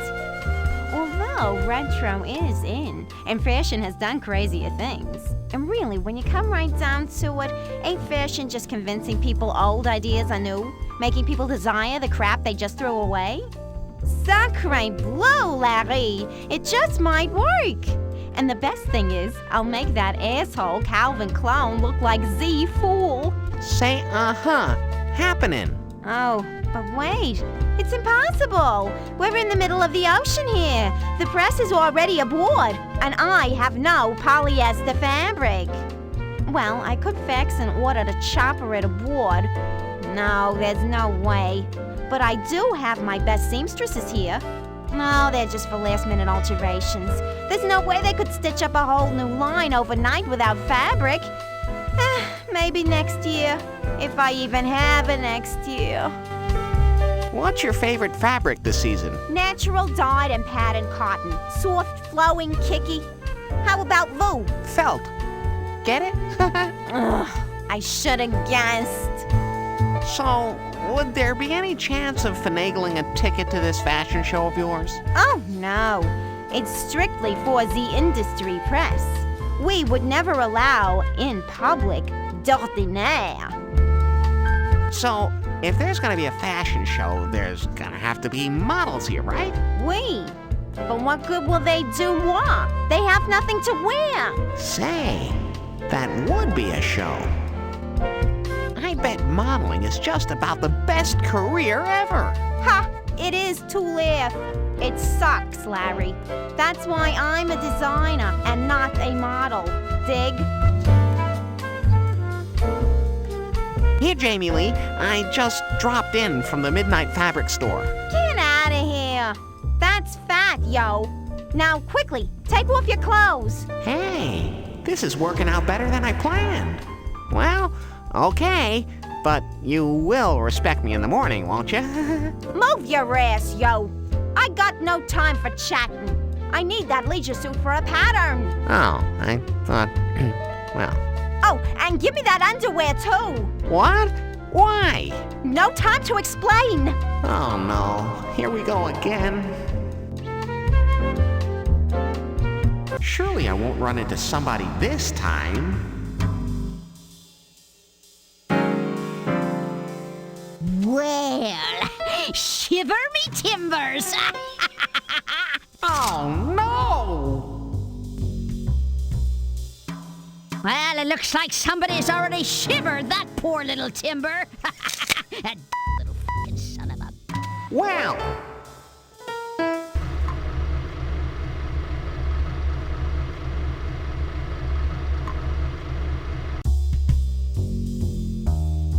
Your attention, please. Slim and Slime have just won the Moat Olympics. Way to go, fellas. High five.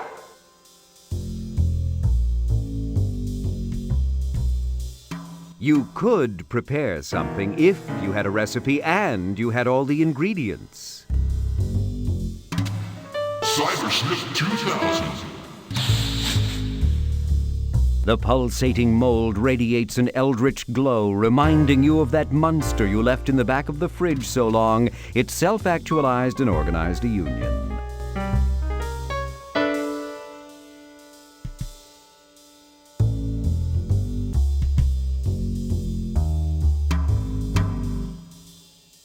Let's see. Some beaver milk, this mold scraped from my shower wall, a pinch of salt, and this lime juice.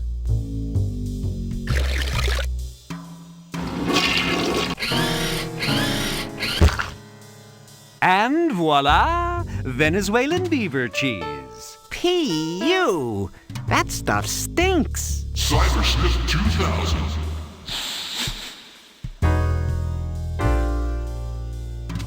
Cybersnip 2000. The Venezuelan beaver cheese is pale yellow with hints of color marbling its velvety surface. Kinda like cottage cheese at a July picnic.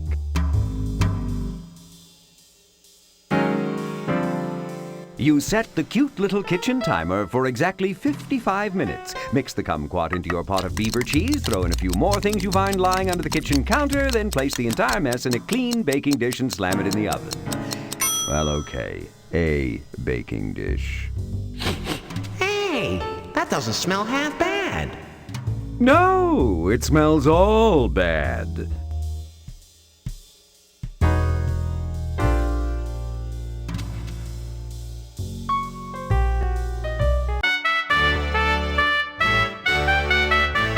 Judge Julia has never met a dessert she didn't like, or a quiche, or a souffle, or a...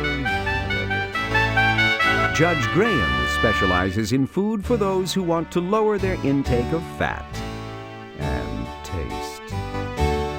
Judge Paul is obviously fond of food. His own, his competitors', anyone's. The conveyor belt is the secret to your success here. Put good food on it and you may win, but it must be food you've prepared yourself. Oh, yes, darling. I know you'd love to talk to me, but the judges here are forbidden from fraternizing with the prisoners. Oh, I mean contestants. Oh, we never enter into idle conversation with ordinary people. We're brought here at great expense, you know. Just to judge, never associate. No, goodness, no. There ain't nothing you're gonna do that'll make me change anything about my opinion of your cooking. I don't even care if I haven't tasted it. I still know my cooking's best. Go on! The conveyor belt is the secret to your success.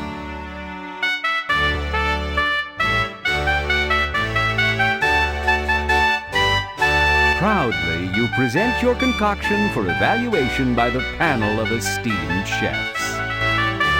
Scorecard, please. Thank you, Mr. Laughter. Well, let's see now.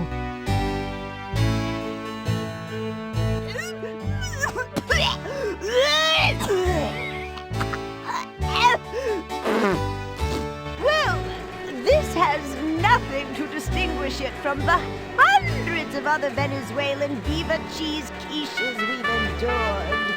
Although the essence of kumquat does help slightly.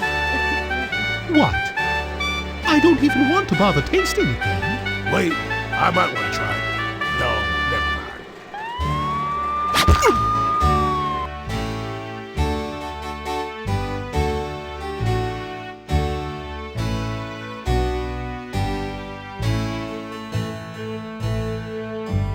Well, a little taste couldn't hurt.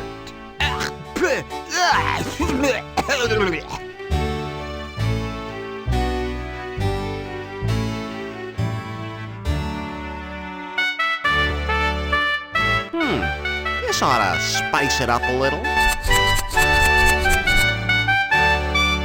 A tiny drop in your drink knocked you for a loop and now you want to eat this? No way.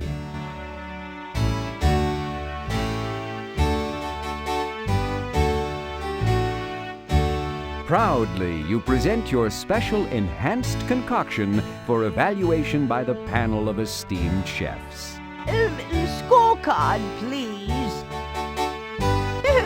Thank you, Mr. Laughter. Well, what do we have here?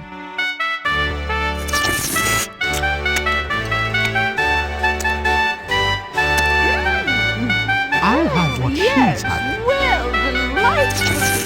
Hey, wait for me!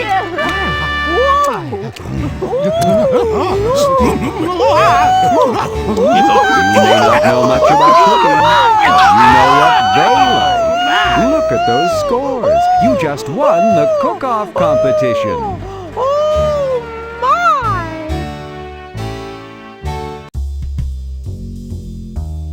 Your The ballroom attention, is locked, please. but there's a note Larry hanging on the Lapper door. has just won the cook-off with a record high score of 300 points. Congratulations, Larry. Everyone wants a copy of that recipe.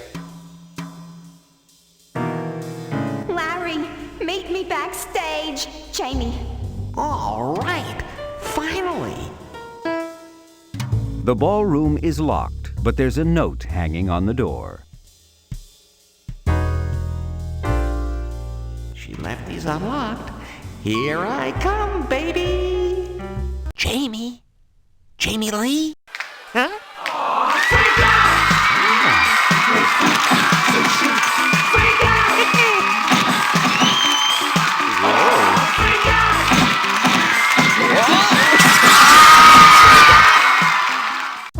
Hell, I don't even care anymore. Let him come. Take a look. Take a gander. See what you want. Oh, 2 for a nickel. Next on Inside Affair, the Lust Boat, coming in a port near you.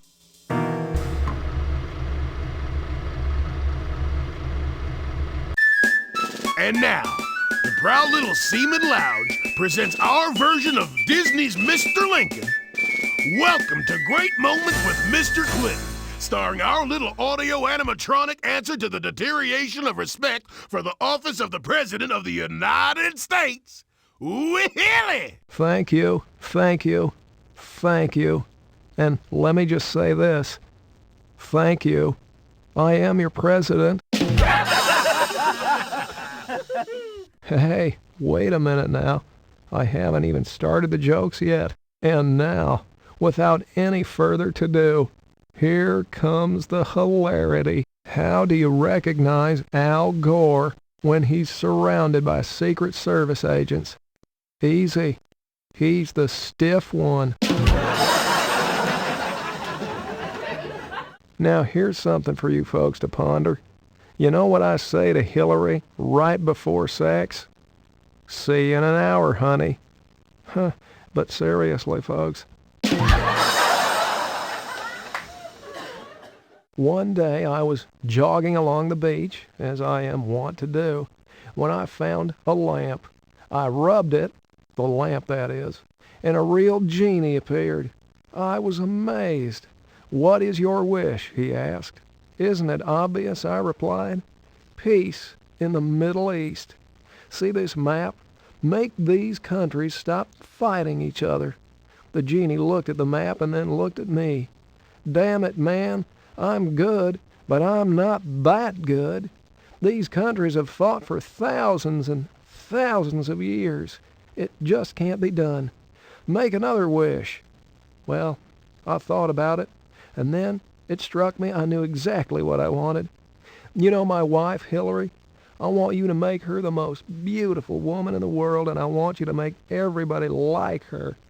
And do you know what that genie said? Here, let me see that damn map.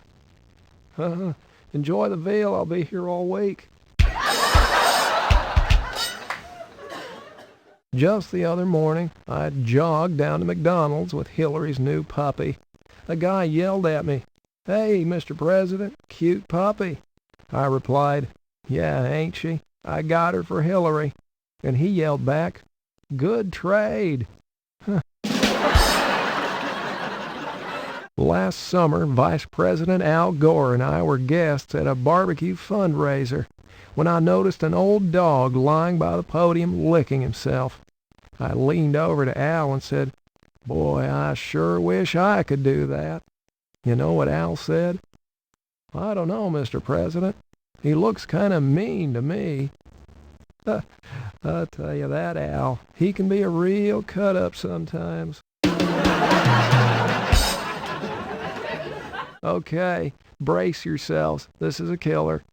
Here's a Bob Dole joke for you. How is an old man like a bumper sticker? Well, the older they get, the harder it is to get 'em off. Isn't that right, Elizabeth? Now, ladies and gentlemen, if there's one thing you know about me, it's that I am an expert on the Ferrer sax. Now, follow me on this. From age 13 to 18, a woman is like Africa. virgin and unexplored. From age 18 to 30, she's like Asia, wild and exotic. From age 30 to 45, she's like the United States of America, fully developed and free with her resources. From age 45 to 60, she's like Europe, well explored, nearly worn out, but still has points of interest. From age 60 on, she is like Australia. Everybody knows it's down there, but nobody really cares. Somebody douse me, I'm on fire. What do you get when you cross an onion and a donkey?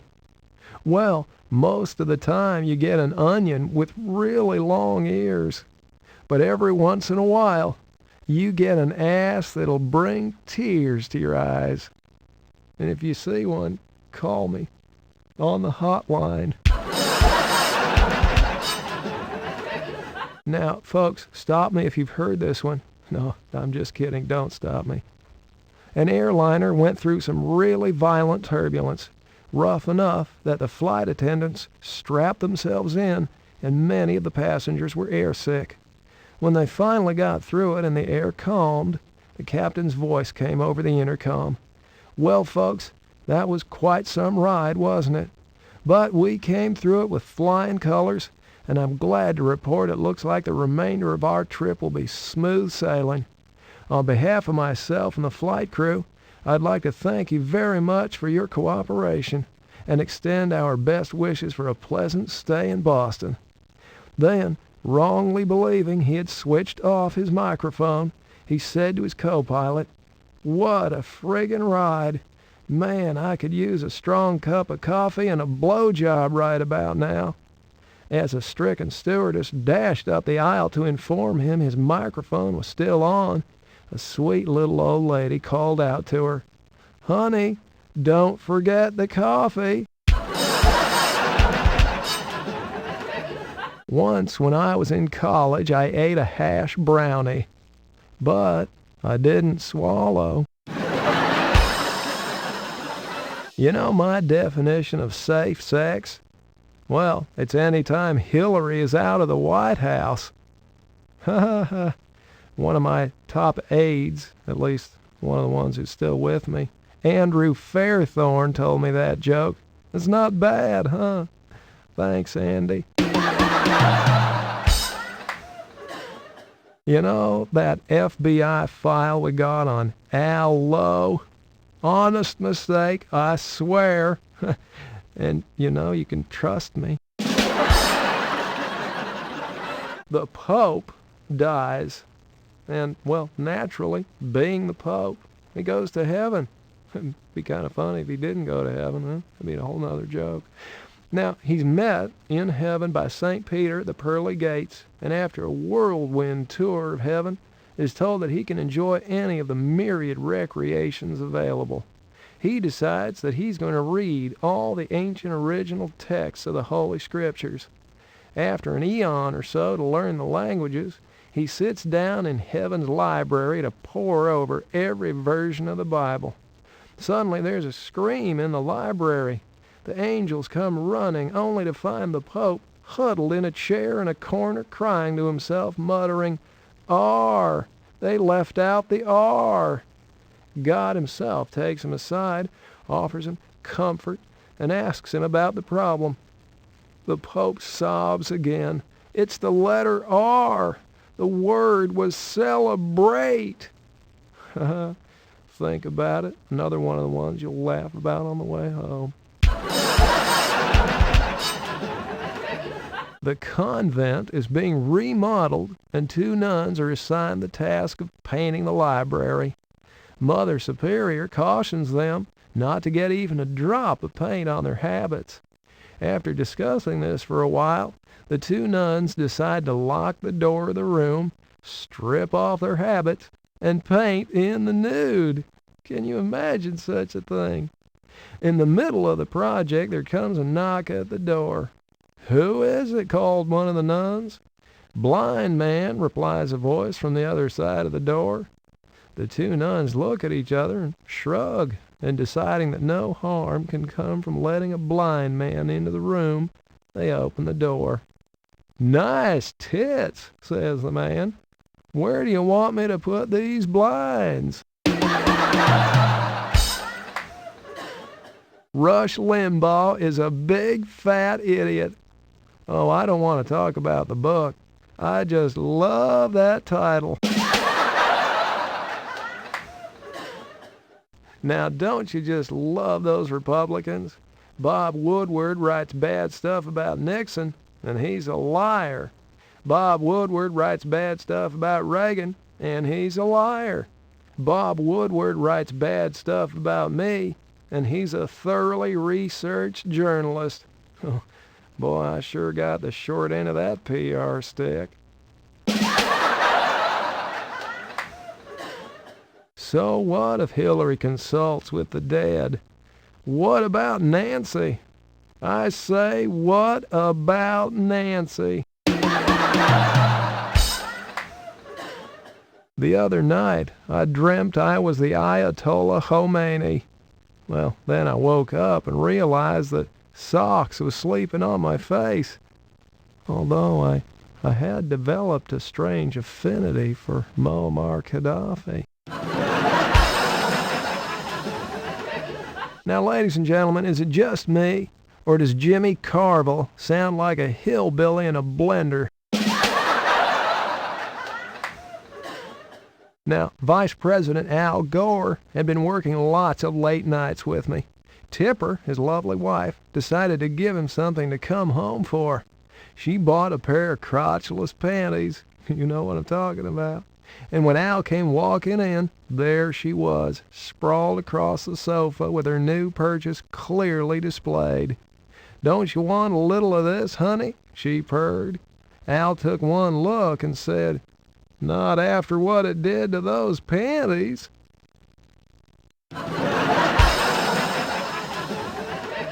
A guy dies, unfortunate but true, and he finds himself in hell. He's totally depressed. Sure, I may have led a wild life, he thinks, but I can't believe it was this bad. I didn't know it would come to this. The admissions counselor down there in hell notices his heavy heart. "What's the matter, young man? You seem kind of depressed." "Well, what do you think?" said the young man. "I'm in hell, aren't I?"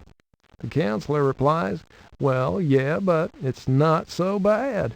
We have a lot of fun down here. Do you drink?" "Well, sure I like to drink." "Well, then you are going to love Mondays. On Mondays, we drink up a storm. Nothing but the finest whiskey, rum, tequila, beer, anything you want and as much as you want. And no hangover, 'cause you're already dead. Yeah, old boy, you're going to love Mondays. Do you smoke?" "Well, sure I like to smoke." "Well, then you're going to love Tuesdays. On Tuesdays, we smoke up a storm. Nothing but the finest cigars, the best cigarettes, and no worries about cancer, 'cause you're already dead.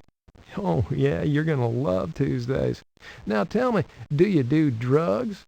"Well, I might have done a few in college." "Well, then you are going to love Wednesdays.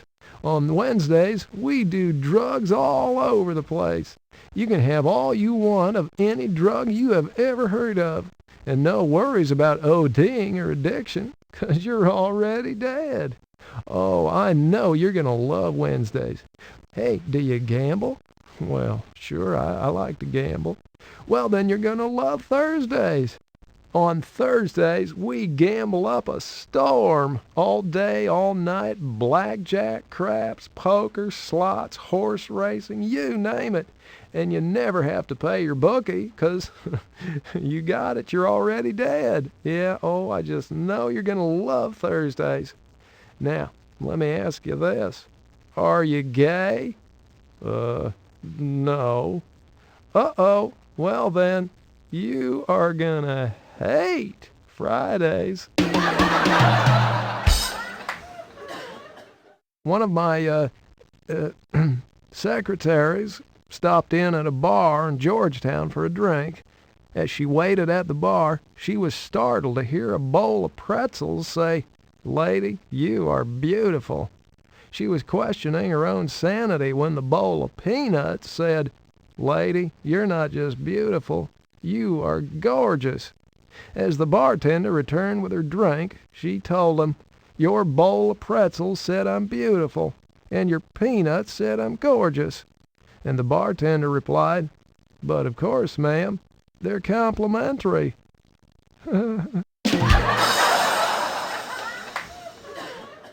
Now, I knew this guy, who shall remain nameless, back in Little Rock, who called his wife one evening and said, "Honey, I've been invited to spend a week fishing with some of my best customers, but they're leaving right away. Could you pack my clothes, my fishing gear, and, oh, don't forget my blue silk pajamas? I'll be home in a few minutes to pick 'em up." An hour later, he flew into the house, grabbed his stuff, and raced off. A week later, he returned. His wife asked him, "Did you have a good week, dear?" "Oh, yes, honey, it was great." "But you didn't pack my blue silk pajamas." His wife smiled and said, "Oh, yes, I did. They're in your tackle box." It's okay, folks. I know you're laughing inside. When I was in grade school, my teacher played a game. She said, "I'm holding something behind my back that's long and hard and has a pink tip." I quickly raised my hand. "Is it a pencil, teacher?" "No, little Billy," she said, "but I like the way you're thinking." So I put my hand down my pants and said, "Teacher, I'm holding something in my pocket that's round and hard and has a head on it." She cried, "All right, that's it. You're going straight to the principal's office, Billy." "Wow," I said, "it's only a quarter, but I like the way you're thinking." When I was young, I wanted to become a priest until I found out what nun meant. Why do men have belly buttons? So co-eds have a place to park their gum on the way down. What did the doctor say to the man who was nervous about being circumcised? "Well, it won't be long now." The room service waiter delivering breakfast was greeted by a beautiful young woman in a see-through nightie. As soon as he closed the door, she pounced on him, ripped off his clothes, and screwed his brains out. Afterwards, when they were dressed, she said, "Oh, here, I almost forgot," and she handed him $1. "What's this for?" he asks. "Oh, this morning when I asked my husband what should I tip the waiter, he said, 'Screw him, give him $1.' When we were both in college, Al Gore and I went to Fort Lauderdale for spring break. But when I finally found Al, he was very, very sad. "Man, I'm just not getting any. What am I doing wrong?" So I told him, "Put a potato in your pants. It gets them every time." The next day I saw him again. "Having any luck, Al?" "No," he says. "In fact, I'm doing even worse." So I suggested, "Al, try putting the potato in the front." The young lady was obviously displeased with her new lover's performance. "You must be the world's worst lay," she scolded. "I think not," he replied. "That would be too great a coincidence." You see, she was also the worst that he ever, and okay. Good night, drive safely. A young lady answered a personal ad in the paper and arranged a date with a nice-sounding man. At the appointed hour, the doorbell rang, but when she opened the door, she got a big surprise. The nice-looking fellow standing there had no arms or legs. "Hi, I'm the guy from the ad in the paper." Yes, but," she protested. "Oh, you've probably noticed my physical challenges. But look at it this way. Since I have no arms, I can't hit you. Since I have no legs, I can't run around on you." She considered all this. "Well, perhaps, and you are quite attractive, "But can you satisfy my needs?" she said. "Well, I reached the doorbell, didn't I?" An attractive young mother, oh, they're the best kind, was having the birds and bees lecture with her little girl. To make a baby, the daddy puts his sperm in the mommy's tummy. "Well, I don't understand," the little girl said. "If the daddy puts his sperm in the mommy's tummy, does that mean that the mommy has to swallow the daddy's sperm?" "Well," said the mommy, "only if the mommy wants jewelry." What's the difference between beer nuts and deer nuts? Well, beer nuts are $1 a bag, but deer nuts are under $1. Now, folks, I thought I would throw in at least one true story here today. This one really did happen, my hand to God. Once a penguin, believe it or not, was driving his Cadillac through Arkansas. I saw him go by. Cruising through this small town, his car began to knock and ping. So the penguin pulled his Cadillac into the local garage. The mechanic said, "It's going to be a couple hours before I can check it out." The penguin replied, "Well, I'll head across the street and check out that grocery store." He immediately heads into the frozen food section, where he spends the next 2 hours munching on fish sticks and ice cream bars. After a couple hours, the penguin heads back to the garage. The mechanic takes one look at him and says, "Well, looks like you blew a seal." To which the penguin blushed and replied, "Oh no, that's just vanilla ice cream." Why don't cannibals eat clowns? Because they taste funny.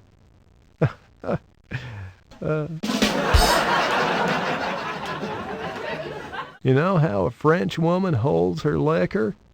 By the ears. What's the difference between Hillary with PMS and a pit bull? High heels and lipstick. A lot of lipstick. Now this one is Al Gore's favorite.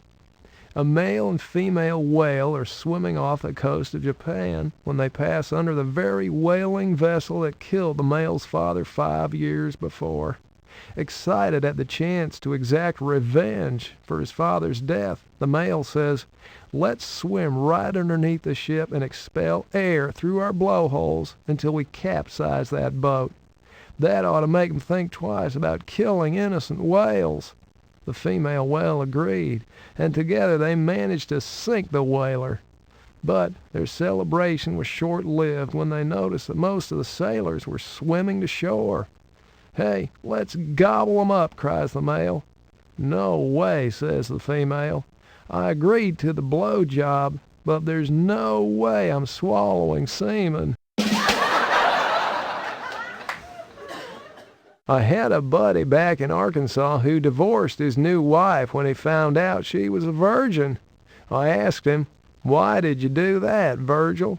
And he replied, "Well, hell, if she ain't good enough for her family, she sure ain't good enough for me." The florist delivered a dozen roses to Kate's office. "Damn," she said to her friend. "Now I'll have to spend the entire weekend with my legs up in the air." Her friend replied, "What's the matter, honey? Ain't you got a vase?" I have such a good memory that I can remember events that occurred before I was born. In fact, I distinctly remember going to the drive-in with my father and returning home with my mother. Did you hear they hired a doorman down at the sperm bank? His job is to tell each guy, "Thanks for coming." Do you know the difference between light and hard? Personally, I can sleep with a light on. Here's a hypothetical for you. If you come across Newt Gingrich drowning in the middle of a raging river, and you had a choice between rescuing him or getting a Pulitzer Prize-winning photograph, what shutter speed would you use? One night last week, I felt like I needed some inspiration, so I decided to take a long walk. Passing the Washington Monument, I prayed to the spirit of President Washington, the father of our country. George, you were our country's first great leader. Everyone trusted you. How can I gain the people's trust? And I swear I heard the voice of President Washington say to me, never tell a lie. I thought this over as I continued on my walk. Passing the Jefferson Memorial, I prayed to the spirit of Thomas Jefferson. Thomas, you established the basis for our entire legal system. You were a very popular president. How can I improve my popularity? And I swear I heard the voice of President Jefferson say, never raise taxes. I winced a little, but I kept on walking. Passing the Lincoln Memorial, I was getting desperate, so I prayed to the spirit of President Lincoln. Honest Abe, you were a man of great integrity. You abolished slavery and, in so doing, helped free all Americans from an uncivilized institution. Abe, how can I set our people free today? And you know what that dang Lincoln said to me? Go see a play. What does George Bush have in common with Jennifer Flowers? They were both upset when I finished first. Hillary bounded into the Oval Office today. Why are you so happy? I asked her. Oh, I just came back from Bethesda Naval Hospital in my annual physical, she replied. The doctor said I had the breasts of a 25-year-old.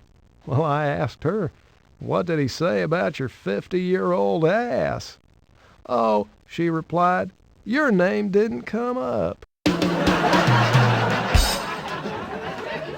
Chelsea, my lovely daughter, you know, she was out walking with a couple of her girlfriends when they spotted Newt Gingrich himself about to be run over by a car. They quickly pulled him out of the way and onto the curb. Well, you saved my life, ladies, said Newt. As Speaker of the House, I'm a very powerful man here in Washington. What could I do to repay you? The first girl says, I want to go to Georgetown. Newt replies, consider it done. The second girl says, I want to go to West Point. Newt replies, no problem, I'll take care of it. Now he turns to Chelsea. And what can I do for you, Chelsea? She says, I want to be buried in Arlington National Cemetery. Newt says, well, that's an odd request for such a young woman. Well, maybe so, says Chelsea. But when my daddy finds out I saved your life, he's going to kill me. She is such a scamp. I mean, you know that really wouldn't happen. I'm not going to kill my own daughter. One night in the middle of nowhere, a traveling salesman car breaks down right by a farmer's house. The salesman knocks on the farmer's door. The farmer answers and says, sure, you can spend the night here, but you have to sleep with my 19-year-old son. But only if you promise not to... Wait, never mind, interrupts the salesman as he starts back to his car. I'm in the wrong joke. Newt Gingrich and I were discussing family values. Newt said, I never slept with my wife before we were married. Did you? And I replied, well, I don't know, Newt. What was her maiden name? What do a hurricane and a marriage gone bad have in common? They both start off with a lot of sucking and blowing, but in the end, somebody loses a house. Say, did you hear about the scientists that discovered the million-year-old bacteria inside that meteorite from Mars? Oh, it's great to know that somewhere there's a life form older than Bob Dole. Some of the women in Arkansas are so fast, I had to put a governor on them. Two nuns were bicycling down a cobblestone street when the first one said, "Sister Catherine, I don't believe we've ever come this way before." And Sister Catherine replied, "Must be these cobblestones." Well, it seems a woman walked into the pro shop at a country club with tears streaming down her face. The golf pro said, "Oh my God, lady, what happened?" She replied, "I got stung by a bee." Golf pro said, "I'm so sorry. Where did it happen?" She replied, "Between the first and second holes." To which the golf pro answered, "Oh, that's your problem. Your stance is too wide." You know, I've been in love with the same woman for over 20 years, and if Hillary ever finds out, she'll kill me. You know the worst 3 words you can hear while making love? Honey, I'm home. You know the difference between a liberal and a puppy? The puppy stops whining once it grows up. Why was Ross Perot's wife glad he didn't get elected? 'Cause if he won, she'd have had to move to a smaller house in a bad neighborhood. You know why Arkansas only holds driver's training classes 3 days a week? The other 2 days, they use the cars for sex education. See, they get in the back seat and they drive to a secluded... Never mind. You know Paula Jones' favorite game? Swallow the leader. You know why we didn't stage a White House Christmas pageant last year? Couldn't find 3 wise men or a virgin. Hillary and I were at the opening game of baseball season. A Secret Service agent whispered something in my ear. I looked at him funny, but figured, well, okay, he works for the Secret Service.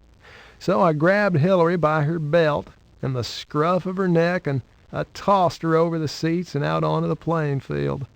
The Secret Service agent looked shocked and whispered to me again. I looked at him and said sheepishly, "Oh, first pitch." Other than me, you know the best thing that ever came out of Arkansas? Interstate 55. The Senate held a spelling bee, and the finalists were Dan Quayle, Ted Kennedy, and Bob Packwood. You know who won? Dan Quayle. Yep, he was the only one who knew that harass was 1 word.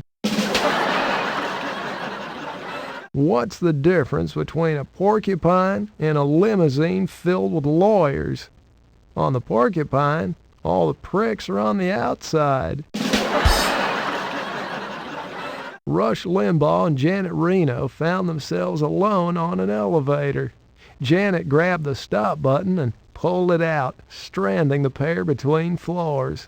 She stripped off her clothes, threw them on the floor, and ordered, "Rush, make me feel like a real woman." So Rush took off his clothes, threw them on the floor, and ordered, "Iron and fold these." You know why Al Gore abolished coffee breaks for civil servants? Took too long to retrain them. See, in the 10 minutes it took to drink a cup of coffee, they would virtually forget everything that they ever...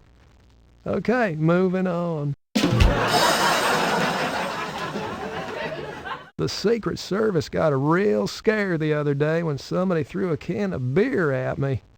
Fortunately, it was a draft, so I dodged it. I'd like to state categorically that there's absolutely no truth at all to the vicious rumor going around that at my inauguration I had the Marine Band play "Inhale to the Chief." Hey, did you hear about the blind prostitute? Well, you gotta hand it to her. You know how Las Vegas is different from Washington, D.C.? In Vegas, the drunks gamble with their own money. You see, in D.C., they do it with yours. A man walks into a doctor's office. Doc, you gotta help me. Do something about my voice. Why, certainly, sir. Take off all your clothes and hop up here on the examination table. Whoa, never mind.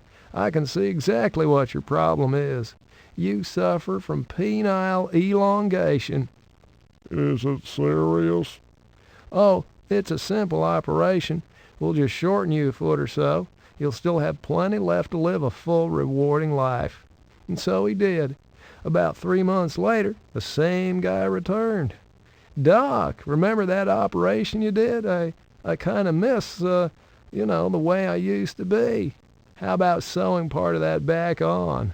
To which the doctor replied, No way. A deal's a deal. You see, the doctor's voice had changed because what he had done was he took the severed member and reattached it. Well, I think you can finish the picture for yourself. What's the difference between a tribe of wily pygmies and a girls' track team? Well, one's a bunch of cunning runts. These two explorers were on safari out in the jungle, and they got captured by a tribe of natives who dragged them back to their village and tied them up to a stake. The chief of the tribe came up to one of them, looked him in the eye face to face, and said, I give you a choice, death or Kiki. Well, the explorer looked around and said, I'll take Kiki. And the chief said, Okay, Kiki. They untied him, they threw him down on the ground. All the men in the tribe had sex with him, and they beat him to a bloody mess with spiked clubs. The chief went up to the other explorer, looked him in the eye, and said, I give you a choice, death or Kiki. The other fellow, he said, Well, are you kidding? I'll take death. The chief replied, Okay, death. But first, Kiki. It seems there were these two brothers who worked very hard on the farm every day tilling the soil. Now, one day they decided that they needed a vacation, so they went to the big city to live it up for one weekend. They had a great time in the big city, and they were driving home back to the farm on Sunday night when their truck broke down right after the sun had set. They looked around and saw that there was only one farmhouse within walking distance. They left the truck by the side of the road, went up to the farmhouse, and knocked on the front door. The farmer answered the door and said, Yes, what can I do for you? The brothers said, Well, sir, our truck broke down by the side of the road, and it's too dark to try to fix it. We were wondering if maybe you had a place where we could spend the night, and we'll be out of here in the morning. The farmer looked at him and said, Well, the only room I have is my daughter's bedroom. I suppose you could sleep on the floor, but I don't want any hanky-panky or monkey business in there. Two brothers agreed. They said, Oh, sir, don't worry. We're gentlemen. We just want to sleep. We'll be out of here when the sun rises. So they're in the daughter's bedroom, on the floor with blankets, trying to go to sleep, when the daughter, who was in the full flower of her girlhood, taps one of the brothers on the shoulder and says, Hey, would you like to roll in the sack with me? And the brother looks around and says, Well, sure, why not? The daughter says, Now, you wouldn't want to catch anything, and I wouldn't want to get pregnant, so I want you to wear this. She hands him a condom. He puts it on, jumps in the sack, and has a roll in the hay with the lovely daughter. When they're finished, the daughter taps the other brother on the shoulder and says, Your turn, good looking.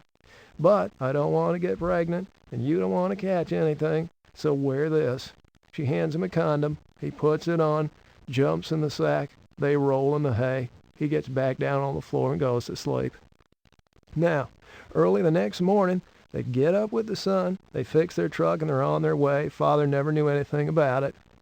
A couple weeks later, the brothers are out in the field, tilling the soil. One of them turns to the other and says, "Hey, you remember that farmer's daughter a couple weeks ago?" The other one says, "Boy, do I." And the other one says, "Do you really care if she gets pregnant or not?" And the other one says, "Well, no, not really." "Well then, let's take these damn things off." How do you recognize Al Gore when he's surrounded by Secret Service agents? Easy. He's the stiff one. Now here's something for you folks to ponder.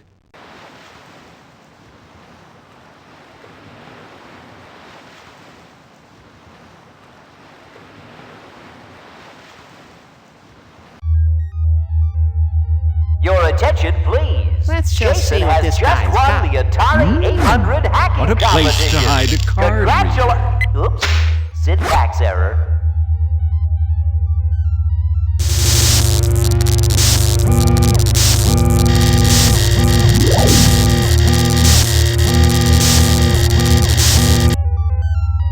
Your score is 100. Whoa, 100. A perfect score. Cool. You hunk. Ah, the irony. You haven't changed a whit, yet you now precisely match the latest fashion trend. But give those designers a few months. Soon enough, you'll once again be unhip.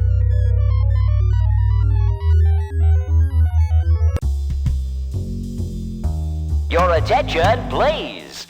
Larry Laffer has just won the Best Dressed Man portion of the competition with a record high perfect score of 100 points. Congratulations, Larry. The world of fashion will never be the same.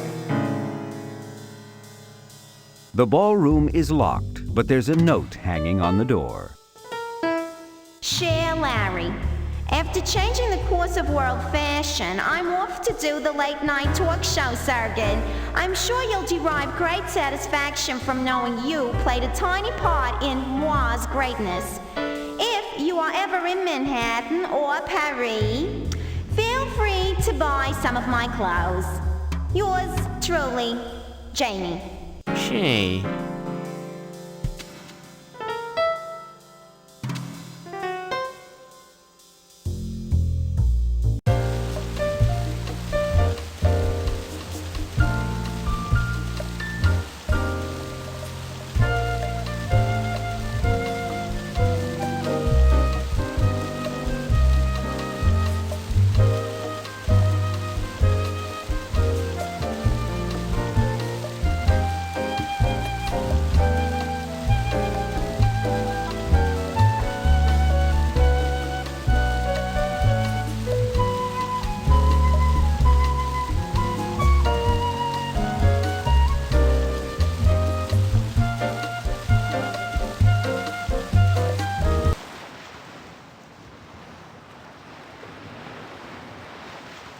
Captain Thigh's whiteboard graphically displays the relative progress of the leading contestants in her Thighsman Trophy race. Your cheating has served you well. Now just don't get caught.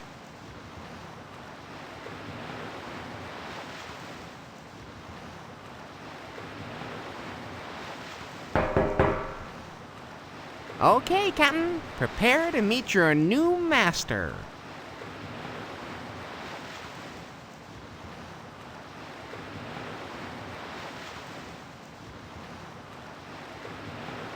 God, man. What happened to you? I'm last week's winner. Or what's left of me. Don't go in there. Are you sure you want to continue, Larry? I made it this far. I'm not quitting now.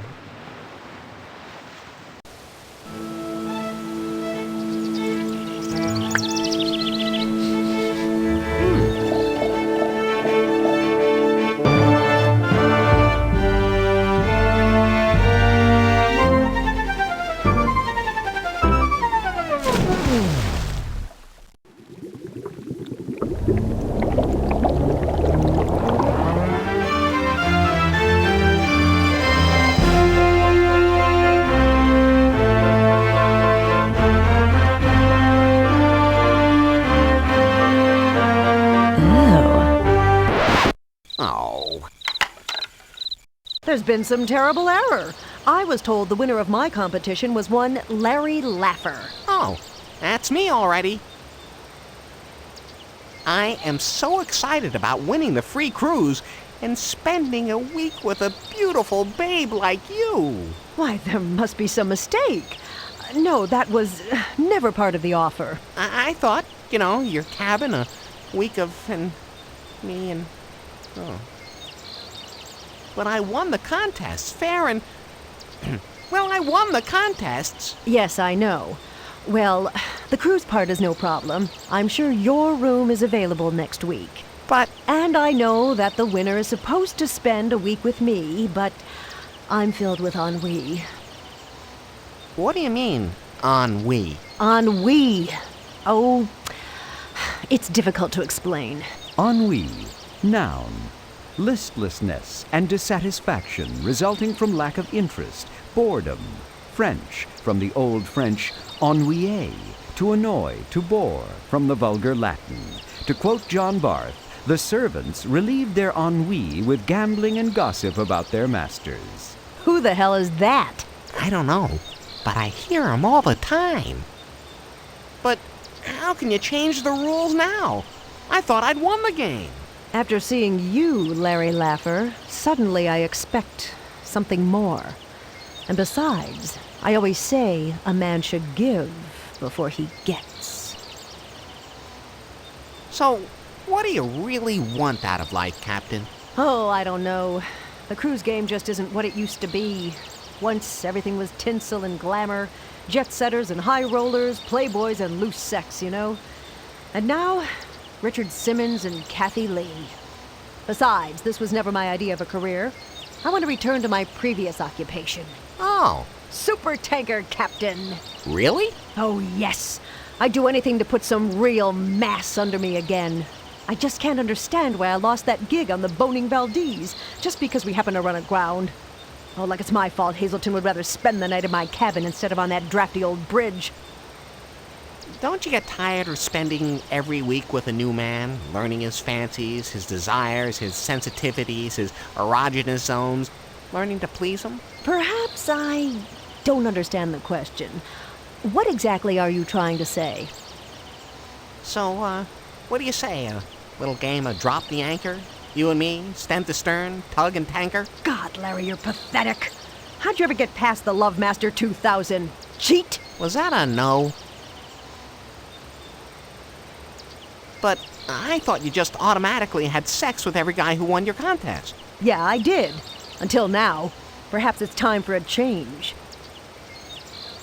Captain Thigh is beautiful, spoiled, and oversexed. Yeah, it's like I died and went to heaven.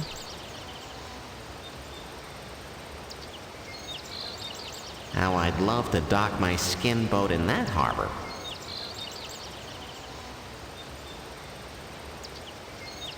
You know, Cappy, I just might be the boy who makes your dreams come true. Oh, this is doubtful. Extremely doubtful. What would you say if I told you I recently came into a significant position in a major shipping line? I'd say we were both dreaming. Well, dream no more, sweet cakes. Let me whip this out. God, how crude. Yep, crude it is. Crude oil shipping. Well, I'll be damned. Does this say what I think it says? That you're... Nothing less than the proud new majority shareholder of Boneco Transportation. Only the #1 crude oil shipper in all the world. This changes everything. Sure does. But operating the world's largest fleet of supertankers is so demanding. The environmental groups, the regulators, the constant turnover when captains strike major continents. Turnover can be a good thing. Well, I am looking for someone to fill a position directly under me. Mm-hmm. Oh, Larry. Ooh. Although I just love opera, how about we listen to some of my music?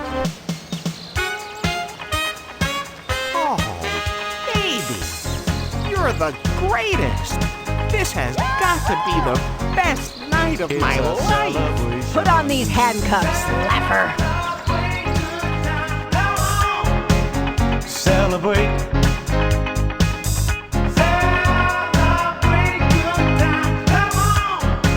Let's celebrate.